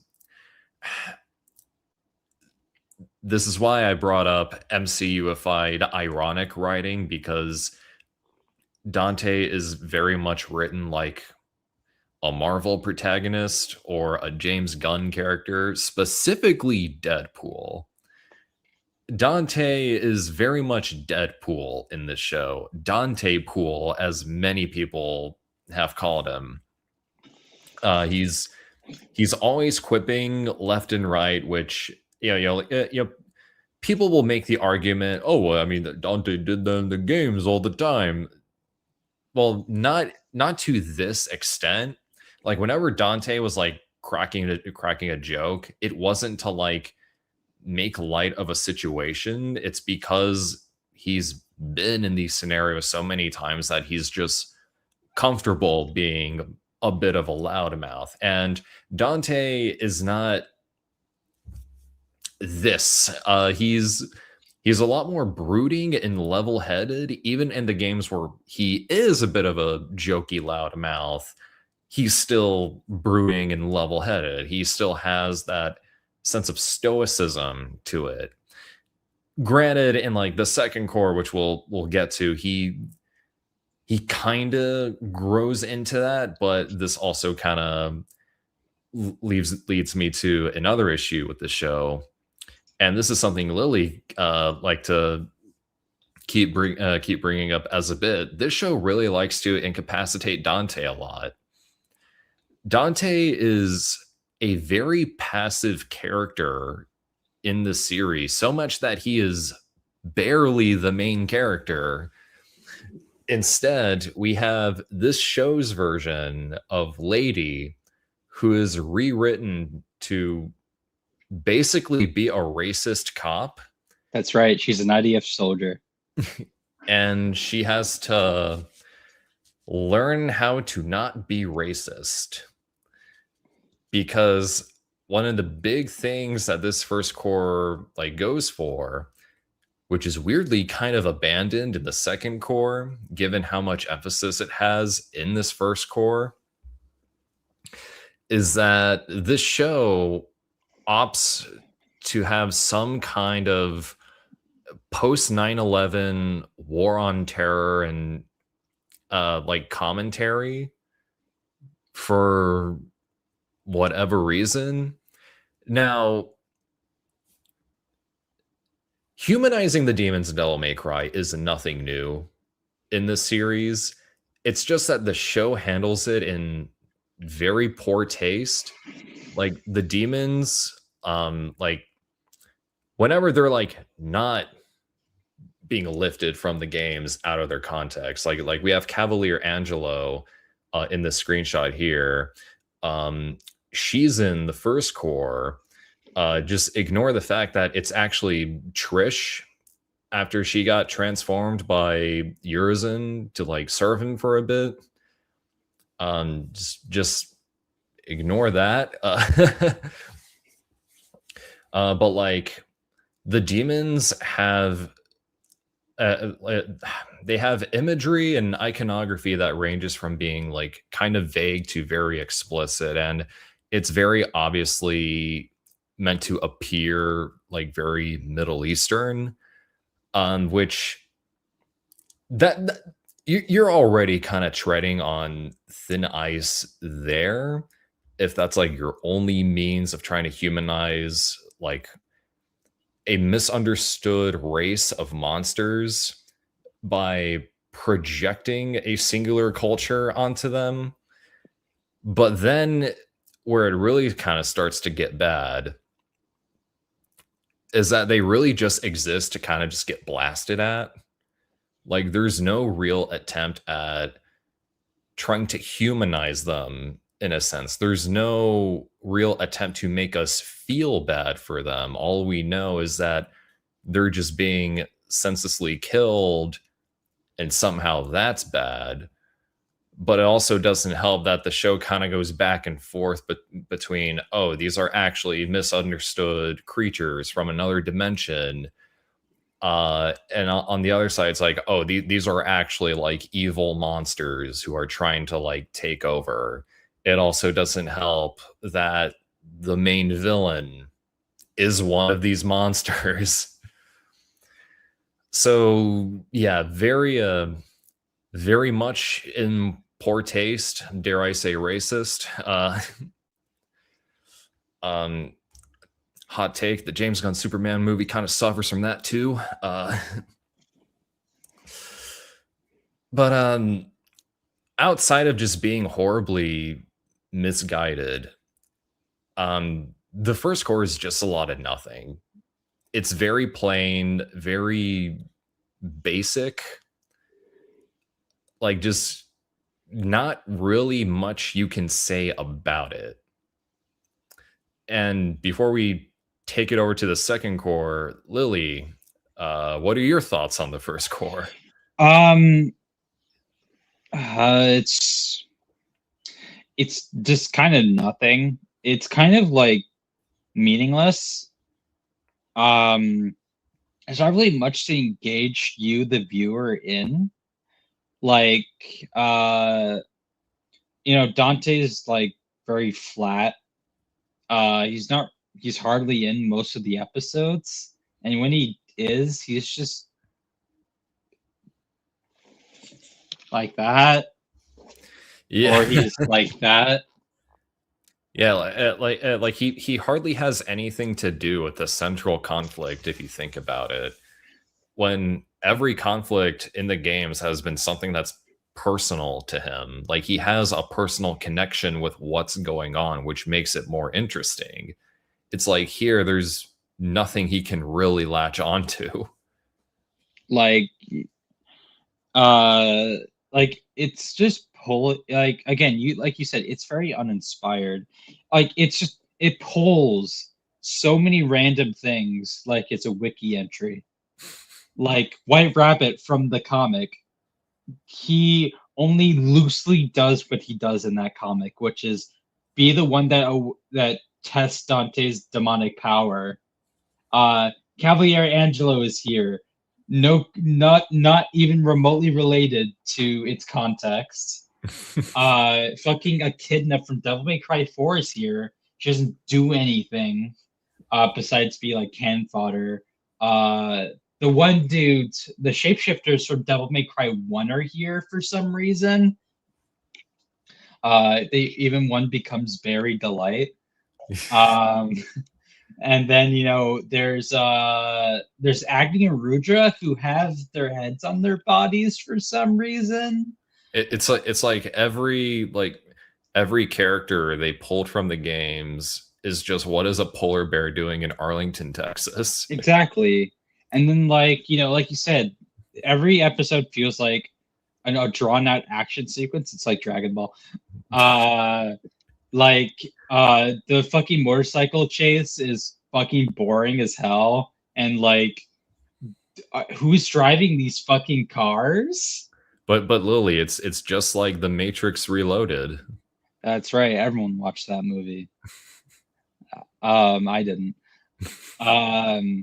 Just like how one of the posters is referencing the Returner. Yeah, movie everyone also has seen. Like, it's a movie Davis. that I own on DVD. That's right. Only he and Addy Shade Carr have seen it. Addy did that for him. He did it for him, and he recognized it. He fell for it. Fell for it again award. Like, and it has like I understand Addy Shankar. He was like, with the soundtrack, he was like, I want to include music that I listen to around this time frame. Music that like relate to the story somehow, and it's like American Idiot.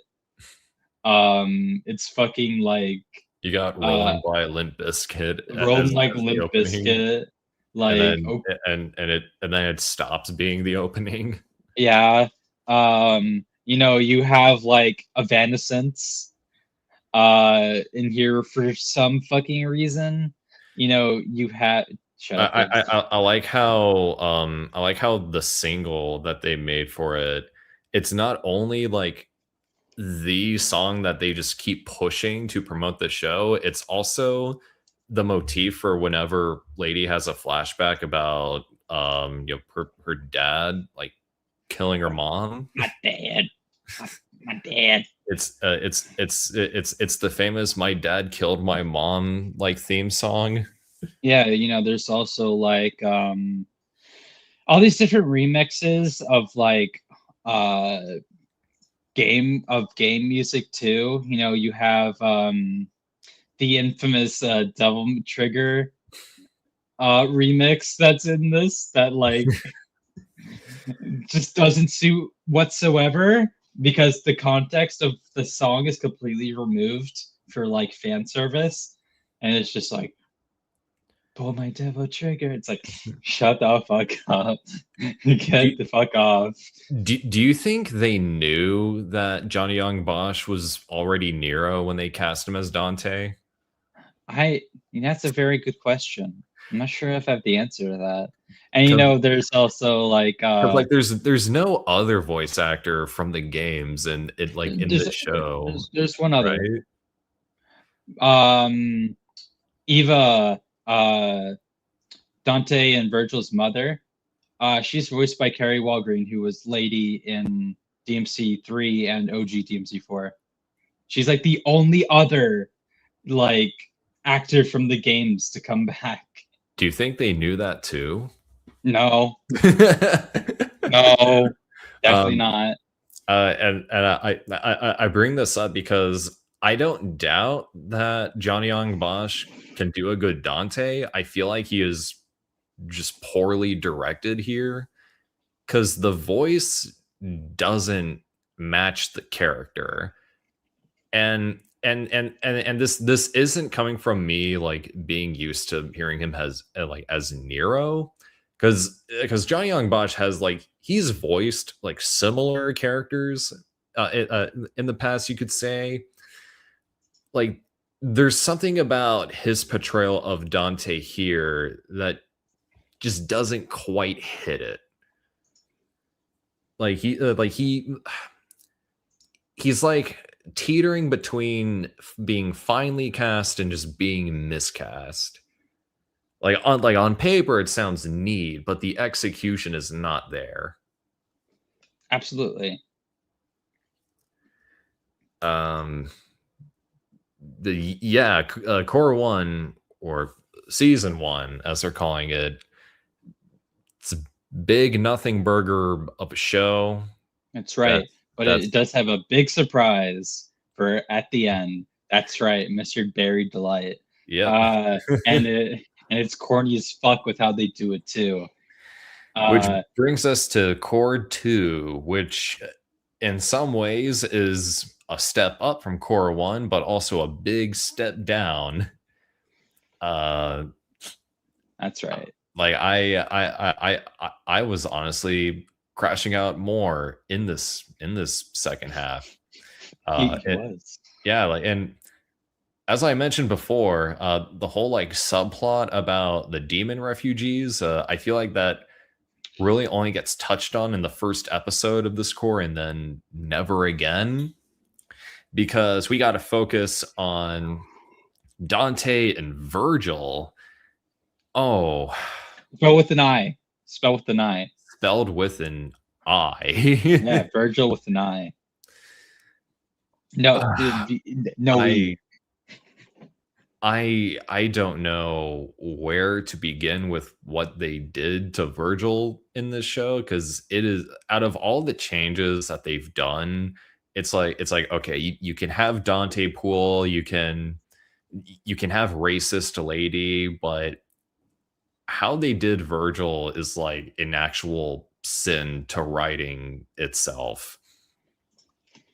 So we already went over his whole like backstory on how he's driven by power to compensate for a personal failing that he just cannot get over and probably will never get over, and it's just not being strong enough to save his mother.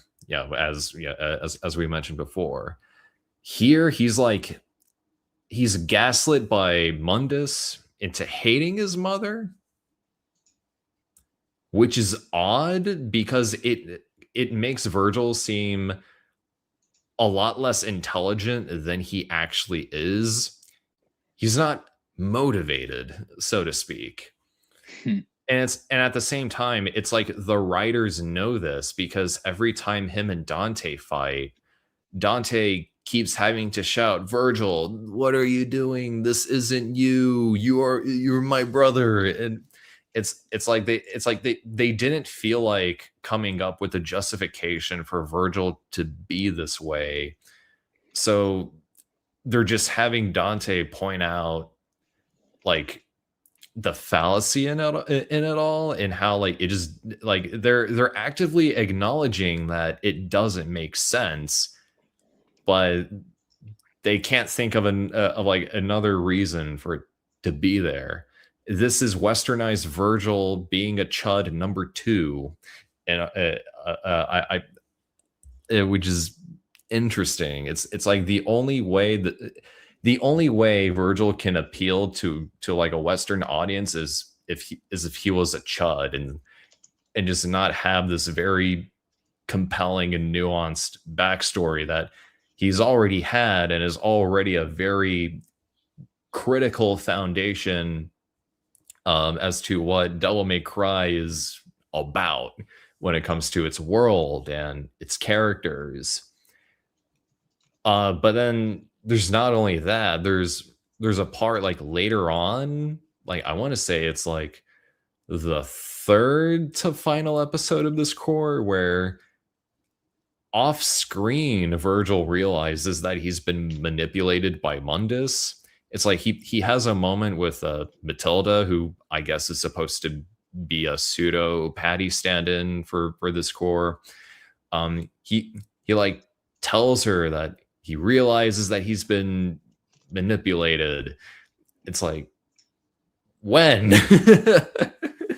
No um, fucking way. and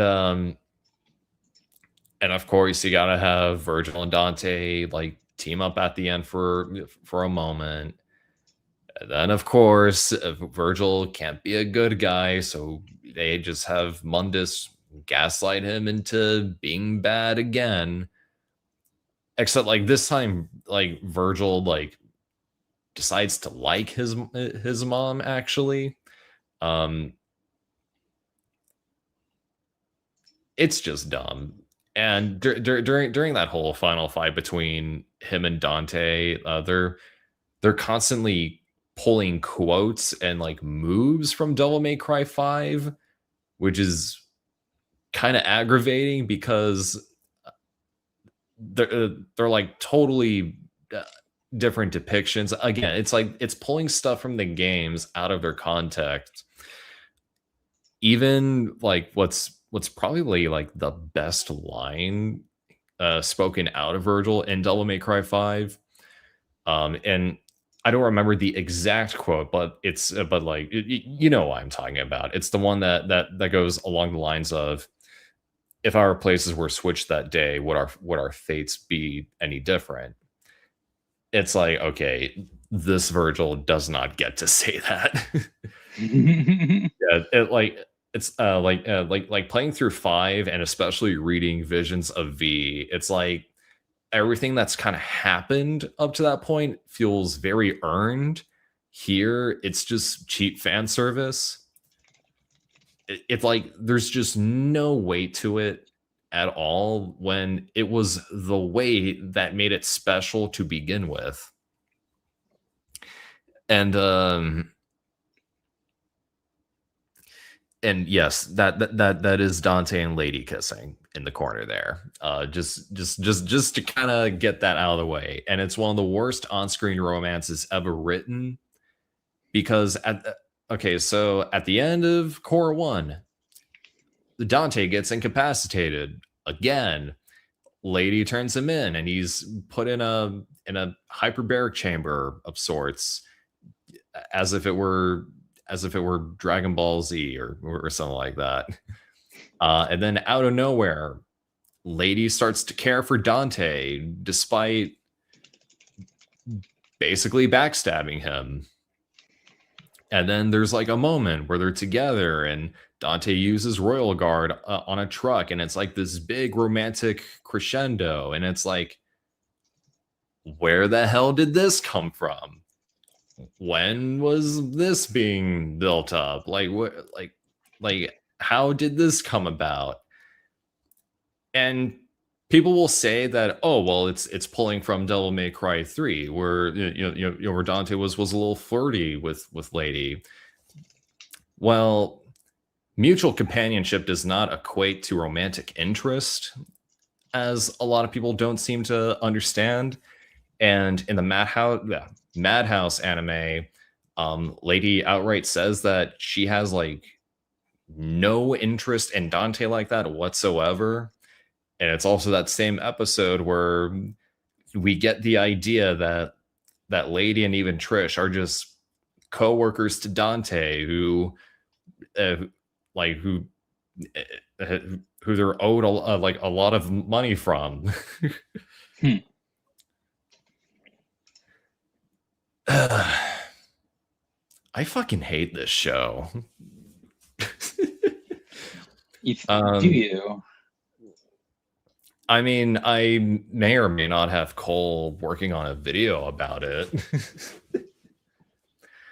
Like, really all I can remember about Core 2 is just how like disrespectful to its source material it felt.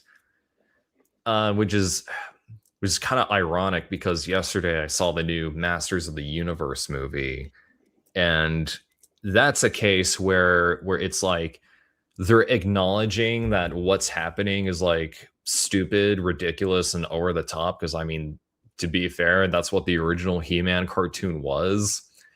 But it's all treated with a sense of earnestness. Like it never felt like it was above the material.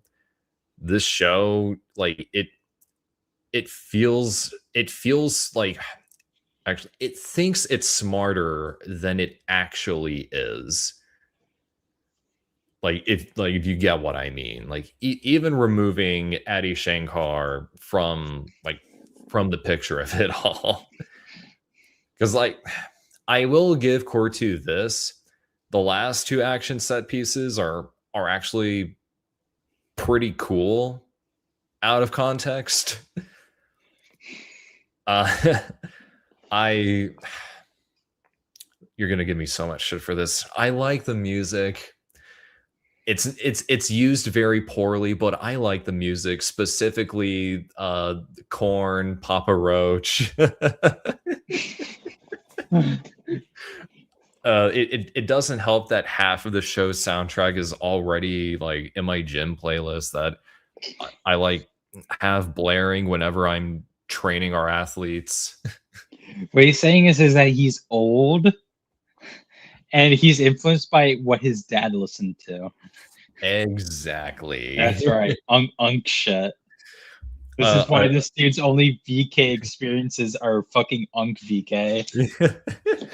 But yeah, like Adi Shankar isn't just a LARPer in the sense that he's a fake Devil May Cry fan. He's a fake Dad Slot fan, because if he was really committed to the bit, where's Creed in the soundtrack? Where's Nickelback in the soundtrack? Where's Daughtry? Where's Three Doors Down?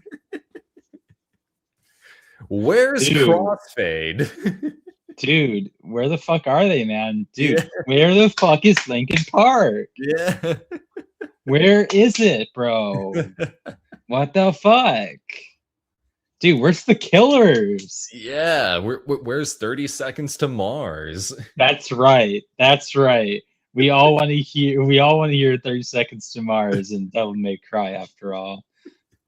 Yeah, like if like in the middle of season 3, I don't hear Jared Leto shouting, "Come break me down."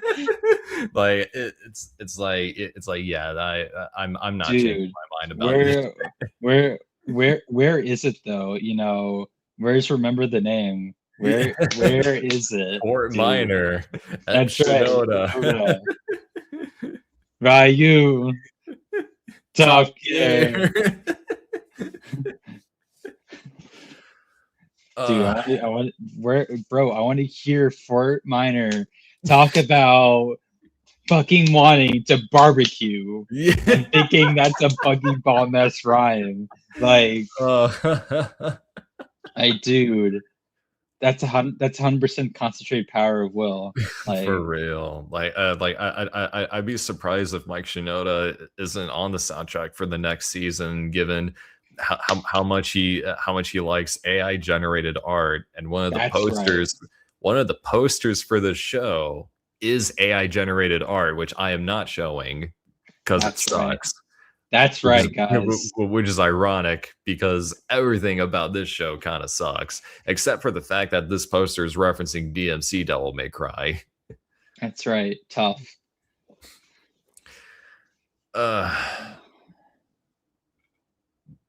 Lily, do you have anything else you want to say about this show?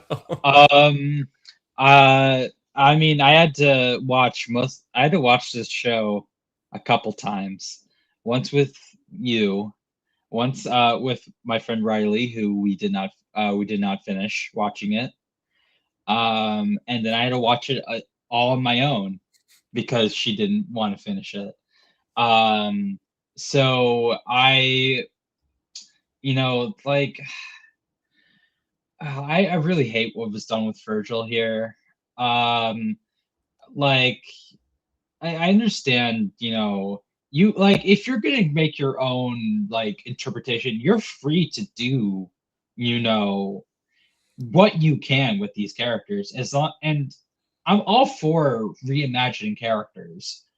Like, we literally were just, I wasn't really complaining too much about the reboot. And arguably, I didn't complain about how Itsuno and portrays Dante versus Kamiya does. Kamiya is also a douchebag, so that doesn't matter. um, like, you can portray Virgil differently, and him being more outward about his frustrations with being powerless, that's not a bad idea. Yeah. Like, but the thing is that Adi Shankar and his cohort Alex Larson, look him up, uh, who had worked with him many times. The approach to all of it is just so what's the it feels very clinical.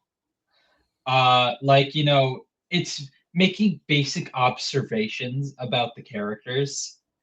Like, I legit dead ass saw someone trying to like justify the psychosis of this Virgil and saying that it's a portrayal of this and that. Like, dude, I don't need a fucking psych degree to talk about this character.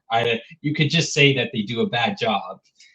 Like, like uh again, we said with reboot, there's just this thing where like Western creators just love portraying Virgil as like a chud. And like, and this show also made Virtual Chair not funny. And that's unforgivable. Virtual Chair was funny as fuck until the Core 2 came out. And also 6-7 was funny until that the show came out. Now it's not funny anymore. Yeah, the elevator. That's now it's not funny anymore. Now I'm just doing because it's cringe. Oh, that reminds me. Lucia had a cameo in Core 1. Yes, but this show does have its own version of Lucia in Core 2, meaning that the Lucia we saw in Core 1 is not the same Lucia. Which it's just a random woman in that I guess cameo. Fuck you. Fuck you. And Dante, you think in the second core he'd had a little bit more to do. Incapacitated.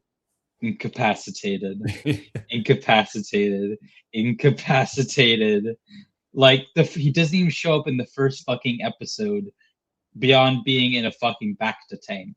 And we hardly see him in that. And he's like, the most passive main character ever.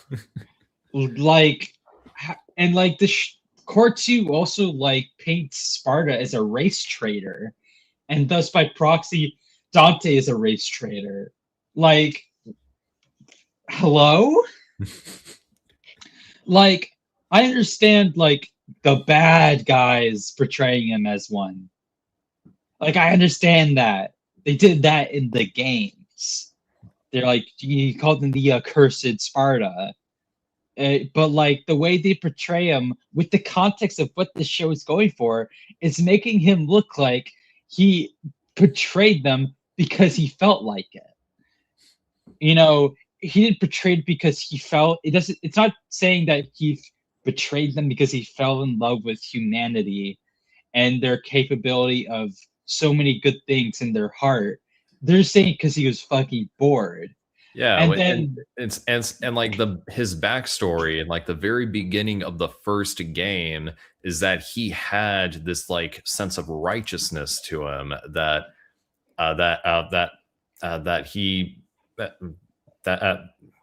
just basically like had him feel he was out of place and that everything that was going on was just it was just wrong. And no, you're not saying it right. Oh yeah, it's hey, this is kind of fucked up. Exactly. You got that right. Devil May Cry if he was directed by Adi Shankar. Fuck. Like, it also Core 2 confirms that this version of Sparta is a fucking deadbeat. Like, what the fuck?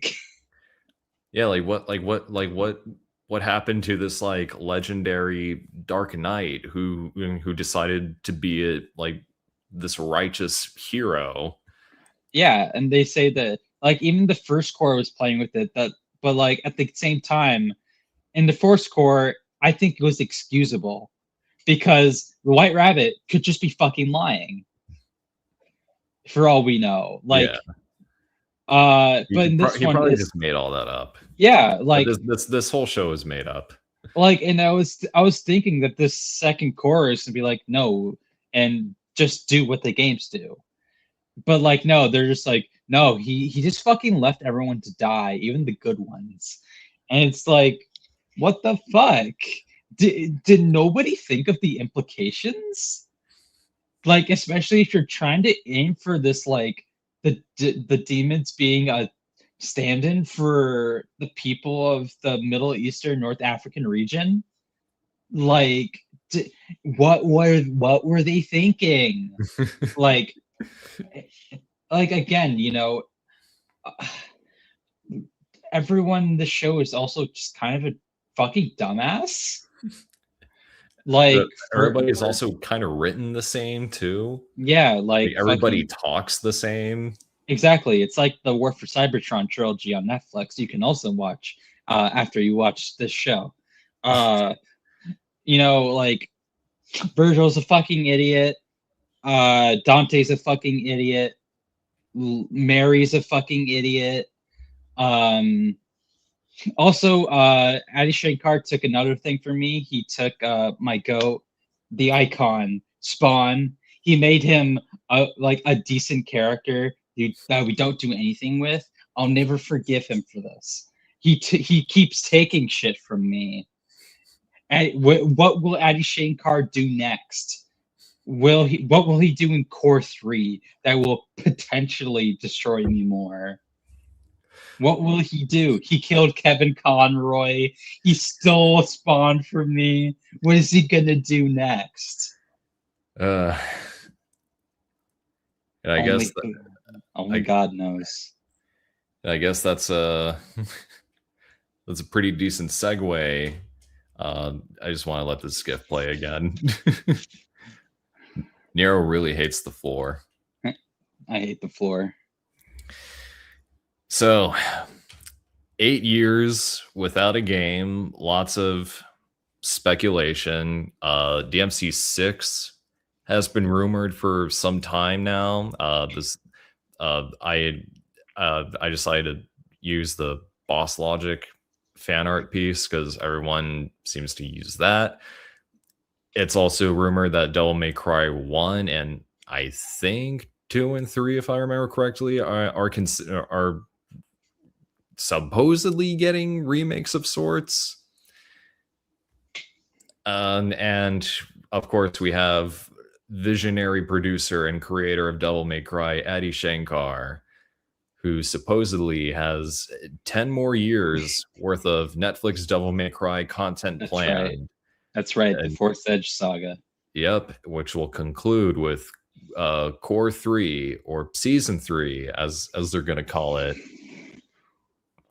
Because as we all know, Devil May Cry is just Dante's Inferno with guns and a trench coat.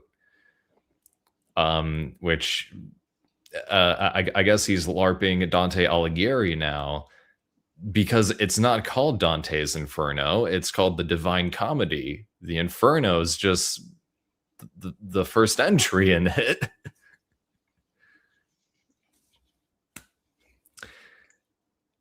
I really hope we get a new game soon.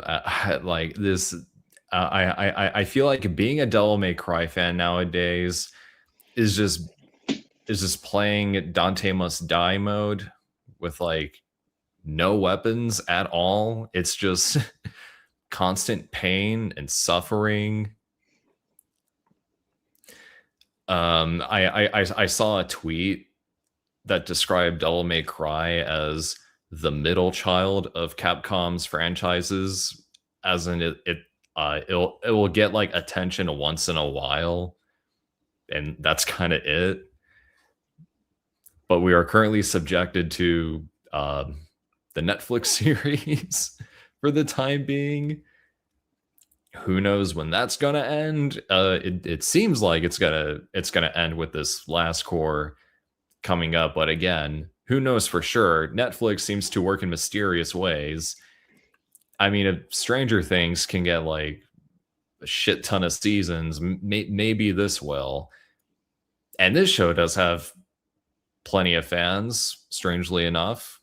I think they're all paid actors. I've never met one. I know one personally, unfortunately. Some friend. I'm sorry, Ethan, if you're watching this. He's not. He's lying. He's lying. He's lying. He's not sorry. He smells the slop. Yeah, I guess in his defense, like he actually has played the games, so I can excuse him for that. It's like Sean and Cole not liking Mission Impossible 2 when they have a good familiarity with John Woo's work, which you can watch on not the previous episode, but like 4 episodes ago on TokuTitanCast. That's where right. we talked for 6 or 7 hours about John Woo. But yeah, Lily, what's your take on, I guess, the future of the Devil May Cry franchise in this current state? Well, I mean, if we get a new game, I'm hoping it's good. It will be definitely. I hope it's bad. Maybe. We got plenty of time. Like it can be a very interesting time to be a fan if it ever comes, because it's gonna be the first entry since the first game to not have Hideaki Itsuno involved. It's gonna be the first where Bingo Moriyashi is not gonna be the scenario writer. Like we would have basically most of the devs for Devil May Cry have moved on to shit like Final Fantasy, or are part of Itsuno's new dev studio with a bunch of other nerds. Like the sky's the limit for whatever a next entry could look like. We just, the only people who might be back would be the characters, and at most it probably won't be all of them. Like I personally doubt like Dante or Virgil would come back. Yeah, because like Ruben Langdon's retired, right? He's retired. He's a little too busy being a conspiracy theorist and a amongst other things. Of course. Daniel Southworth, I mean, he's probably fucking around doing indie shit. And again, the characters both of their characters, their character arcs are over. Like, Dante, technically his arc has been over since the first game, if you go by chronological order of events. Dante ended his arc after DMC 1 because DMC 3 and 1 are exploring both sides of his character, and everything afterward is just extra like character stuff. He's the cool uncle that's hanging around. That's right. He's now in his uncle arc. Yeah, who still needs to pay rent and buy Patty some new clothes. That's right. And like Virgil, 5-3 have basically give him like all the character he needs. 5 and Visions of V basically wrapped him up as a character. Nero, even if 4 and 5 have done stuff with this character, you can still do stuff with Nero, especially since has a devil trigger. He could still use devil breakers, so there's still like plenty of stuff you can do with that. And with Devil May Cry being a mobile unit under Nero and Nico, there's they can go anywhere. Like there's plenty of opportunities to take Devil May Cry to various places with that alone. They can go to Italy. That's right. Oh wait. Um, and you know, there's still chances that something might happen. You know, again, like the rumors of the remakes have been around since that fucking Capcom data leak that was partially true, partially not. For all we know, we could get a remake. Do I believe it'll happen? I don't know. I If it does, it does. If it doesn't, it doesn't. I'll be there, I guess. You know, initially back when I was, I said to myself, if Devil May Cry 1 had to get a remake, I hope Kami is a part of it. Nowadays, I don't believe so. Fuck Hideki Kamiya. Fuck his racist ass. What a douchebag. Like at this point, do what the RE remakes do. Get fucking anybody to do it, I guess. Like, you know, as long as I hope it's not, you know, a complete derivative, like a not derivative, a complete like different thing if it's the first game. You know, like I don't need style switching in Devil May Cry 1. Like that game isn't really made for that. If it included, I guess that's neat. I probably won't use it. But like, you know, I'm content with where the series is at game wise. Um, if we get another, that's cool. I mean, we almost got another, but it was a scam. So I guess we didn't get one after all. Um, you know, like there's plenty of opportunities to do stuff with Devil May Cry. I would definitely not be opposed to just doing more expanded material. I'd be fine with uh, more comics. I'd be fine with maybe a light novel or two. I'd be fine with bringing back the compilation albums when with remixes. That would be cool. I would be not. I would not be opposed to another The Ark and Seal collab like Devil May Cry 4, which they didn't include the fucking song in the goddamn game. What the fuck is up with that? I wouldn't be opposed to that. Like that was the like as much like I'm glad at the very least this Netflix stuff is getting people interested for good and bad reasons. There are definitely some tourists. I mean, by technicality, it's what got me into the games, and that's without watching it. Like, you know, my friend on Blue Sky, Noives, who I love with all my heart, they got into the games because they watched the Netflix show and they thought it was fucking ass. And you know, they own I think the first 3 games now on PS2 because it's Europe. You can get away with that. You can get that for like $5. And I was really happy about that. The circumstances of why they got into it aside, I'm glad that it's getting someone interested. You know, again, tourists aside, but 5 also brought tourists. 4 brought tourists. Like DMC Devil May Cry did. It's nothing new. You know, these people will come and go. I highly doubt some of the annoying people who are coming from Netflix Devil May Cry are going to be here next year. Like this is it's a modern like conception of media. People come and go with shit. Nothing sticks around anymore. But that's a rant for another time.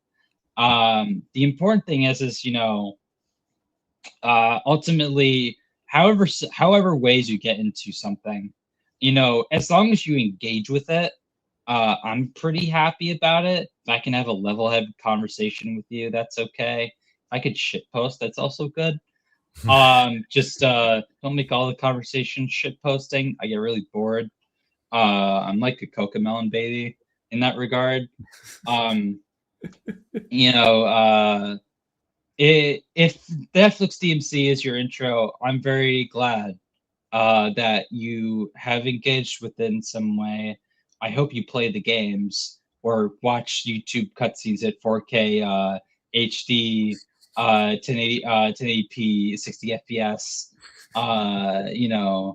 I'm glad you're getting through it too like that. I know some people, they can't handle the game because it can give them motion sickness, which is it's totally understandable. Yeah, If you have that is very valid. it is very valid, and I can understand. If you have uh if you have a short temperament, I can also get why you wouldn't want to play the game. Maybe you'll throw the controller at the television screen. I know Cut to I've me done. shit talking to people who only watched the cutscenes like an hour ago.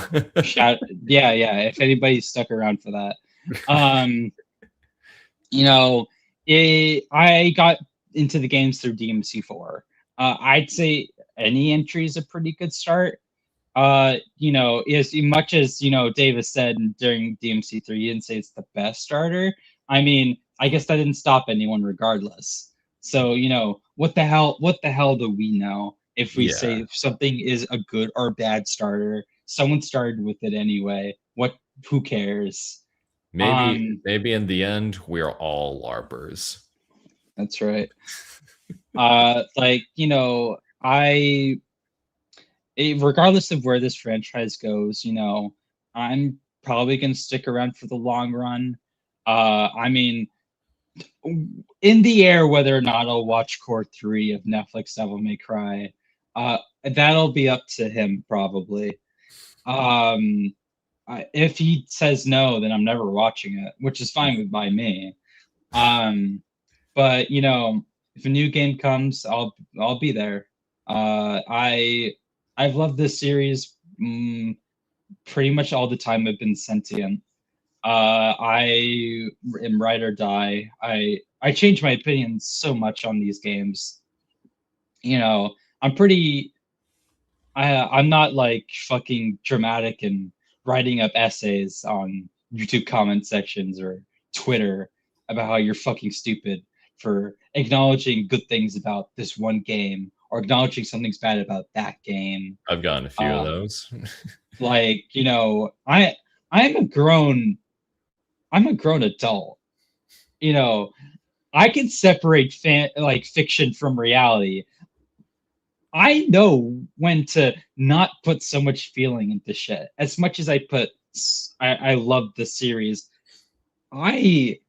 After the Netflix, after we talked about the Netflix shit again today, I'm gonna go back to never thinking about it again. The only time my birth siblings, I saw them watching it like a couple weeks ago, and I was like, "Get me the fuck out of here," because I had to be reminded it existed. I know their asses are not playing those fucking games, and they have an easy way to access them too. I know that's never gonna happen. But you know what? I'm glad to not like everything that they like. They can suck a dick. But if I can get someone like Davis into it, anybody can get into Devil May Cry. You don't have to be excellent at these games. There are probably way worse people than Davis at these games. I'll be honest. I'm sure there's a VTuber out there who's way worse than he is. But there's also probably there's also people with 999 plus hours on this game. Any of these games probably are way better than me. But skill is merely a concept. I can tell you I'm great or excellent, but I'm talking in relative to who I was when I was playing them initially. I constantly learn by watching other people play. Half the shit I do with Devil May Cry 5 was watching someone play the game and going, I'm gonna do that. And then I did it. It's however you get better at the game, get better. If you hit a wall with what you could do, that's okay. As long as you can beat a damn level, you can play the game. Even the stupid bullshit levels that nobody likes, except maybe you, if you're a masochist. Davis, he got through the games within a year. probably had a better experience going through them than I did, since I didn't even play some of them on their original platforms. So he probably got a way better opportunity looking at what the games originally looked like, even if it was emulated. Hey, now only the third game was emulated. But my footage for 1 and 2 that I recorded for Cole are emulated.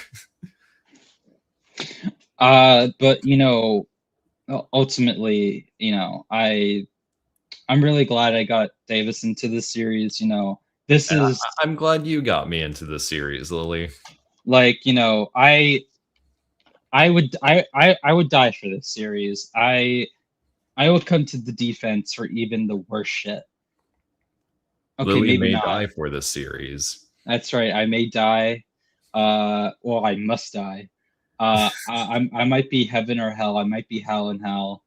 I might be legendary Dark Knight. I might be Demon Hunter. I might be human. I might be a Son of Sparta. But I'm just glad to talk about this stuff at any opportunity. I play these games whenever I have the opportunity to. Davis was like my big opportunity to replay most of them. Even though like the last time I played some of them was like several years since I last touched them, and that's because I was lazy. And also I got burnt out from video games. I mean, you try playing 50 different boomer shooters. You tell me that you can still play a video game after that. I'm just glad to be here. Obviously I have to thank my dad for that. Rest in peace. My guy may not have the best taste in everything. He watched Shaw Brothers stuff, so that man was nothing short of watching slop. Like Davis's dad in League of Extraordinary Gentlemen. Now that was slop.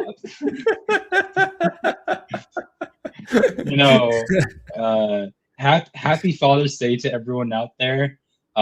Me and Davis are out of luck. But we're still gonna get those fucking emails and messages telling us about Happy Father's Day, so we can rub it in. Buy this for your dad. I would love. I can't. He's not home yet. Yeah. What am I gonna do? All right, and yeah, I guess that just about does it. That's basically everything we got to say about Devil May Cry for a good 5.5 hours. Yeah. So I guess we'll go ahead and cut it here. Lily, where can we find you? Do you have any projects you're working on? Stuff that's coming up on your end that we can look forward to? You can find me on Blue Sky. You can find me on Letterboxd. If you have AnyList, if you're a fucking trash weeaboo, you can find me on there too. I'm sure you can find my fucking stupid ass. You can find me on. I don't want you to find me on anywhere else, frankly. But I can't say I'm working on anything in terms of writing right now. I kind of write whenever I feel like it. I'm definitely not writing for whatever I used to be writing for. Pornography. I'm just kidding. I've done one of those. In bed? What? In bed, right? Oh, I'm sorry. What were we talking about? Oh, what I'm up to. So, right now, I guess semi-related to the channel. I am currently working on digitizing a whole bunch of Godzilla production books, even some magazines. They have already been. They were finished scanning, I believe, last month by a friend of mine, and myself. Probably Davis. He hasn't said yes, but he probably is interested anyway. And a couple of our other friends will be stitching some of that together. And they should be public maybe sometime during the summer. Some of them, if you used to read my old Kaiju United stuff with Godzilla 84 and Biollante, some of the scans will be pretty familiar, probably even way better quality than that. The whole purpose of this is to put out a bunch of this stuff publicly to the West, because God knows nobody else is fucking doing it. I know Wikizilla isn't, that's for sure. They're probably gatekeeping that. Shots fired. I mean, nobody tells you that you can literally go through the Millennium Series complete works on the Internet Archive. You can do that. Like, it's very easy to find too. You can find a lot of magazines on the Internet Archive. Please support the Internet Archive. But if anybody's curious what books will be scanned, the recent Toho Godzilla completion books for 84 by Biollante and Ghidorah, as well as Godzilla Final Wars, will be put up on the Internet Archive. There are plenty of interviews in there, plenty of photos that have never been seen before or are from different angles. You may even find Shinji Higuchi in the 1984 completion book. You may even find out that Godzilla vs. the Devil is actually a thing. And there is not and you will not be questioning why there's a fucking question mark at the end, because that doesn't make any sense why they would be questioning if something is in there when it's an officially documented, released production book, Wikizilla. You will find interviews with many actors, directors, even with some of the older books as well, for Godzilla 84 through Godzilla versus Mothra. I know everyone loves that movie. I'm certainly pretty okay with that movie. Davis has seen worse. He loves Destroya. And obviously, there's some special effects magazines that are released around Godzilla 84 and Godzilla vs. Mothra. Theater pamphlets for the first couple Heisei entries are also going to be in that. Expect that sometime in the future. I hope it leads to you guys or in other people putting that out there for everyone else to see. Translating it in parts or entirely might be a good idea for you to do. I want this to all be within Western knowledge, and so that way Davis can make more videos on with them. That way other people can make more videos about them, and maybe someone won't rely so much on Japanese Wikipedia. As much as that is a pretty good resource, please do not use it as your sole resource for Godzilla information, for as much as Wikizilla sucks at giving you all that information, and as much as the regular Wikipedia sucks at it, and how much Toho Kingdom sucks at it. We're just ragging on Wikizilla this closing, aren't we? I have to put Godzilla in the tag somehow. It'll get views. But as far, that's the only thing I'm really working on outside of, I guess, work. I've been playing Devil May Cry 5 Special Edition. I bought it like a day before we recorded this because I felt like it. I never actually sat down and played it. So that did help out with this episode. I've been watching a couple movies. I watched Cloud, or as Davis has lovingly coined it, Chud. And it very much is that, by Kiyoshi Kurosawa. Yeah, I would definitely check it out. If only I could pull up that little poster edit I made. If you have Criterion, if you're in, I think it's only the US, I don't know if Criterion is in other places, but if you have that, please check it out. Is there a physical release of that? Not yet, I don't think. Okay, well, I know whatever Janice usually gets their hands on ends up going like right, physical. right. Anus will get it eventually.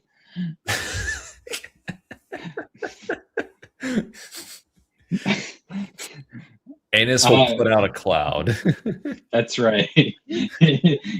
I also watched Flowers of Shanghai, which is by Hyosian Xian. It's a very great movie adapting the Sing Song Girls of Shanghai, which is an 1892 book written in the Wu language. So good fucking luck being able to read that, because not even most people in China have read that because of its structure being too wild for them.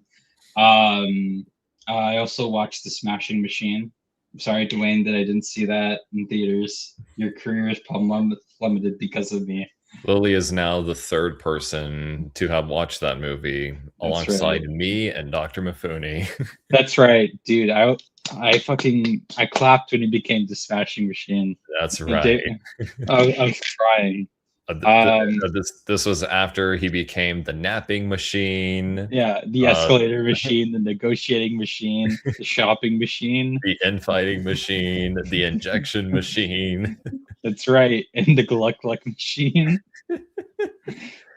And I've been mostly trying to catch up with the last 2 years of movies, because my closest theater is like an hour away where I currently reside in. So it's like nigh fucking impossible for me to go and see a movie unless I ask a friend to go with me. For passenger, I'm a passenger. But it's interesting catching up on some of these movies. Not all of them are good, and I'm disappointed with a couple of them. But find out on my letterbox. Maybe you'll find out if I like Cloud or not. What about you, Davis? What are you working on? So as I brought up, a few times, Cole is working on a video for me. Actually, 2 videos. He's working on a video about the Netflix Devil May Cry series, which like more cohesive thoughts will be in that, as well as I guess like a condensed version of what we just did tonight. Cole was really excited to work on it because it's one of the rare occasions where I'm actually mad in a video. And that is something I've kind of come to notice, is that like the stuff I talk about on my channel is mostly stuff I like talking about. And I mean, I'm always happy to do it. I just I got to be in like the right mindset to talk about something I don't like. Case in point being like the Sampote Sands video from like a long time ago. All great movies, by the way. All awesome. That's fantastic right. movies. What was the one with the fucking skeleton? That was the first one we watched, wasn't it? No, the first one we watched was with the frog smoking a giant blunt. Yes. Fuck yes. Yeah, I think that one was just called Giant. Oh, yes. And then it was Giant and Jumborg Ace. Yes. Where they play the Jumborg Ace theme over and over and over. That's right. And then like the skeleton one was like somewhere halfway through. And I erroneously talked about a movie that Sampote Sands didn't actually direct, because word got out that the original Korean director of Crocodile just found out that everybody thought it was directed by Sampote Sands and not him, because he just slapped his name on it. which is kind of funny because that's like the only coherent movie I talk about in that entire video. Pretty much. But that aside, expect a video on Netflix Devil May Cry soon. I also have Cole working on a video about John Woo's A Better Tomorrow trilogy, plus Bullet in the Head as like a nice little bonus at the end as well. I just finished a rewatch of Ultraman Tiga, and I like to do a video on that. Given this is about to be like the 30th anniversary of Ultraman Tiga, and it's probably the most important show in the franchise, I want to say. You can correct. That's right. And just like Blue Nova, he's skipping shows. This guy's a little part skipper. I feel like with Ultraman, you kind of just have to go like back and forth to like avoid burnout, right? As long as you finish the shows, right? Yeah, I'll get to Ultraman Leo. Yeah. Of course. You know, just don't do a video when it's like the first 13 episodes. Oh yeah, that's a good idea. But yeah, lots of other stuff I want to talk about down the line that I don't feel like revealing just yet. But what I will go ahead and I guess somewhat reveal is that I'm working on the third Titanius book. As of current, I am already more than a third of the way through the first draft of the third book. And bringing up Titanius is a little funny because as Lily was watching me play through some of the Devil May Cry games, I just could not help but think, oh my god, this is just like Titanius, isn't it? So if you like Devil May Cry and giant robots and kaiju and Greek mythology and battle shonen, this is the ongoing book series for you. That's right. The biggest hack this side of the world, who conveniently somehow writes something that's like this thing that he's never seen before. and plus other things like that one training robot from Combattler V. That's right. Correct. All right, I am tired as hell. I am ready to go to bed. Me too. I'm ready to go. Yeah. All right. Take it easy, y'all. Have a good one. Let's LARP together. All right. Let's LARP.